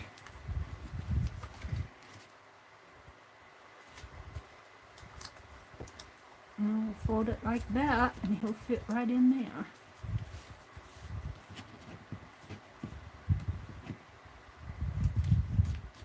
And there's the Trojan horse. Yay! Cleopatra? Shall we do Cleopatra? Caesar and Cleopatra.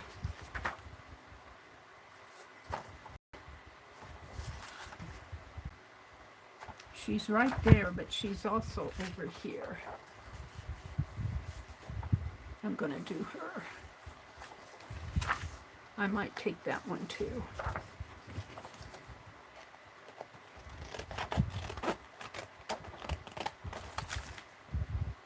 Murder at the Senate. Well, that doesn't talk about Cleopatra. Starts over here. It's Cleopatra in chains. Meanwhile, Cleopatra was busy consolidating her power. 2 years after Caesar's assassination, she took Mark Antony, one of the triumvirate, who now ruled the eastern part of Rome, as her lover. At Cleopatra's behest, Antony murdered the last of Cleopatra's Ptolemy rivals, and the two devoted themselves to a life of debauchery. Oh! We don't even want to talk politics here, Cleopatra. We're not getting into that. We're not talking politics, Cleopatra.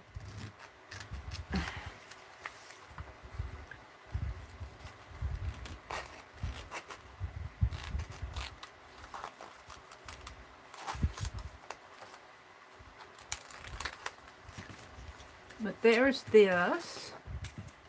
Ooh, I might have to trim her down real thin. And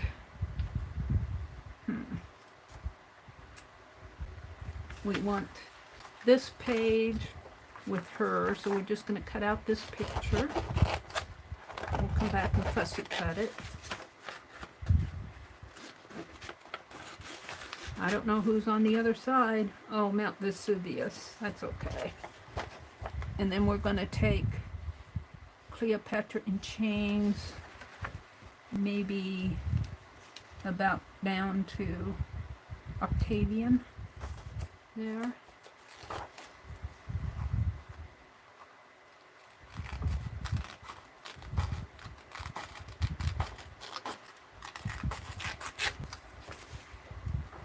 We'll save that out. Turn this up.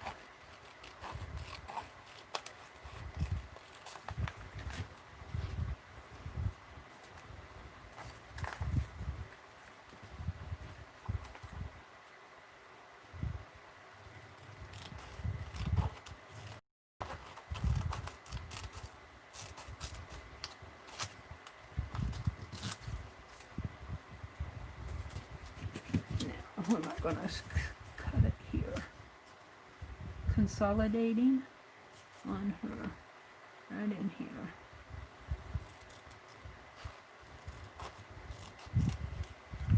Let's trim this a little bit more.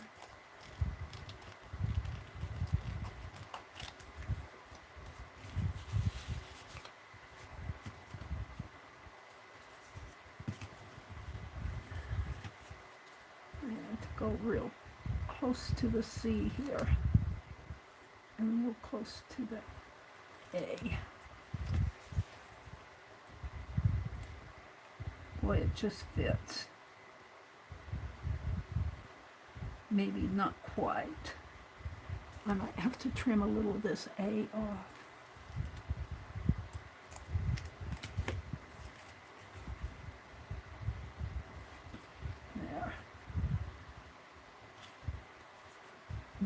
goes there. All right, we're going to glue that down and let that dry while I'm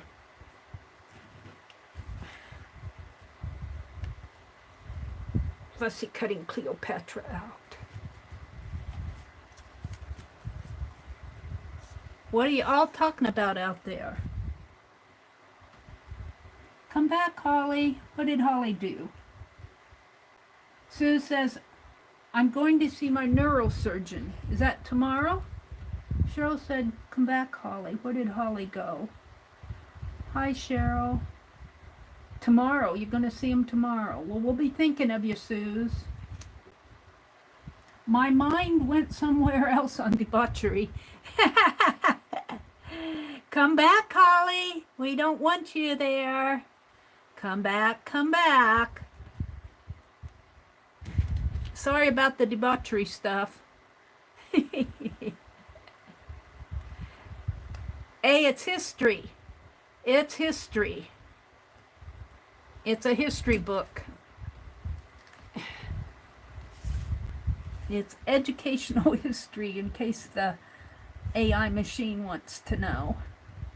Boy, I'll tell you, that's just fitting. Right on the crease there. All right, so now we want to put the little text thing in here.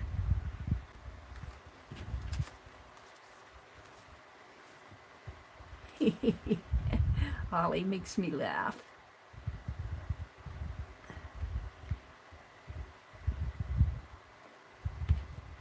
Now, if I could have done this in history class, I would have been, well, I liked history a lot anyway. I did pretty good in history. But I would have really gotten a lot more out of it if I could have made zines. Let's sit in class and make history zines, teacher.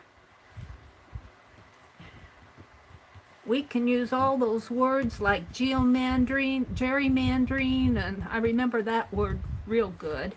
Gerrymandering, and what was the other one? Yeah.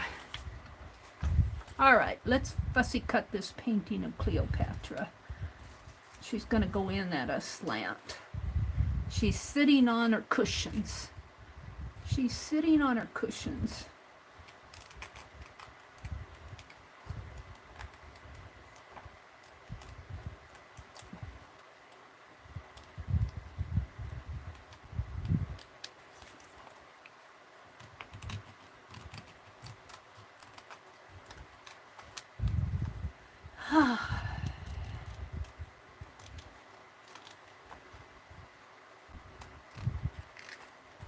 Where's she going here?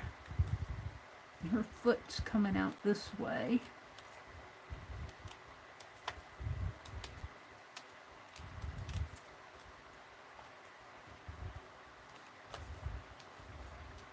She is in the luxury of her day.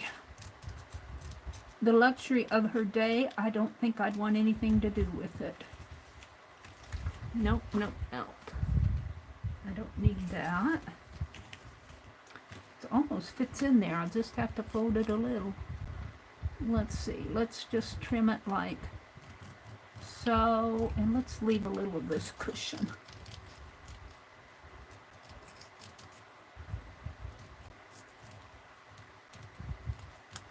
There. And she'll be folded just a little. She only needs to be folded a little here. Just like that. And she can fit in here. Just like, she'll probably fall down in there more, but that's okay. There's Cleopatra and the Trojan horse. We've only got 2 left. Oh, I was going to put that one on there, but I think I'll save it. Virgil the Influential. Let's do William Tell. William Tell is shooting an arrow at... William Tell, so the legend goes, was one of the peasants who toiled in the nearby village and who scorned Gessler's rule. One day, while walking by the pole with his young son, He refused to give the mandatory salute and was quickly confronted by soldiers. The governor was alerted and brought to the marketplace where a crowd had formed. Tell's young son, unaware of the danger, bragged to the crowd of his father's skill as an archer, and Gessler, seizing on an opportunity to humiliate the insubordinate. So, scornful peasant Tell, William Tell. Well, there's the title. Now,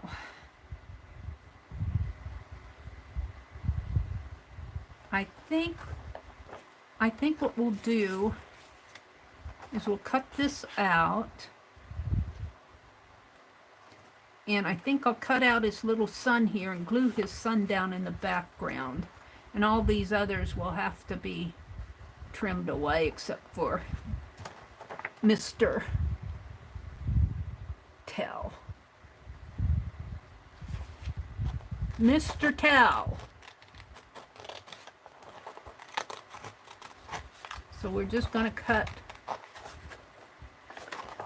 I'm going to cut here. And I'm going to cut all of this out. And yeah, he's going to have to come out, I think. Hold it up to the light. Right there. Well, I might get by trimming this in here.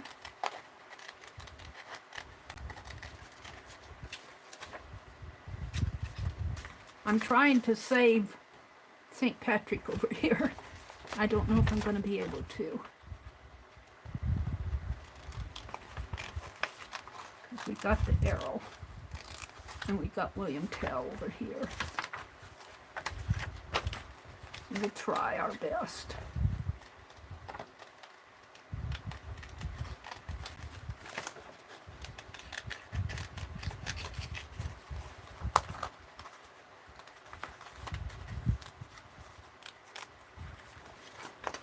Wow. I just got a bit of the shepherd's hook, and then I think the little boy is up here. Oh!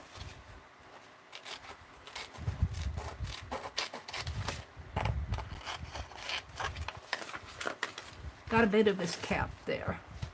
We'll leave the rest of it. So William Tell is going to go over here. Oh, I need the text. I need the text.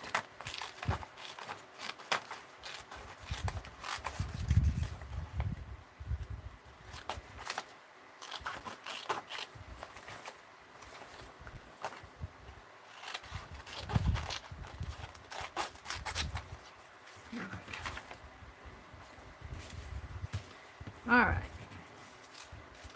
Let's start with the name, William Tell. Did it really happen? We're going to save that. Did it really happen? It says here. Did it really happen? We'll put that on my calendar page. Calendar envelope.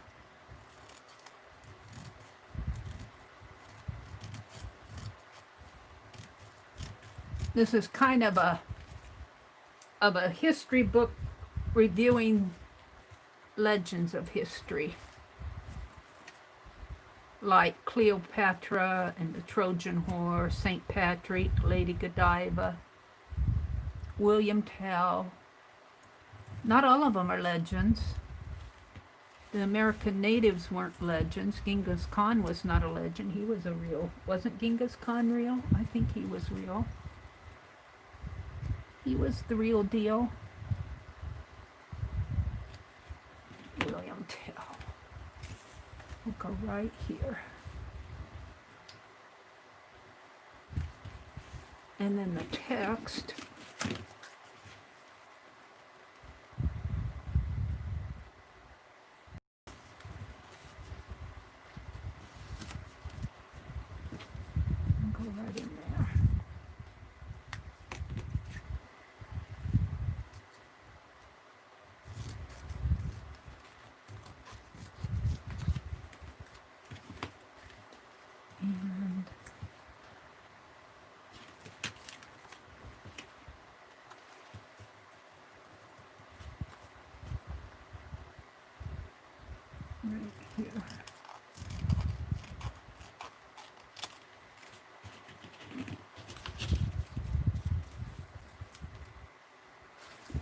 All right.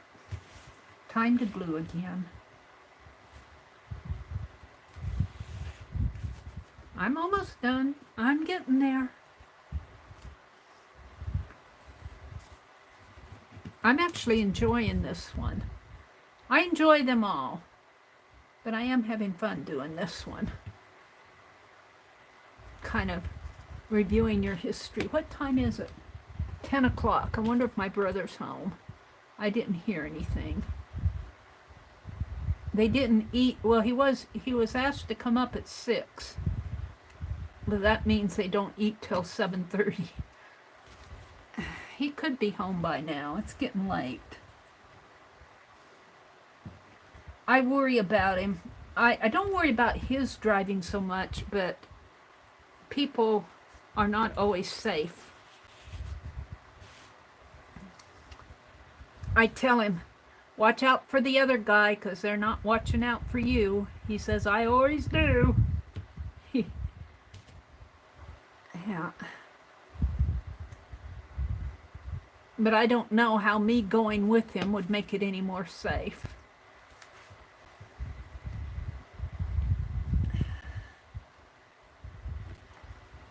There we go. Now we'll let that dry while we're going to put William Tell off over this way. I mean the son, the young son. We're going to clip him out. We're actually going to glue him down.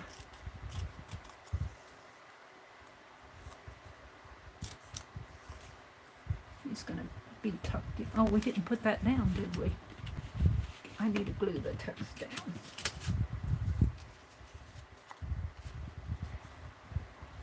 Let's do that.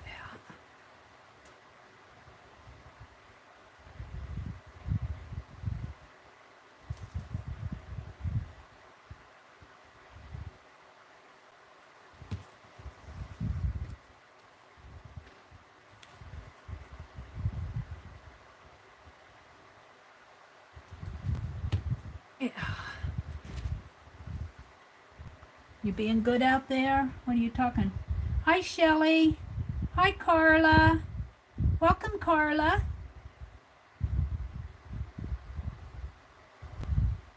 What did Holly say? I know, Suze, but it's still not a life anyone should have to live. We should all be able to live healthy to the end. Yes, ma'am. Yes, ma'am. I agree. Healthy to the end.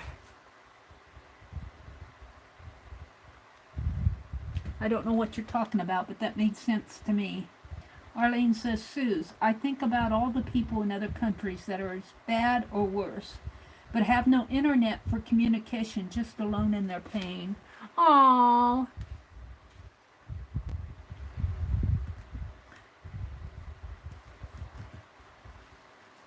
Well, send them some good thoughts. Send them some prayers.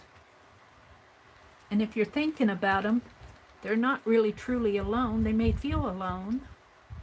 All right, we're going to put the little son, we're going to glue him down here.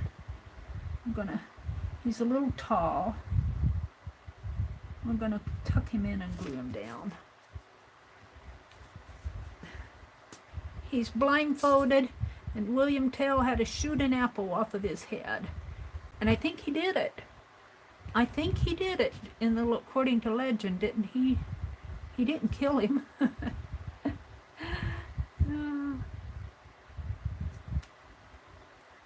All right, he goes down in here a little. Open that up. And get my palette knife.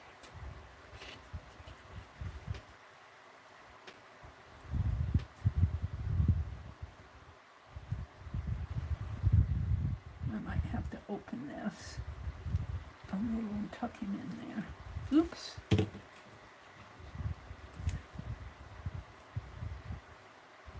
Right there. All right. Now let's fussy cut William Tell out here.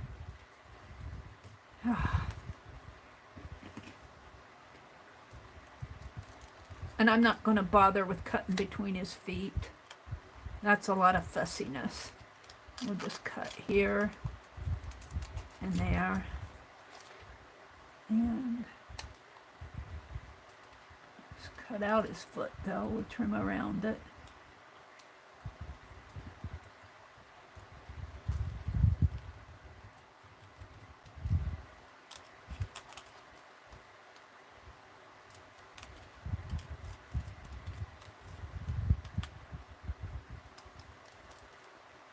And the same way with the bow. I'm not going to worry about fussy cutting around that bow.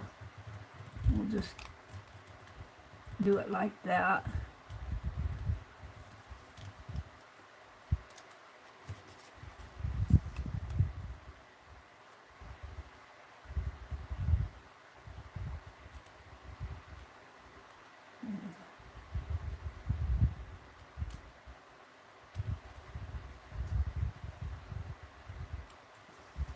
Hold still, son. Don't move an inch. Don't move an inch.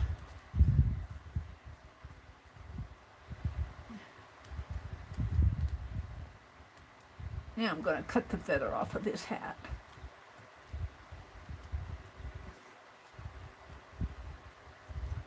Did I get that?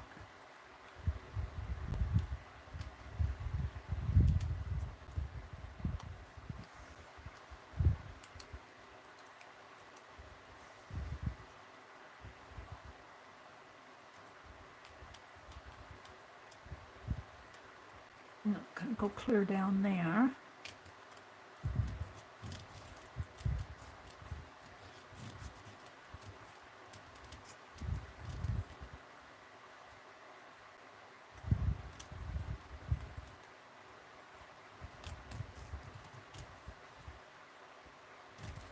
There we go. Go this way. Cleopatra's holding on to my scraps. Let go. We only got one more to go here. Let's see. Now I'm going to have to fold him, I think. Let's fold him lengthwise this way. And maybe just a little this way. Just so he'll fit in the pocket here. Like that. There we go. One more. And then we can make the zine. And it will be the prophet. How am I ever going to get Nostradamus on there? Who was he? Nostradamus was considered unusually intelligent by his peers long before he began to prophesy.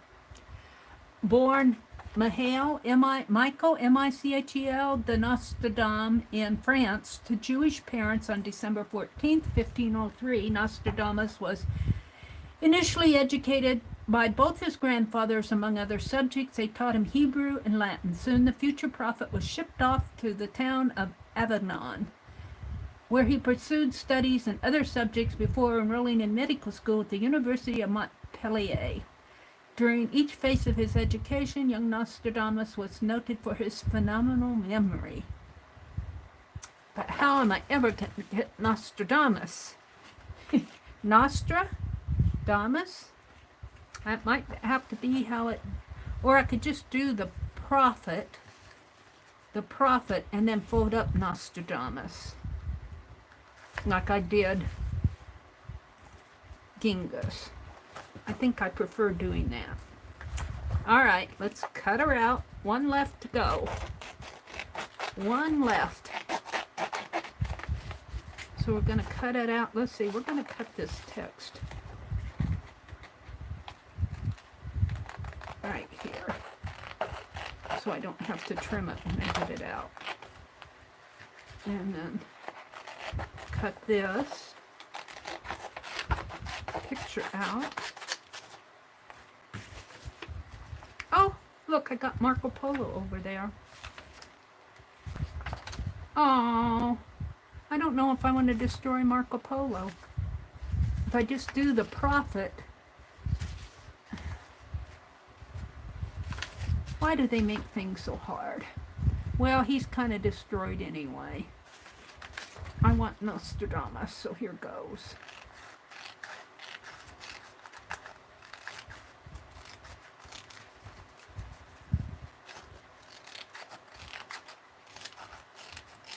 I made my decision. I'll get part of his shoulder on there, I guess.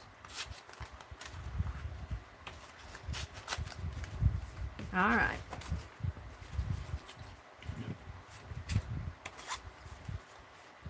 Let's do this first.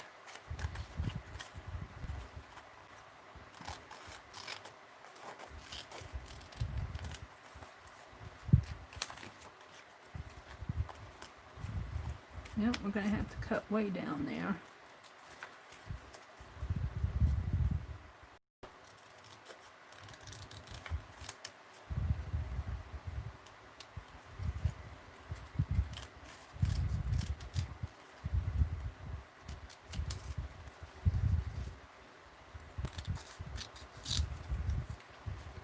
And we're going to put the prophet up here. The prophet.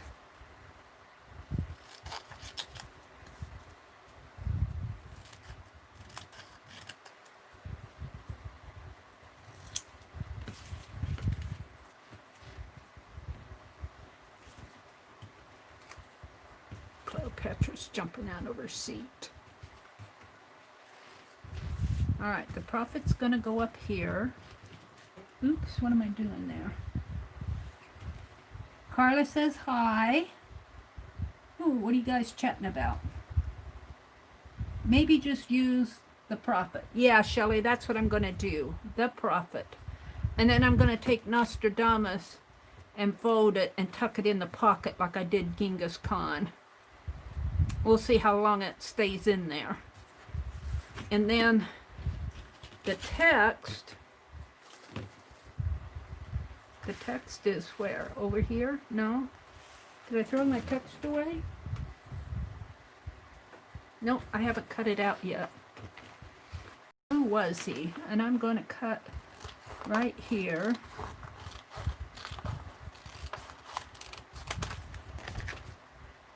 And who was he? Here. And now I have to come down here, right in here, and right.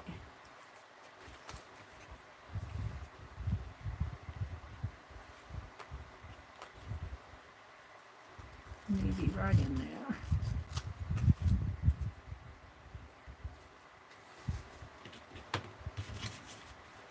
I'll make the pocket first so that it can dry while I'm cutting out Nostradamus.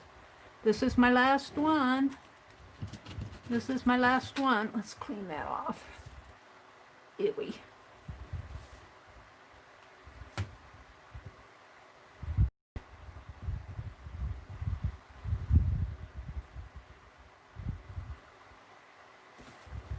And this will probably be my last project.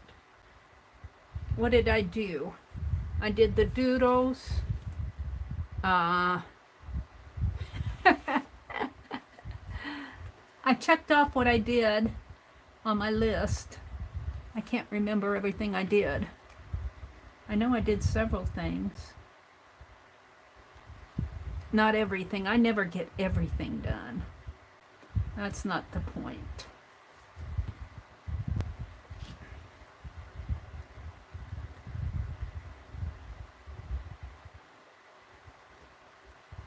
I made a pocket in my book, my art journal. I did the doodles. I made the zine. I was going to do a border. I'm not going to do a border tonight. I'm too tired. I'd mess it up. I'd mess it up. We're about done here. I'm calling this my history zine.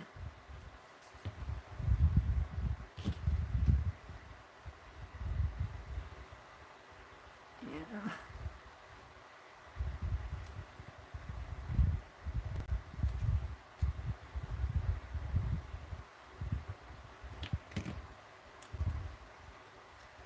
the prophet.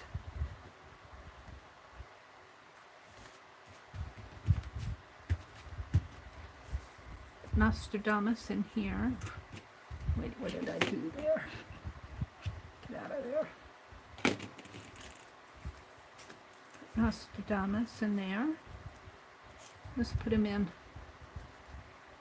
Let's put him in this way. With the end showing. Now we need to fussy cut him out. Yeah. I'm going to leave him holding the book. But I'll probably have to fold him. So let's cut. His robe is here.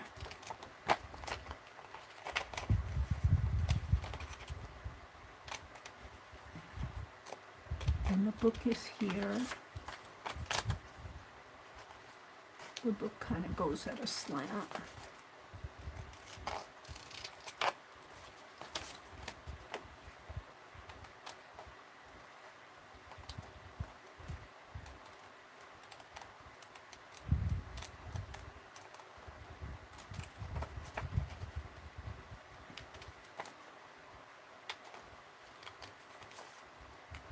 Looks like he's got a flower pot on his head. Looks like he's got a green upside down flower pot on his head. What do you mean I got a flower pot on my head? That's my hat. That's my turban.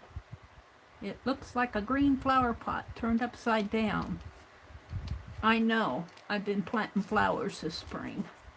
I have green flower pots. Be careful, I'll prophesy something dire about you. It's hidden in this book.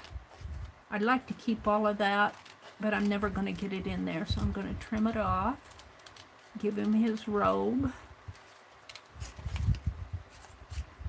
And let's just trim that off.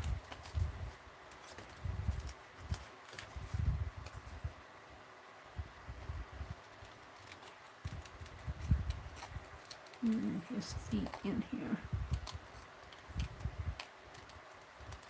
There we go. I'm going to save this. It's kind of interesting. All right. So I think if I just fold him here, fold him like that maybe, and tuck him in there. Tuck him in. There he is. All right. Now, do I want to ink the edges? I think I do, but just very lightly with this. Let me reach for it. That gold, not gold, is kind of decades. It's called Decades.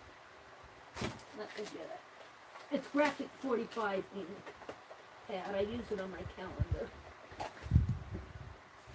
It's called Decades. It's kind of a sepia color. And of course my chair is down to the floor and 3 feet away. Oh, sorry about that. All right. So let's start inking the edges here.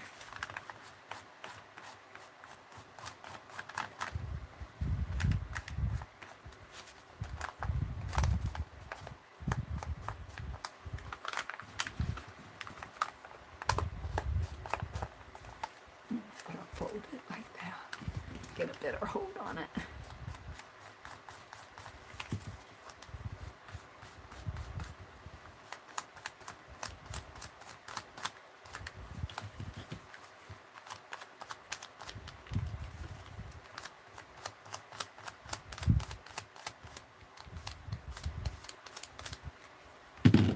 Gonna move you, Mr. Khan.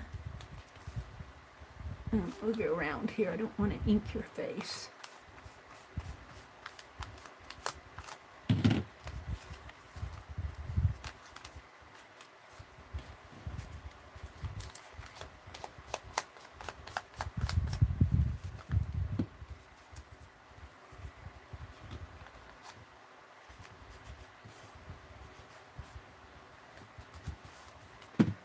Let's fold it like that.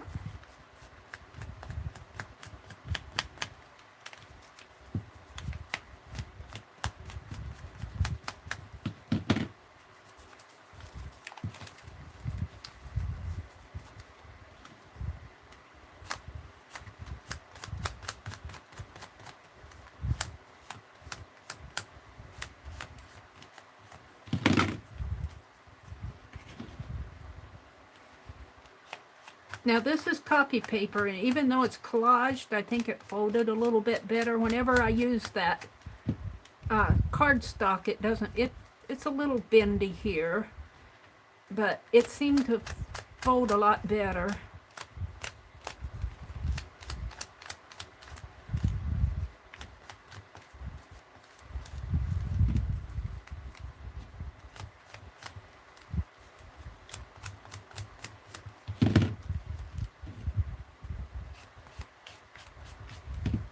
Let's see what I've got done here.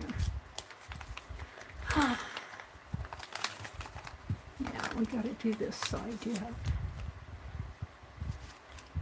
The Trojan horse.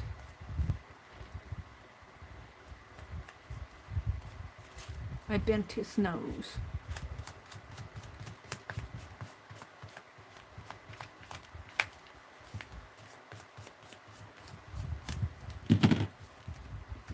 Cleopatra. Cleo. I'll bet she enjoyed being called Cleo. I don't know if I'd want a name called Cleo, a nickname Cleo. I'm happy with Mary. Hey, Cleo, are you talking to me? You talking to me? I am. Off with your head. I'll get my lover. Oh, is it Anthony or Marcus Aurelius or whoever? St. Patrick and Lady Godiva. Oops. St. Patrick's cane is in a really precarious. I don't know if that'll ever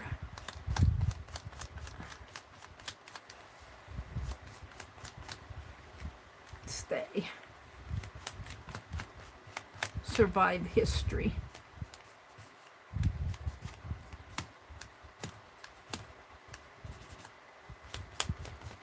All right, let's do more Lady Godiva here.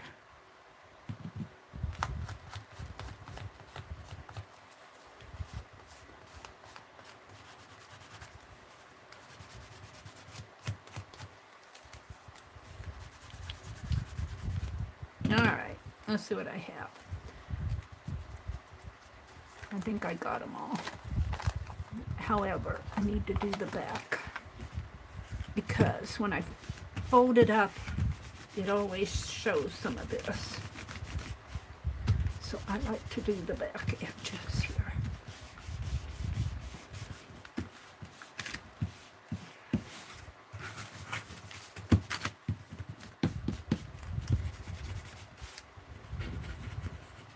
Let's fold it this way.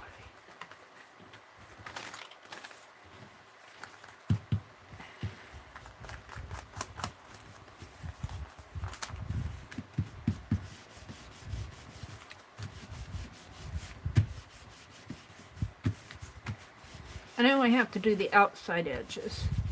And really it's the inside here where it gets cut.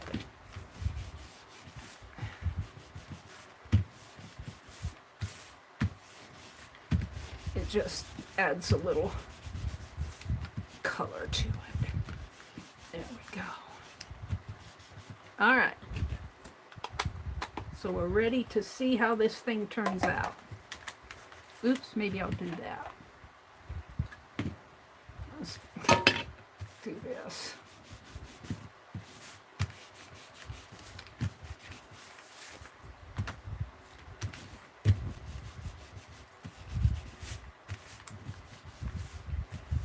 Alrighty. So, it's cutting time. It's cutting time. So we fold it like this. And we're going to cut right here. I'm going to cut this. And I like to cut it on the back because I can see the crease so much better.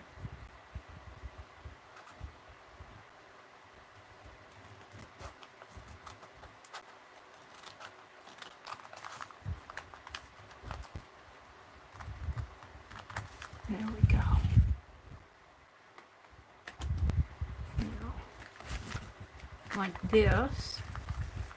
And then you fold it up like this, and over like that, and over like that, and there it is. This one folded up really nice. It's got a little overhang there.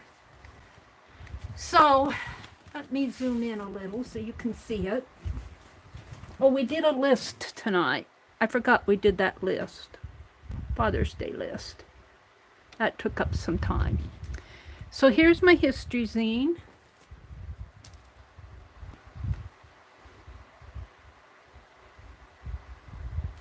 Come down a little, Mary.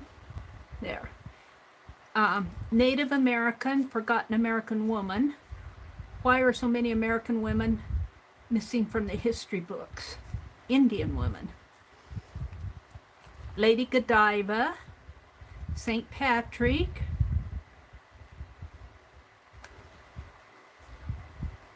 Flip it. The Trojan Horse. Cleopatra.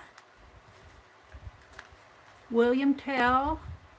And Nostradamus the Prophet. And we end up with Genghis Khan. Now see, I always have that little part right here. Let's put some more ink on that. And I don't care. I always, no matter how I fold it, but you know, you look, I've been collaging and pasting on this, and it's just the width of this, and it just kind of makes that, I don't think you could truthfully get away from that too much.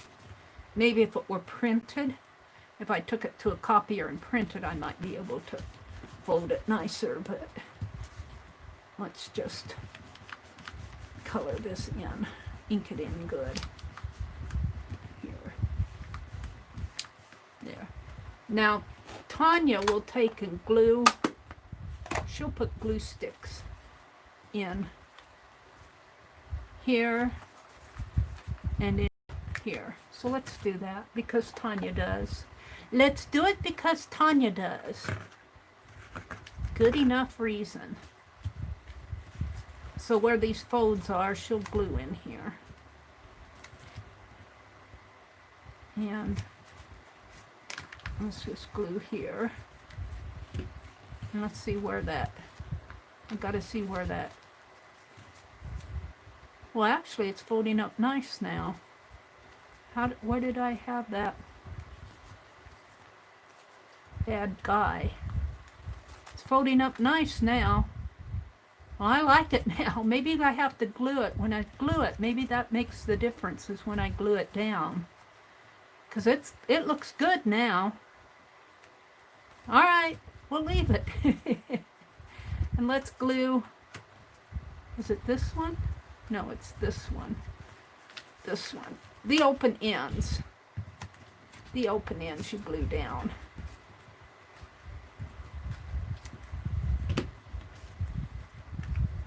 I'm a-liking him. I'm a-liking it. So there we go. What are you guys talking about out there? Let me go see. I'm coming out. I'm coming. Oh, we copied Cheryl's. We did Cheryl's poems. Thank you, Carla. Thank you, Janet. Yeah, Janet does beautiful work, doesn't she, Lori? Thank you, Lala. Yes, Carla, learned that from Dee Dee Willingham. Janet Young did awesome zines. Lori, Arlene gave you a compliment on your zine.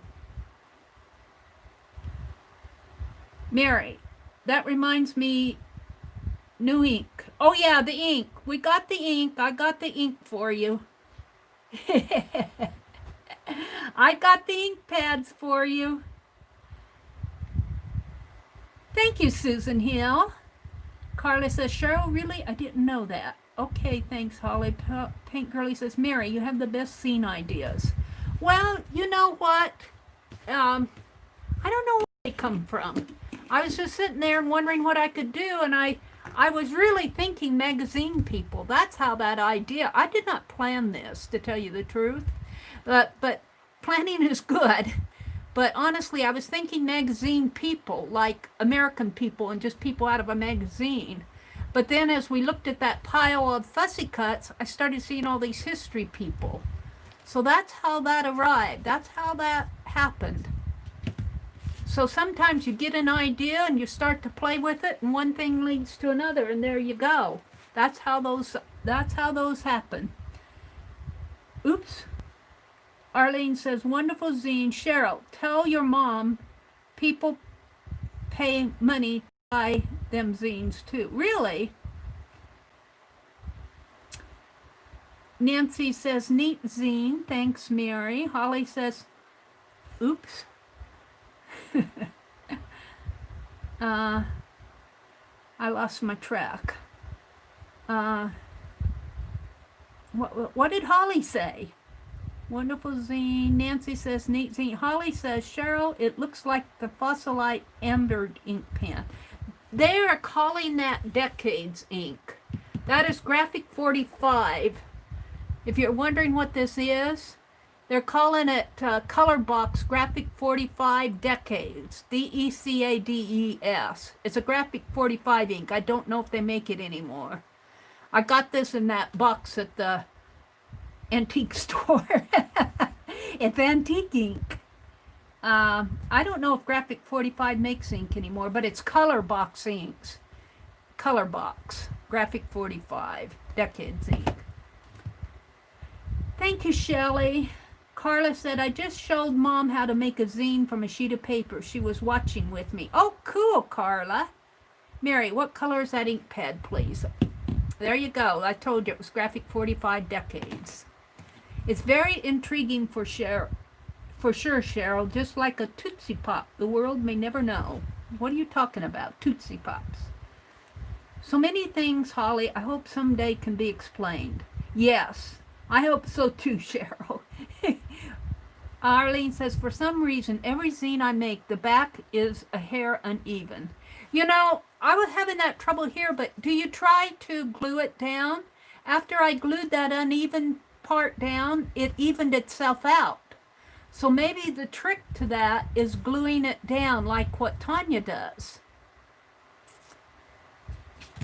So try that and see if it evens it out. Just set those, when you glue it, after you put your glue on, match up the edges and press down on it. Maybe it just needs to be glued to each other, glued down, and then it won't slip. I'm thinking that will help it. Talking about Nostradamus. He predicted 9/11. Suze, Mary, that's a fine zine. Thank you, Suze. Very cool looking zine. Practice medical cures with herbs and stuff. We're talking about Nostradamus. Maybe just use the prophet. Yeah, I did that. Lori's still here. She just posted her zine. Oh, I gotta go look at it, Lori. I'll go look at it after chat. Sue says it's just another journey. Suze, we'll be thinking of you tomorrow. We'll be thinking of you tomorrow. You have an appointment. I forgot exactly what it was, but I know it's medical related. Holly gave us a great example. I know, Suze, it's still not a life anyone should have to live. We should be able to live healthy to the end. Suze, I think about the people in the other countries. I read all that. Suze, Holly, I live a decent life, and there's always somebody worse. Yes, ma'am. Hospital and rehab, 3 months. 4/02/19 was my accident.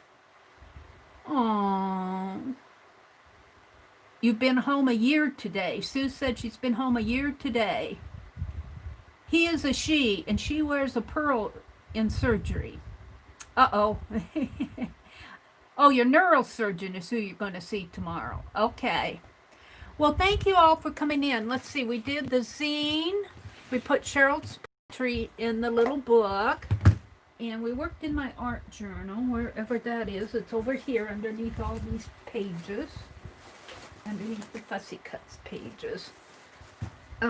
What did we do? Let me move you guys. Let me move this. Let me move that. Oh, it's upside down. we made a list. We made a list. I might use this for my thumbnail today, because I did this out on the porch today. I wish for you all a cool morning away from the chaos of the world's noise. I sketched that this morning from this picture that Mitzi sent me. Wherever I did with that. Let's see, we did some doodles. Could put my doodles on the thumbnail. We did doodles. Put them out here. Oh, I like that one. Let's put that one out. Well, let's put it here, Mary. Let's do the check off here. We did the zine. I didn't do my dry bloom sketch because I can't find my blooms. We kind of did some magazine harvesting in that we harvested magazine for the zine. We harvested those books. We did our father a list. I'm not in my crack-a-lackin' journal. I'm not going to do a Picasso row, and I'm not going to do doodle cards. We did the Doodle Game. We did Cheryl's poems, and I said Happy Father's Day. So really, of all the things I wrote on that list, there were only 3 that I didn't do. So let's put this here. I'll probably put my zine on the thumbnail. I'll probably take a picture of it open, but I'm going to leave this here for now. And we'll leave this here. So I'm going to wish you all a good week next week. Take care of yourself. You'll be in our thoughts if you're visiting your neurosurgeon. And everybody else, take care. Tomorrow morning at 8:30 Eastern, Dee Dee will be on, I think. She usually comes on Monday mornings. And Janet Young after her. And then tomorrow night, Lisa, unless she posts, will be on at 7 o'clock. And I will see you again Tuesday morning at 4:30. Oh, look, I still have some palm juice left. That's good. I'll take that in the other room while I'm formatting all my video stuff. Oh, maybe I should zoom out a little. Let me zoom out a little. I forgot I was zoomed in. Uh-oh. There we go. Good night, everybody. Have a great week next week. I'll see you Tuesday morning at 4:30. Bye.